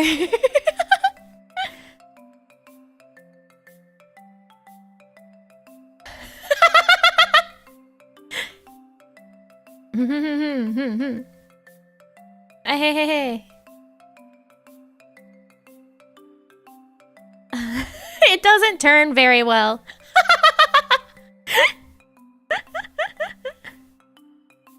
Hi there.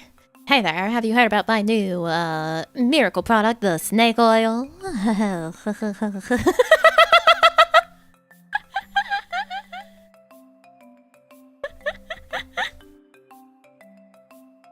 Thanks for the laughs today. I'm in a lot better mood now. Enjoy yourself a good meal to wash out the trauma chocolate. Oh god, you're right. Thank you, Shadow Drake. Thank you, thank you, thank you, thank you. I'm glad I could provide some laughs, some good vibes. Holly jolly, who is that chappy looking Chad? Who's that chappy looking Chad? Victorian Evil.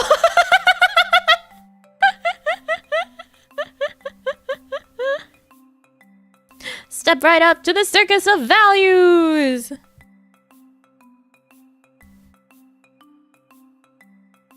Eep. Roses are red, violets are blue. Check out this toilet made just for you. Oh no, no, no. Rookie, is that you? Well, hey there, chum.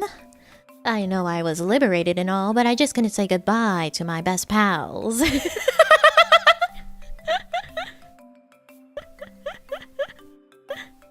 You see, because you're such a good friend, I thought I would give you a little bit of a discount on this here snake oil. Make all your troubles disappear, see?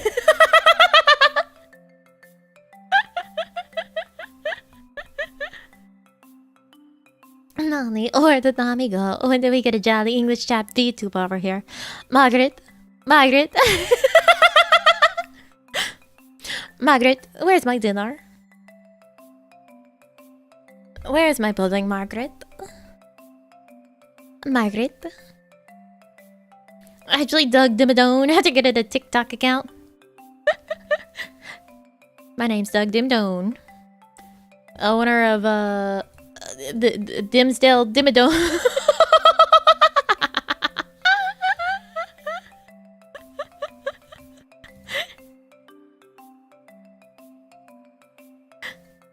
Pills that I can shoot up into the sky to change the weather? No.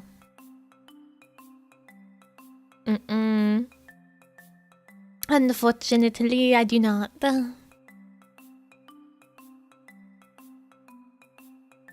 Mommy's headdress to be made into a top.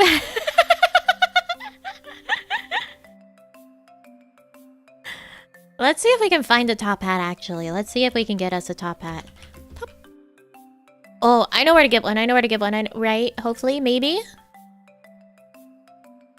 Hopefully, maybe? Let's see, let's see, let's see. Top hat. Yeah! Okay. We're in business, boys. Let's go, girls. Dun, ba, da, da, da, bow, bow.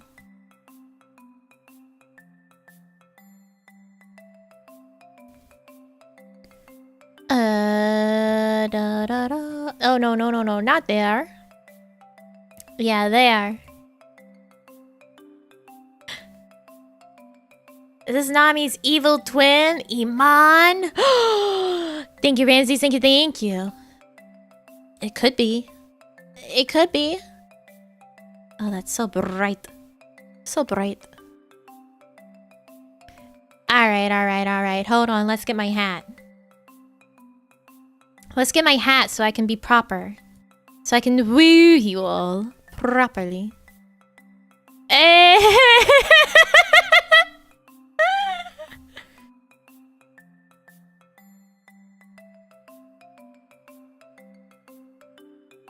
Oh, what do you think?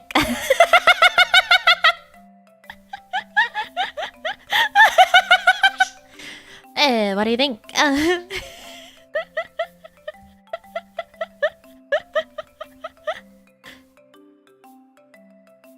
Is my hat too small, do you think? Hold on.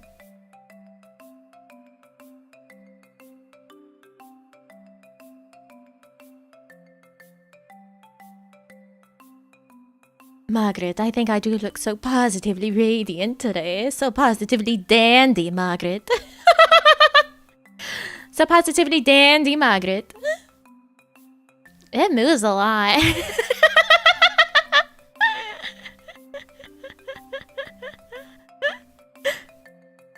You look like you're both the bride and the groom at a Las Vegas wedding. Yeah, I'm in a one-man show. I'm in a one-man show, and this is,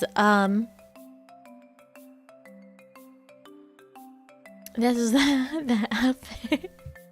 Can you find a monocle? Yeah, hold on, hold on. Let me see if I can locate a monocle for us. Margaret. Wibbles wobble, but they don't fall down. A monocle? Monocle?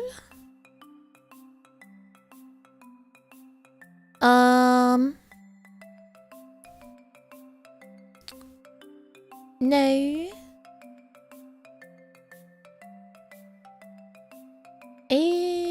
Hold on. That's not how you spell.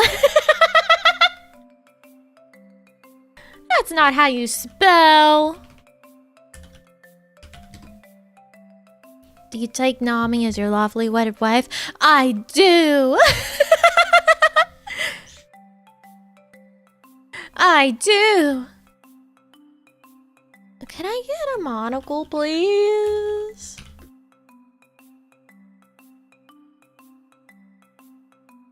A service do you VTubers use to get these illustrations? The little chalky ones? Here, I'll give you... I'll put the link.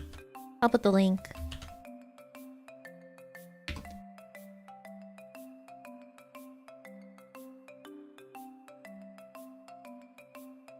Give me a monocle, please.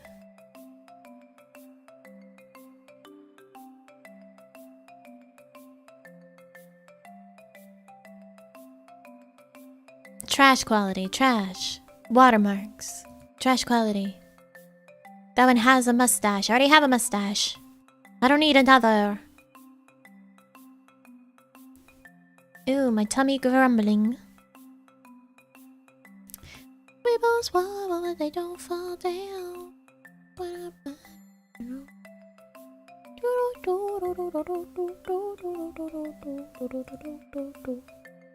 Can I please? Hey, here's one. Let me open up Photoshop. Let me open up Photoshop.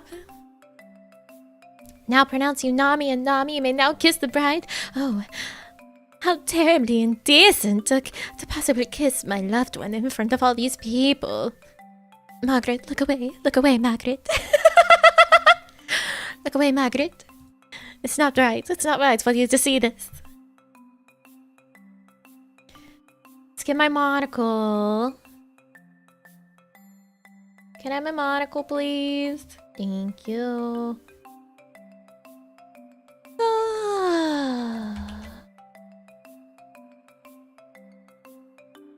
Get rid of that.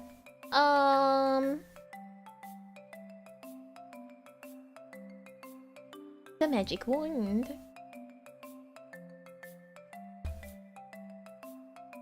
Magic wand. Oh, perfection. Give me a PNG.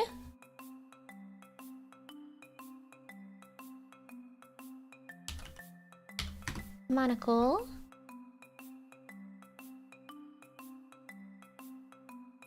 Okay, alright. Monocle is on the way. There's my mouse. Oh my goodness gracious, it's very large. Oh, not me! Stop! No, not my mustache!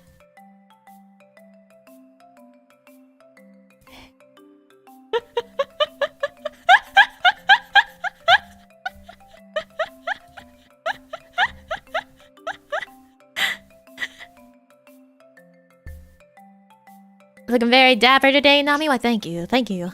Thank you, chum. Thank you, chum. I do think I'm looking quite dandy today.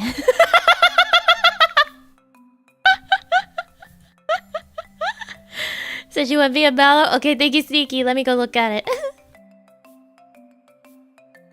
Thank you, thank you.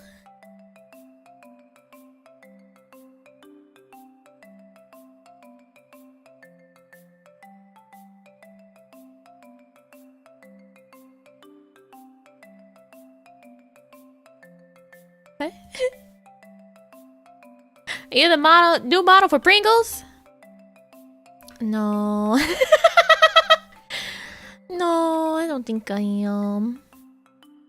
I'm so bored just watching you now, Nami. I look like Sir Top Hat from Thomas and Friends. Sneaky, I don't know if it's it. It might hate links. It might hate links. I don't know. I don't know.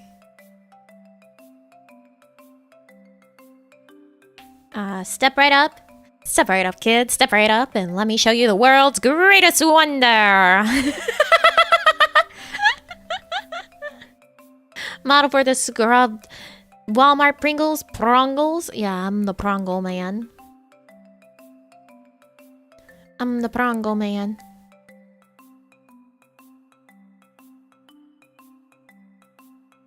Check that one. I'm trying. Oh, I'm hungry. Margaret, I'm hungry. Where's my dinner, Margaret? Margaret. I'm simply wasting away, Margaret. I need sustenance. I need sustenance, Margaret.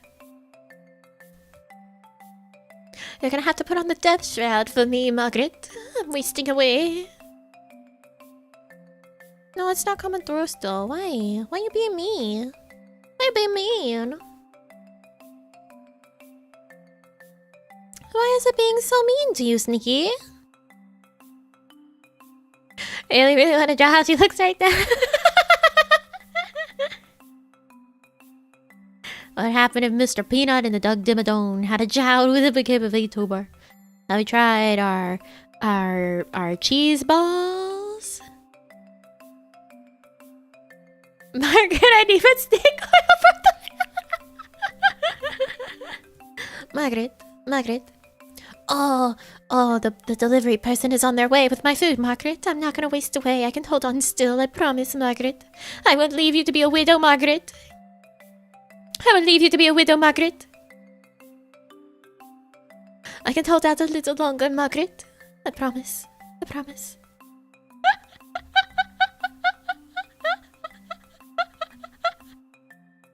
I can hold out a little longer. Oh. To see a beautiful face, Margaret. I must do it for you. I must do it for you, Margaret. Oh my god, my tummy. My tummy. Oh.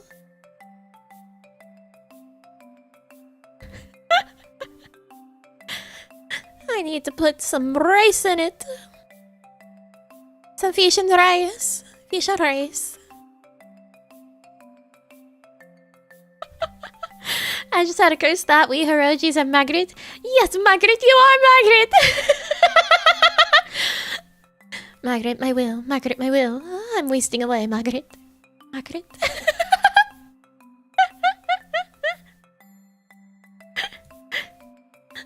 I'm wasting away, Margaret. How do we get here? How do we get here? What happened? What happened?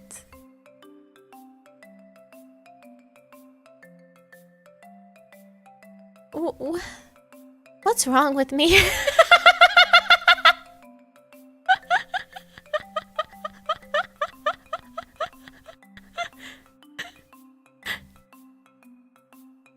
What's wrong with me? Oh, there it is! Haha! I see it!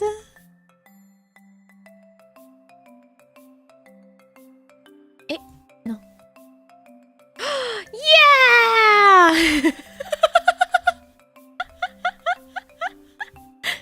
Oh, is that Nina's monocle? I'll take Nina's monocle. Let's have double monocle.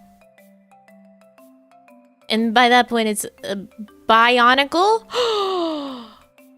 Oh my god, it's a bionicle!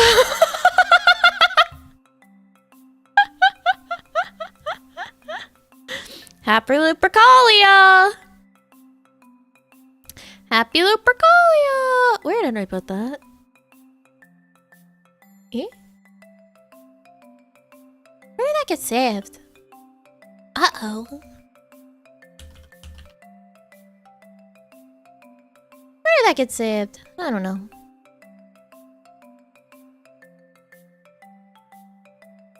Bionicle!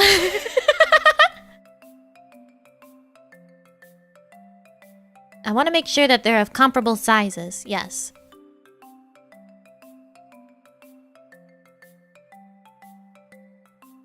I might have to make it a little bit bigger, Margaret.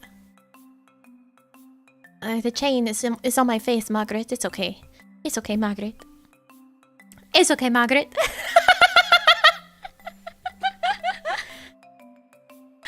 That we're blaming Britain for everything today? That's right. It's the Brit. It's the British fault. It's the fault of the Brits that this is where we ended up.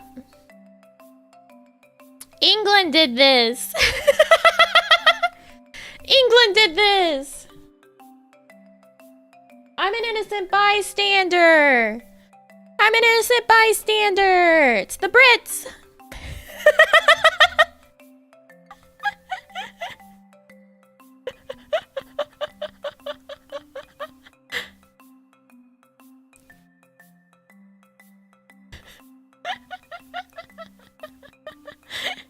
You became what you swore to destroy, Nami. I'm sorry, Margaret. I'm sorry, Margaret. I was too weak. I was too weak, Margaret. Nami looking a bit steampunky. I love steampunk.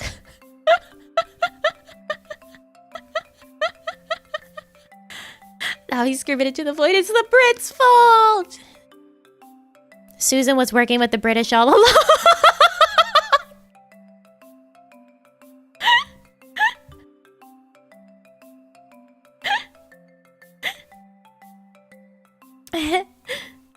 Susan was in cahoots with the British all along.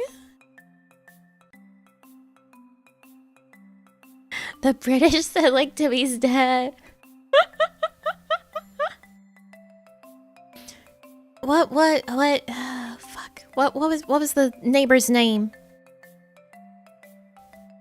Why can't I remember anymore? My brain wants to say Doofenshmirtz, but that's absolutely not it because that's from Phineas and Ferb. Dinkelberg. There we go. It's Dinkelberg. It's Dinkelberg. British people.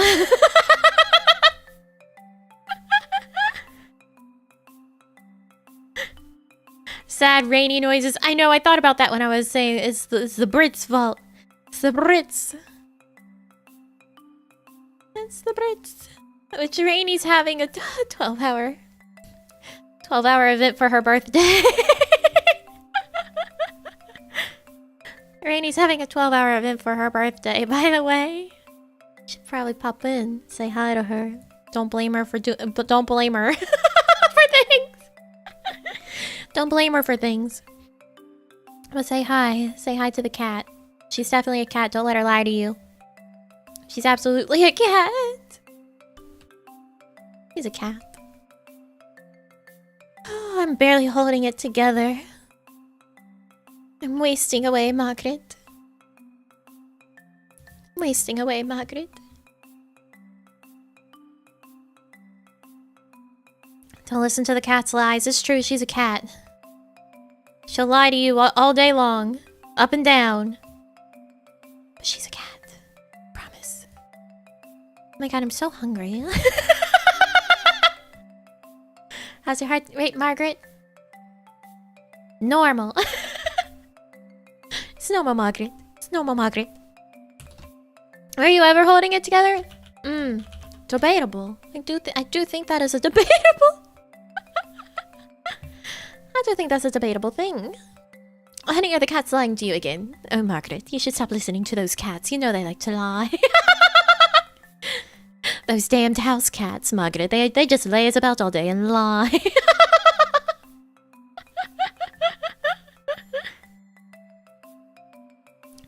They just laze about and lie, Margaret. They'll lie to you about anything, Margaret. About just about anything, Margaret. You can't listen. You can't listen, Margaret. You have to know better than them.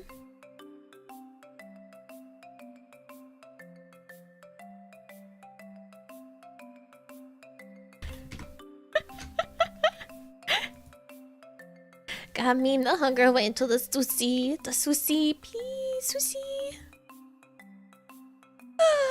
British imperialism is when VTubers eat bad chocolate and talk about the metric system.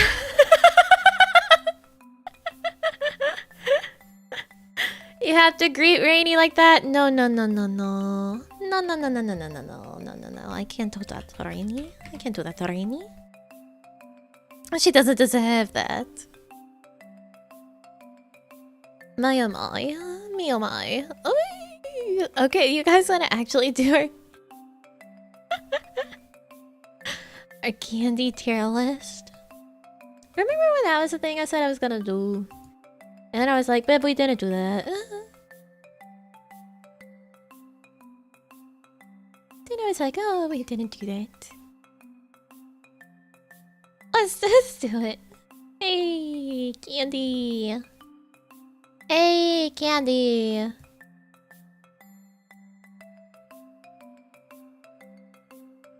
I'm gonna cover you guys up with candy. I'm gonna cover you up with a little bit of candy.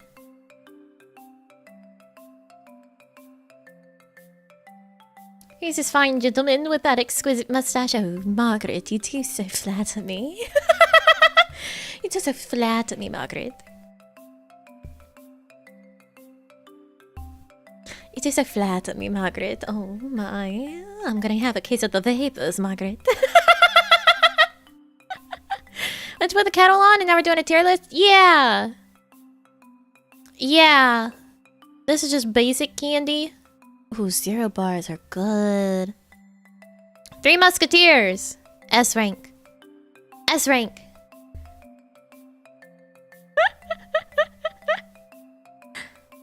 I personally, one of my favorite things about a Three Musketeer is the nougat inside. So I'm here for eating the chocolate off around it and then having the gooey inside. S rank 3 Musketeers. 3 Musketeers. Call them sweets in England. Oh yes, Margaret, you're so positively right. Yes, Margaret, you're right. You're right. This cheers make me want to throw some tea in the plastic. No, Margaret, you can't be thinking of revolution, Margaret. You can't do that, Margaret. Airheads. B. Alright, here's why Airheads are a B tier, right? Some of the flavors are gross. Like, there's definitely good flavors, but some of them are disgusting. Or they're just not as good. So I think if we're judging by the whole, Airheads should be B tier.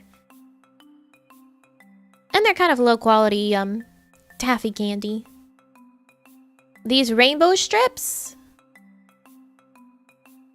They're sours. I like sours. We'll put them in A. We'll put them in A, Margaret.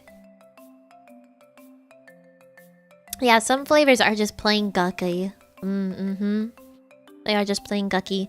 Almond Joys! That's a good almond and chocolate candy. It goes in S. It goes in S.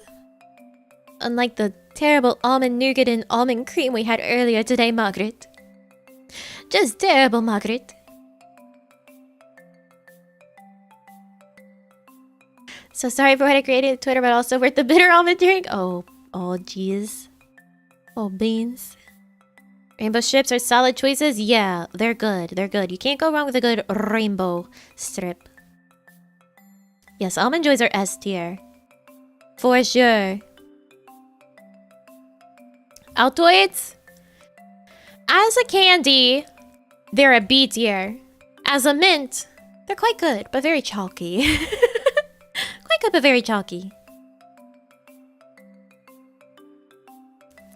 Like if you're judging them as a mint, they're probably A tier. You know, they're easy. Everyone likes them. You can pop a few in your mouth and just chomp, chomp, chomp, chomp, chomp. But as a candy, they're B tier. They're not really a candy, you know? Andes mints, A tier. I only like chocolate and mint in some occasions with some things, and Andes mints are one of those. I do like candy hearts. I do. Yes, I do. I do like candy hearts. But I think it's because Altoids aren't really sweet. They're not really sweet. Gotta head out for now. Thanks so much for the stream. Thank you for coming by. Please have a good rest of your day or night, Margaret.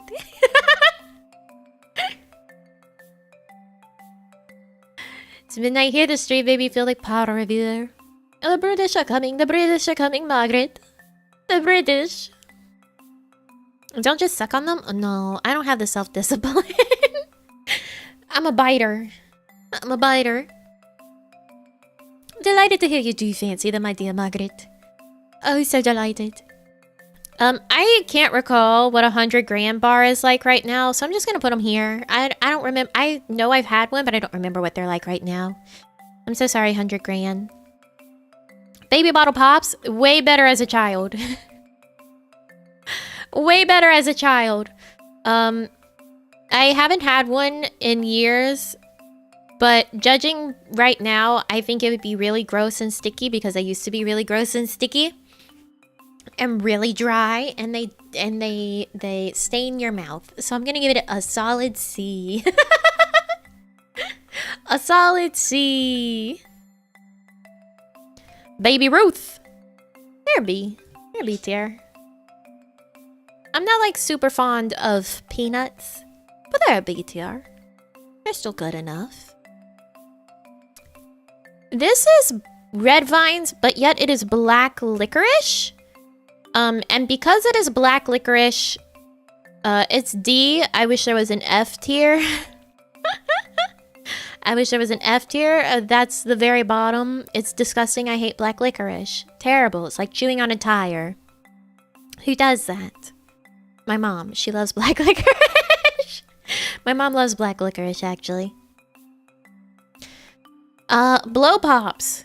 They're a C. Once you get to the bubblegum inside, it's got a lot of lollipop fragments in it, and then your gum is like falling apart while you're chewing on it. The gum is like falling apart while you're chewing on it. Never tried it. Why does everyone hate black licorice? Because it tastes terrible. It tastes terrible, Margaret.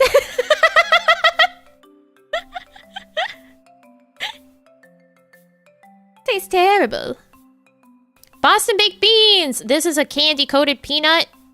I'm gonna give it a C. I think I've only had them once or twice, but it's a C.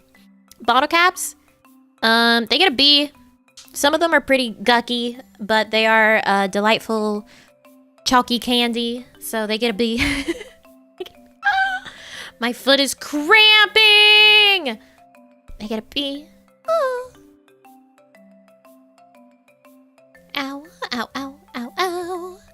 moved my toes in a bad way.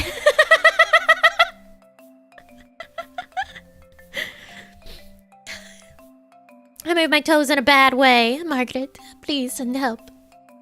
Send for the doctor. I need it amputated immediately, Margaret. The physician. Excuse me, Margaret. Not the doctor. The physician. I need him. I need him. Butterfingers are S tier. I love Butterfingers. I love Butterfingers, even though they get completely stuck in your teeth. They get completely stuck in your teeth. You ever get a really bad cramp in your foot while driving and think this is how you're gonna die? No. Gotta chop off them toes. That's right. That's right. Get them out of here. I love a good Butterfinger. I was not mad whenever Final Fantasy XIV had the collab with Butterfingers, where you had to buy a certain amount of Butterfinger, like monetary value of Butterfinger, so that you could get a special mount. I was like, hell yeah, that's a win-win. I get a mount and Butterfingers. I get a mount and Butterfingers. This is an unpopular opinion, but candy corn is S tier. In fact, I would put it at the very front S tier. I love candy corn. I love candy corn. Sorry. I love candy corn. It's delicious. I will put some candy corn in my mouth all day long. Charleston Chews, isn't that like a marshmallow-based candy? I don't think I've had one. I don't think I've had one. Nami, what? Candy corn, my two beloved? Yeah, candy corn's beloved. I love candy corn. I love candy corn. I love candy corn. I think people hate it just because it's trendy. I think it's because it's trendy. Margaret.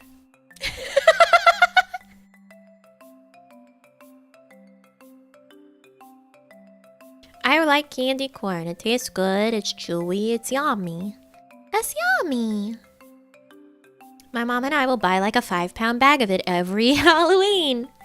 And we go crazy. We have to like hide the candy corn from ourselves because we're just gonna go bad. We're just gonna go bad and have too much at once. Have too much at once. My mom especially has no self-control with it. She has no self-control with a lot of things. I'll get her like a pint of Talenti, and then I'll come in the kitchen one day and the whole pint has gone from full in the freezer to empty on the counter. So my mom has a terrible, terrible self-control when it comes to sweets. I had candy corn in UK once and thought they were rubbish. They're like delicious honey flavored wax. But like better than actual honey because I don't like actual honey.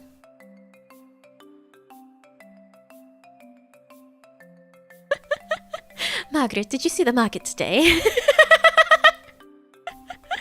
Cookie dough bites, A tier. There's almost no better candy to bring into a movie theater or to get at the movie theater. It's also way, way, way too sweet. And it's very difficult to finish it, but also you can't stop eating it. And then half the time you're like, I finished all my cookie dough bites during the previews of the movie. But I feel sick now. I feel sick now. Margaret, I need the apothecarist. I feel ill.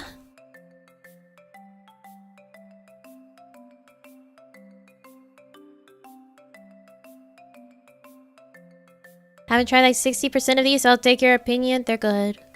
They're good. It's cookie dough covered in chocolate. That's a cookie dough bite. It's not actual cookie dough because of course the eggs, Margaret. The salmonella, Margaret. But they're very delicious. Crunch bars! Herbie. I'm not upset with them. Oh, my food. My food is almost here. Oh, Margaret, I'm not gonna waste away after all. Oh, Margaret. Dots, F tier. I hate them. Dots are terrible. Get rid of them. I don't want to see another mini box of dots in my Halloween candy ever again. I'm too old for Halloween candy, but... Terrible, Margaret. Terrible, Margaret. Feeling ill? You must have too much blood in you. Oh, Margaret, you do so know me so well. I was feeling a bit congested with blood, Margaret. Crunch bars are good. I just don't, like, have them often, nor are they something that I go out of my way to get. They're not something I go out of my way to get. Fruit plastic. They are fruit plastic, yeah. If I want a good fruit plastic, I'm gonna get, like, jujubes. I'm gonna get jujubes. Or some Mike and Ike's. Oh, Dum-Dums. Dum-Dums are S tier, especially the cream soda Dum-Dums. Ooh! Ew. I could fuck up some Dum-Dums. And they're exceptionally cheap, which makes them great. That sounds like the most unsubstantial name for a candy ever, one step above air. I love me a good Dum-Dum. Ferrero Rocher, they're A tier. They're really expensive for a lot of hazelnut filling. It's like Nutella with chocolate on the outside. They're too expensive to me. They're good, but they're too expensive. Too expensive. I don't think they're worth the price. I think their price tag is too high. It's too high, Margaret. Simply put, it's not worth it. They're delicious, yes, but too expensive. Too expensive. Everything hazelnut is overpriced AF. Yeah. I like them, I really do, but they're too expensive. Fireballs? I'll fuck up some fireballs. I'll fuck up some fireballs. Some fireballs. Pringles not me, G-Vote. Oh, welcome, Margaret. Welcome, Margaret. Welcome, Margaret. Fun Dip? Also S tier. Here's why. The candy stick itself is so good. I could sit there and just eat the candy stick. I don't give a shit about the powder. I don't even need to have the powder. I could just eat the candy sticks alone. The dipsticks are so good. I think it's because they're just sugar. They're just solid sugar. And they taste like sugar cubes. That's what I'm saying with, like, sugar cubes don't just taste like if you take a spoonful of sugar. A sugar cube tastes like a Fun Dip dipstick. I think my food is here. Let me go grab my food, Margaret, so I don't waste away. So I don't waste away, Margaret. Hold on. So I don't waste away, Margaret.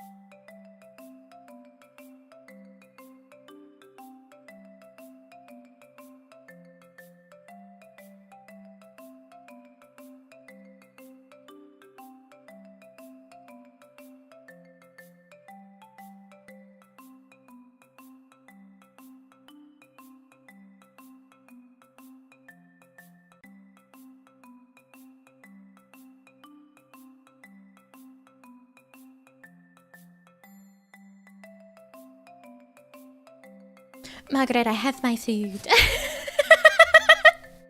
I have my food, Margaret. Love Heart's version of Fun Dips. Aww. I like that.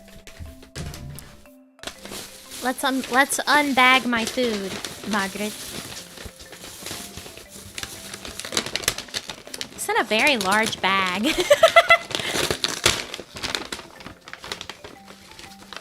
Margaret, where am I going to put all this food?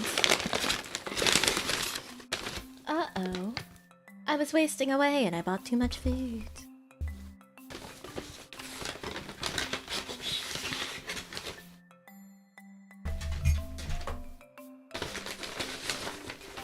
my goodness. Oh, Margaret, help. Oh, me alive. There's 3 containers. 3 containers, Margaret. We've got some clear soup, which I'm going to put some soy sauce in. We've got a salad. I'm not gonna eat that right now. I'm just gonna be honest. And then we've got... Oh my god, this one's so heavy. This must be the trashy dome. Oh, holy shit, no wonder it's so expensive.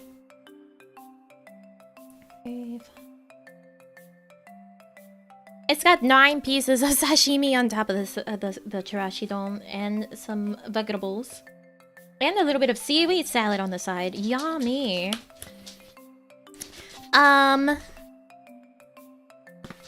Margaret, a normal thing? Absolutely not. Oh, I definitely ordered a hand roll for my tuna roll, but it's okay. It's in maki. It's fine.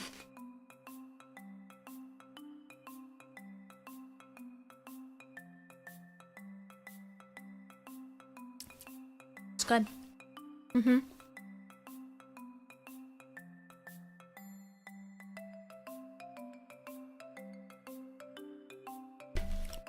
No, Margaret's not normal here. I'm simply insane. Ghirardelli squares. It depends on the square. It depends on the type of square. I'm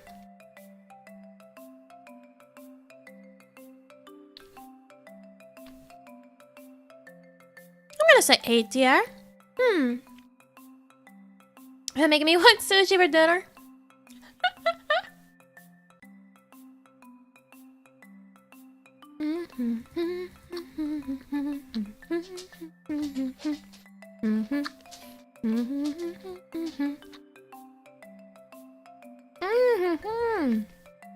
I'm so glad I'm no longer wasting away, Margaret. Are you a fan of the caramel stuff? I like caramel. I do like caramel. I do.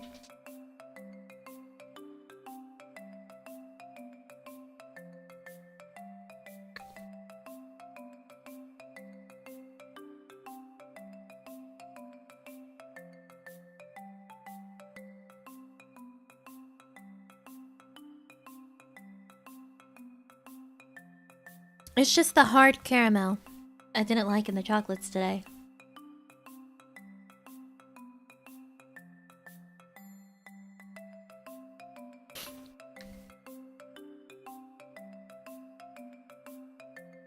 Get my head on the ceiling! Oh my goodness, be careful. Be careful, Margaret. Be careful, Margaret. Gobstoppers, slap. S tier. S tier. S tier, Margaret.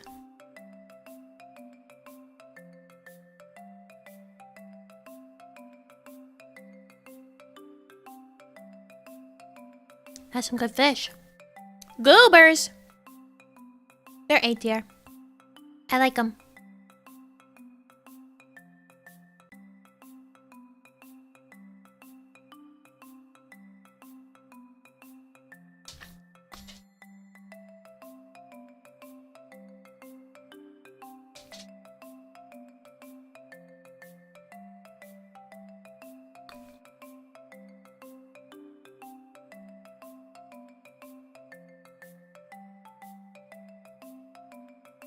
A lot of S tier candies. I like candy.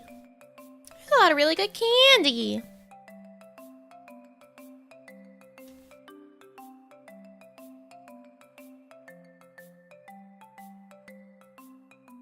The old guy from Six Flags wasn't actually old? Oh, Margaret, they do so sell a snake oil and everything, Margaret.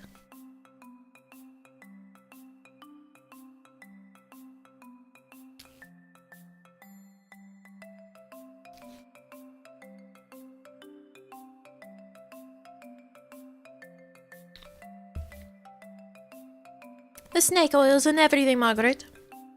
I think I've had good and plenty's, but I can't remember. So I'm gonna put them in the never had.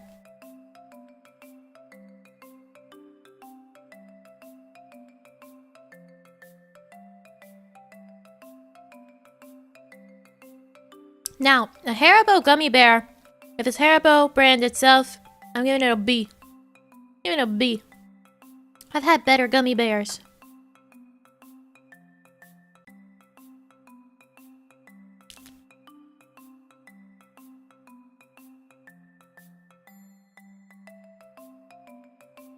Time for bed. Oh, rest well. Thank you for coming by.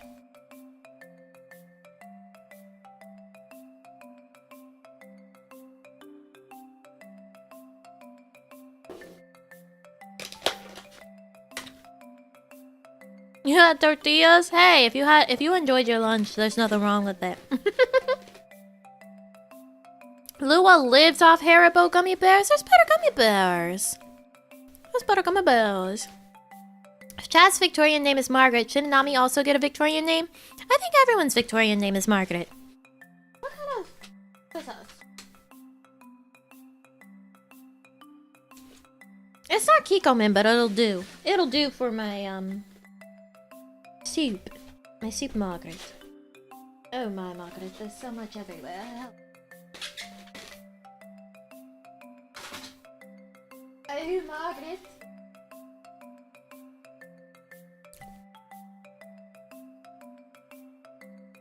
Gotta head out. Have a great day. I'll try to catch you next stream. Thank you for coming by. Please have a good rest of your day.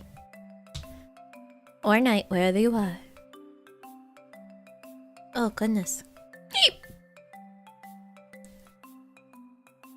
I'm so terrified of getting my soup everywhere.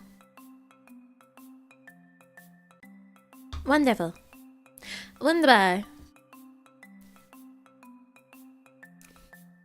Okay, our next one is gummy worms. I assume it's just gummy worms, because there's no other... Oh, there's a trolley gummy worms. Oh, well, those are sour. Those are sour.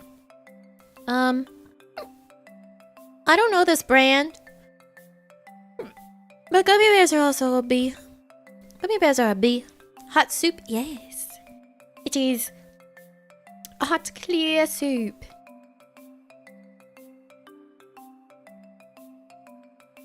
I'm very terrified of tearing open this packet of soy sauce. I don't want to get it everywhere.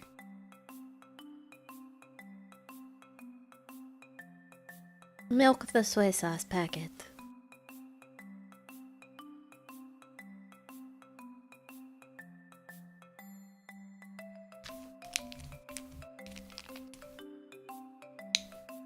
Whoa! Whoa, whoa, whoa! Whoa! I did, in fact, just suck out the last bit of the soy sauce that was in the packet because I didn't want it to drip in the bag after I tossed the trash in the bag. Oh, me oh my.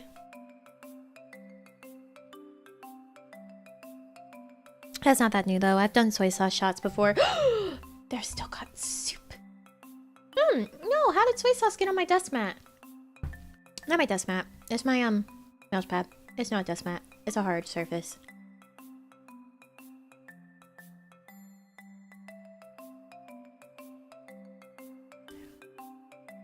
Oh no. Margaret, I spilled Margaret.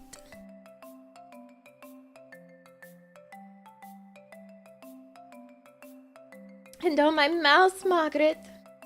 Okay.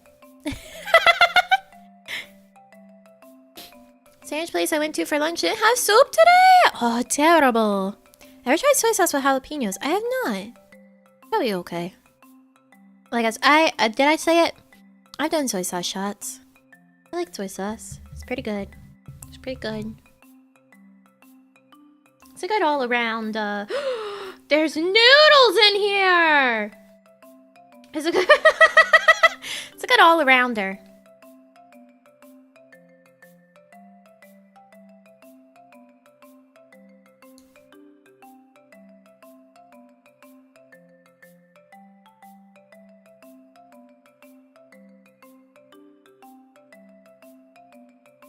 Now this is a good clear soup.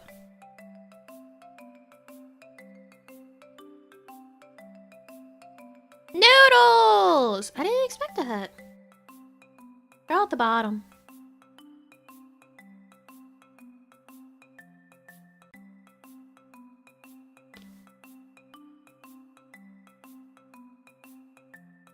Hello, welcome. Hello, welcome.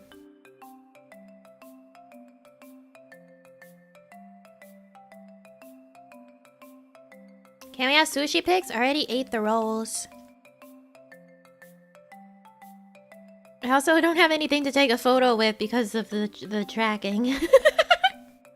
Because of the tracking. For the chocolate pics, I had to prepare ahead of time.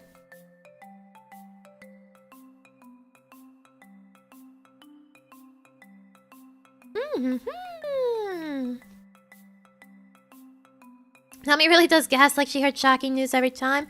I am simply dramatic. Maybe some people are that way. Have you considered that, Margaret?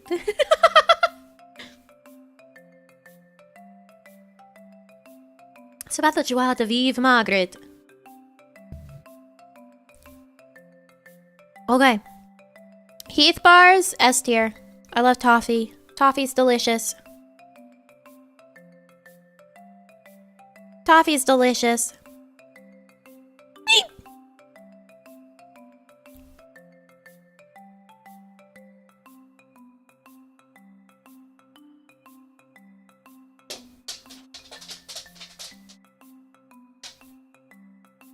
What do you think you're doing? Dogrit. Dogrit. Just Hershey's bar. I'm actually gonna put it in a C tier. I think some people asked about the fireballs earlier. They're like jawbreakers, but they're hot cinnamon flavor. They're hot cinnamon flavor. They're very good.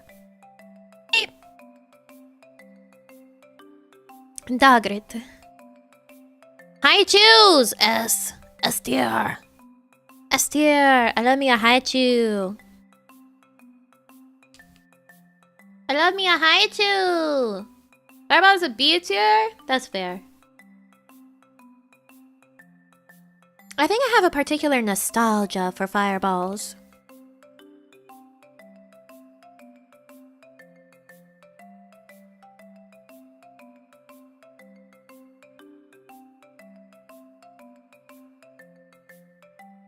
Because I have more of my soup here, Margaret. There's no way I'm getting any of these noodles while they're still soup. They keep falling out of my spoon. Oh, Margaret, life is so hard.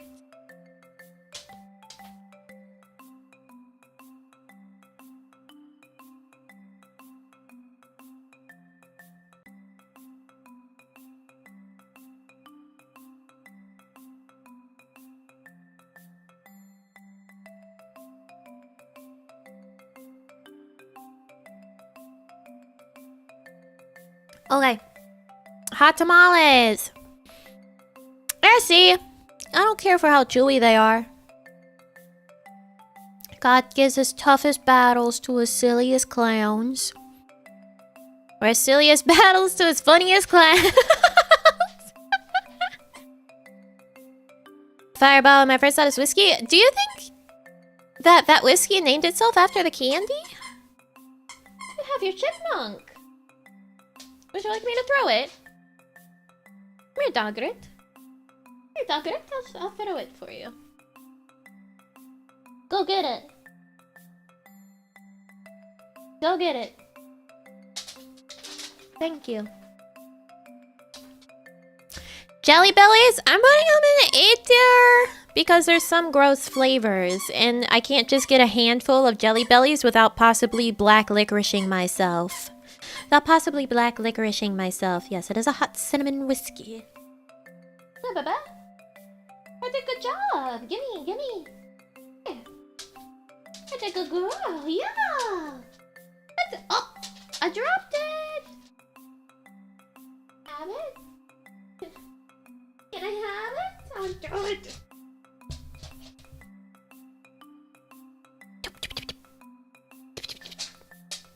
You ready?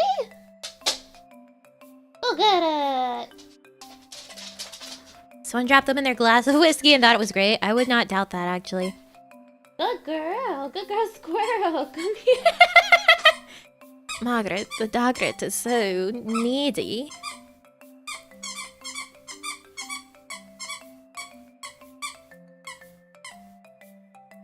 The dogret is so needy, Margaret. Jolly Ranchers! S tier. However, because I can't help myself with biting on things, with biting on candy,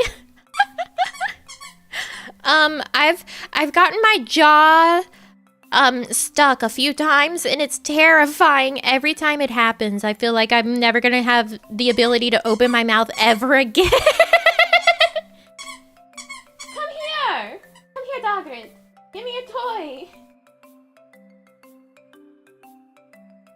Give me a toy, Dogret. She's occupied with the cats now. Juicy Drop Pops. Let's see. Let's see.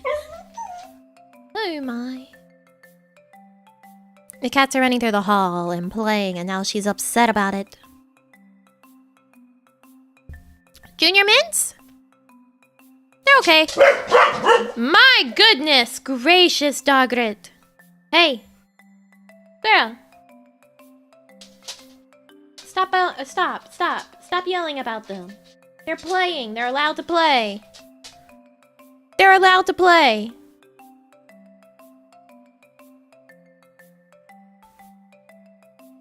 A Kinder Egg? I don't think I've had a Kinder Egg. I don't think I've had a Kinder Egg, actually.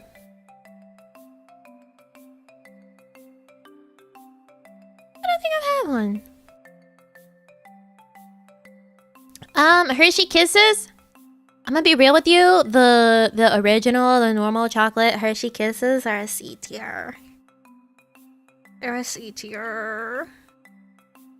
If it's like one of the flavored ones, they're better. Kinder's only... The Kinder Surprise is, but there are like Kinder Eggs in NA that, aren't the surprise.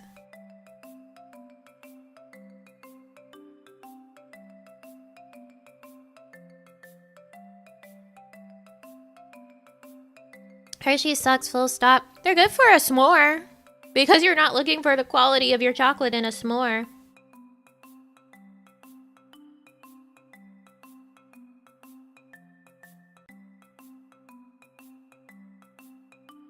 I finally got some of the noodles. I got noodles. But Hershey's chocolates are definitely more sugar than they are chocolate.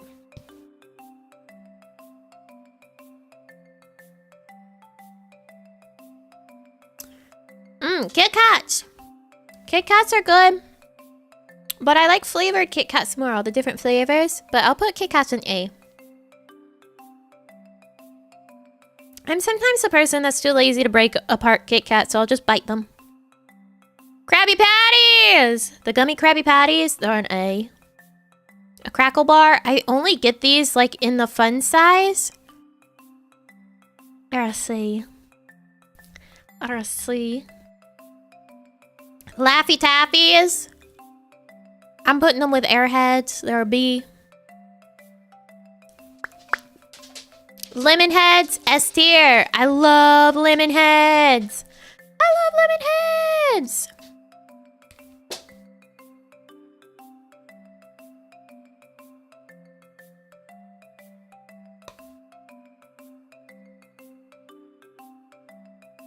What did I heathen? The Crackle Bar?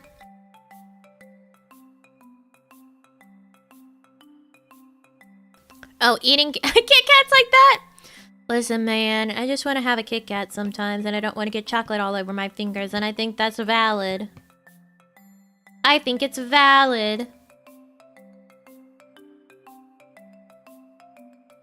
Dutch Kit Kats, the chocolate quality is way higher. It's amazing. Most of the like good flavored Kit Kats are Japanese, and they're also much better than a normal Kit Kat. Probably helps. Like I had this these red bean Kit Kats and these strawberry champagne ones. They're so much better. So much better.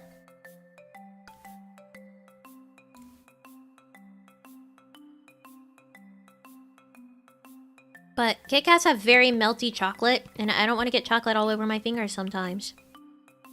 And I think that's fair. I think that's fair.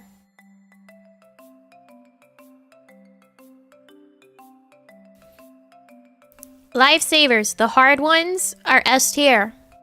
I love a good roll of lifesavers. Love a good roll of lifesavers. The gummies, A tier.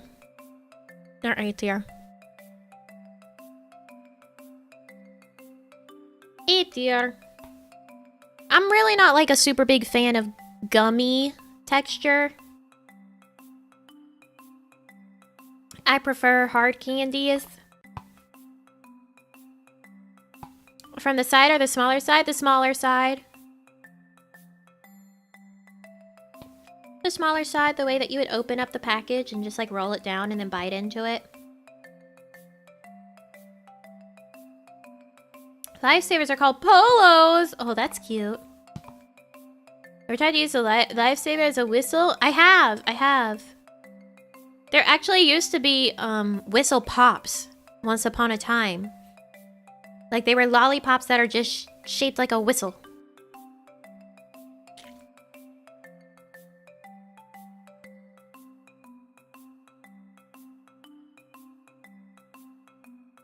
After I see anyone else put candy corn in S tier, I love candy corn.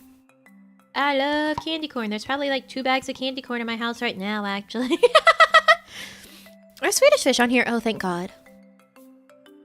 Oh, thank God.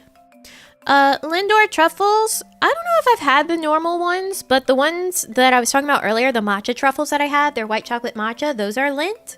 They're quite good. I'm going to put them in A. Mamba. I don't think I've had Mamba. I don't think I've had Mamba. I don't think I've had those. If I've had them, I don't remember them.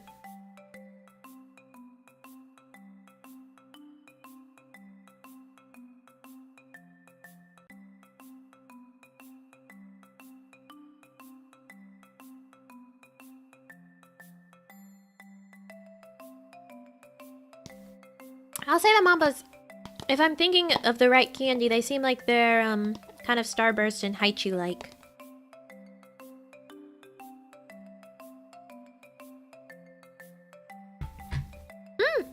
Soap's done.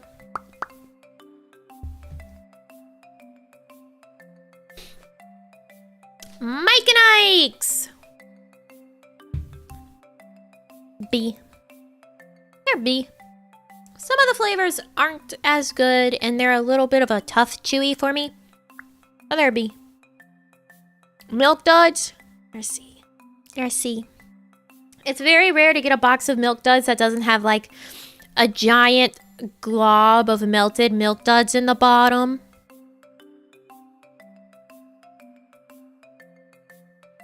A giant glob of melted Milk Duds in the bottom.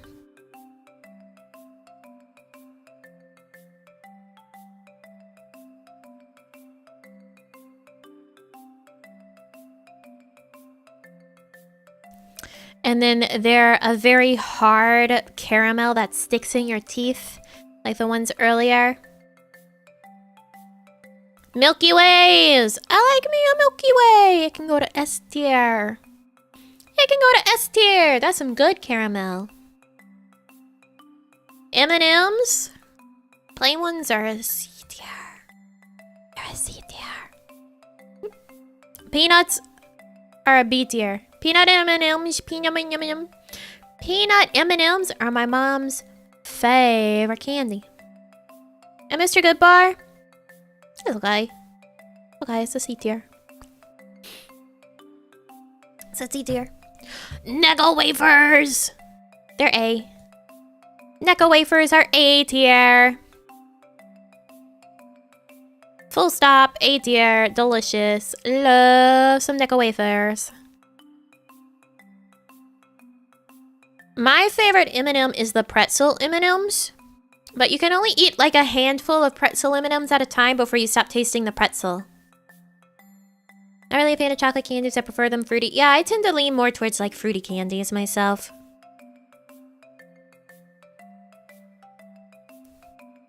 I remember not eating Skittles for so long because I thought they were chocolate like M&Ms. No. Not nerds are C tier. They're okay. Nerds rope, also C tier. That rope is made of the just chewiest, hardest gummy in the world. It's so difficult to like actually bite through it. It's so difficult to bite through it. Nerds are A tier? No. They're C tier. They're very messy. They're very messy. And it's not really worth it. They're like the kind of candy you get at Halloween. You're like, I guess, but like everyone gets it because they're super cheap. No one goes out of their way to get nerds. The rope is gross. The rope is gross. It's disgusting. I do believe these are now and laters. I like a good now and later, even though, again, because I cannot stop myself from biting on it. It does lead to terrible mishaps where I feel like my jaw is going to be stuck glued together forever on a now and later. Gummy oranges. They're a B. They could be better. They're not very orange. But they're not bad. A payday is a C. It's just peanuts and caramel. Peeps, controversial. I love Peeps. They're S tier. I love a good peep. I love a good peep. Nami gotta stop biting. I can't. I love Pez's too. Pez is S tier. Pez is S tier. Pixie sticks. They're A.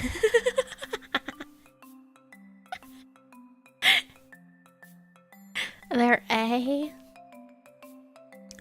I miss the days that it was so easy to find like the 3-foot long pixie sticks where you could just go crazy. Yeah, Peeps are the chicken marshmallows. Peeps are the chicken marshmallows. Pop Rocks! A tier. They fizz in your, S tier. They fizz in your mouth and go pop, pop, pop, pop, pop, pop. And it's a fun experience. Push Pops also has the difficulty that Baby Bottle Pops have in that they get just disgustingly sticky from being something that like is a sucker that you put in your mouth and then it interacts with the package more. So it just gets really, really sticky. However, I think they're A tier. I think they're A tier. Pop Rocks are fun for the first 2 bites. Oh no, I love me some Pop Rocks. Raisinets! S. Raisinets are S tier.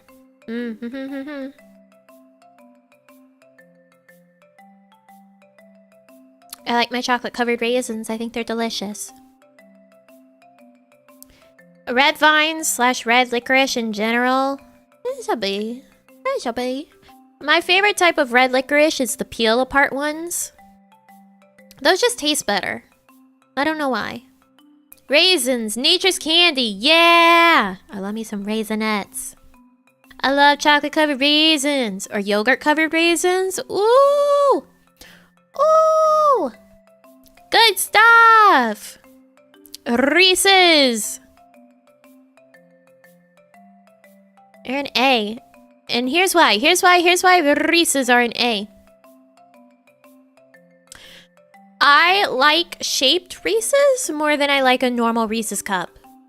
You know, so like the ones that they put out for Christmas, there will be like the trees, or for Halloween, it's like pumpkins. I like those a lot more than the normal cup because it has a thinner layer of chocolate. So your peanut butter to chocolate ratio is higher peanut butter than it is chocolate. So that's why I like the shaped ones more than a normal Reese's cup. Wow! Happy Valentine's Day, Nami. I love your streams. Treat yourself today. Thank you. Wow! Baby, wow. Thank you. Thank you, thank you. Ring pops! Ring pops are good AF. I don't care who you are. They're A tier. I love a ring pop. Yes, they're disgusting, and then you end up with the ugliest, like, nubbin of a ring. Nubbin of a ring on your finger afterwards, but you know what? It's a good time. Wow, giving his mama a treat. Yeah, he's helping to pay for the sushi. For the sushi. Oh my god, Rolos! My grandmother used to get us, like, exclusively Rolos. They're A tier. I like a good Rolo. I like a good Rolo. It's just good caramel inside. It's a soft caramel. Runts! Oh, runts! Runts are S. Runts are S tier.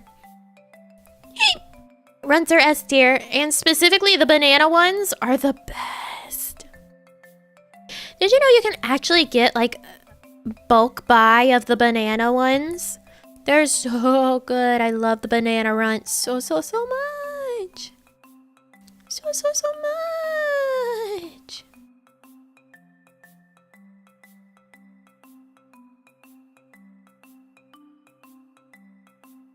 Yeah, they're called runts.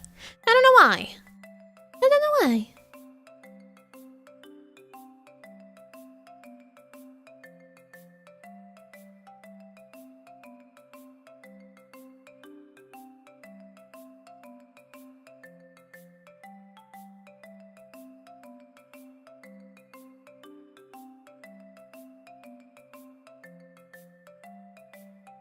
The heck did I come into? Candy rating.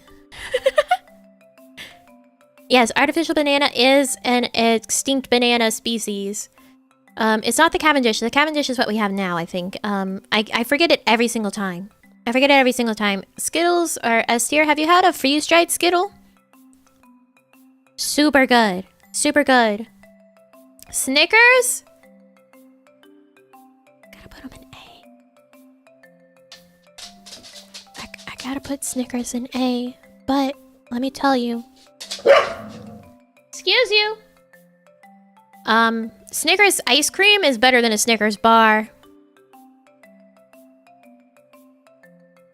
Snickers ice cream is better than Snickers bar. Not just frozen, freeze-dried. Freeze-dried Skittles. Snow caps are a C. Have you ever done the Skittles vodka thing? No, I have not. Sour Punch straws. I love Sour Punch straws. They go to A. What is this goo? Sour goo? I've not had it, but it looks disgusting. Looks like a mess. Sour Patch Kids! They're A. They're A. The Snickers ice cream bar. Yeah, the ice cream bar. Oh, Sprees! I love Sprees! S tier. Starburst? They're A. There's too much focus on the red and pink, and those are actually my least favorite Starburst flavors. I like the yellow and orange more. I don't want pink packs of Starburst. I want yellow and orange packs of Starburst. You ever use the drinking... Yeah! I've used the Sour Punch straws for drinking.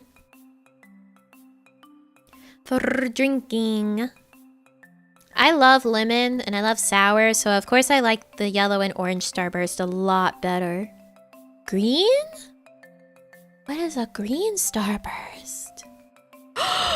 Oh my god, Grandma Strawberry Candies! S tier, S tier, S tier, S tier, S tier, S tier, S tier, S tier, S tier. I love these things! If you don't know what a Grandma Strawberry Candy is, they are a hard strawberry candy that when you bite into it, it has like a gooey strawberry filling inside. So good. I love strawberry candies. The Grandma Strawberry Candies are so good. Sugar babies. They're B. They're B there. Is that candy corn? Yes, I love candy corn. Swedish Fish, S tier. They go right up there with these. These are like my triumvirate. My triumvirate. In the UK, we don't have yellow Starburst. We have green lime. Really? That's fucked up. You guys don't get lemon? That's fucked up.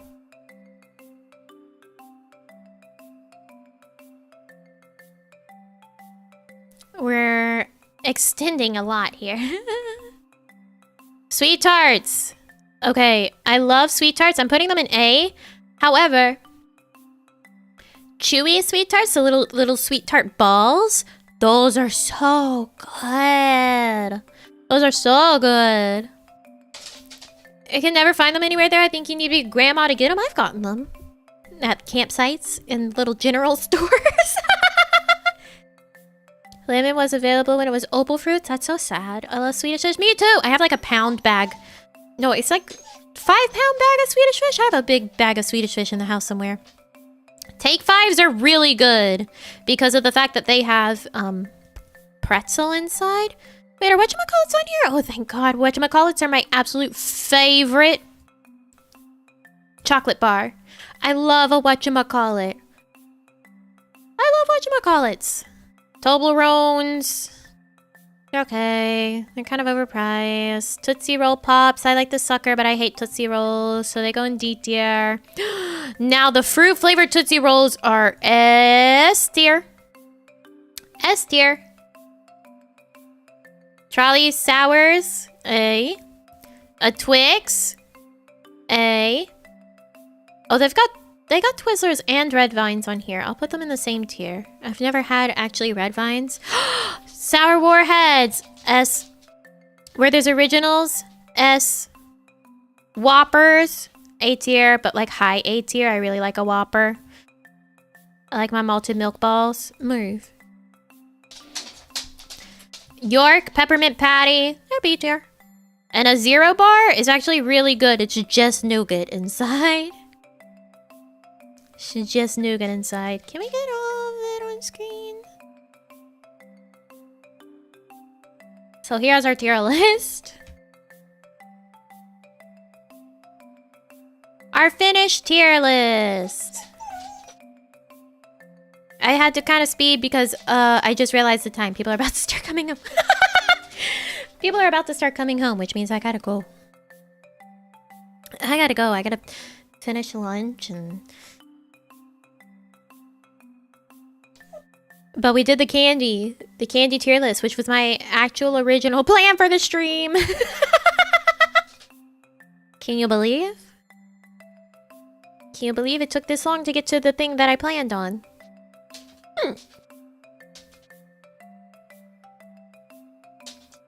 Except for dots. Dots are disgusting. Grow up. Grow up!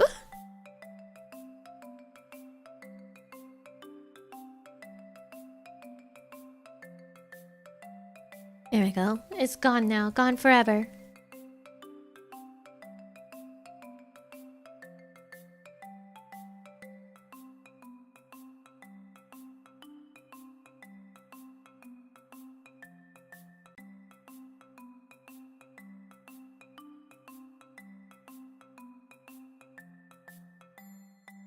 Always have soft spots for dots? No.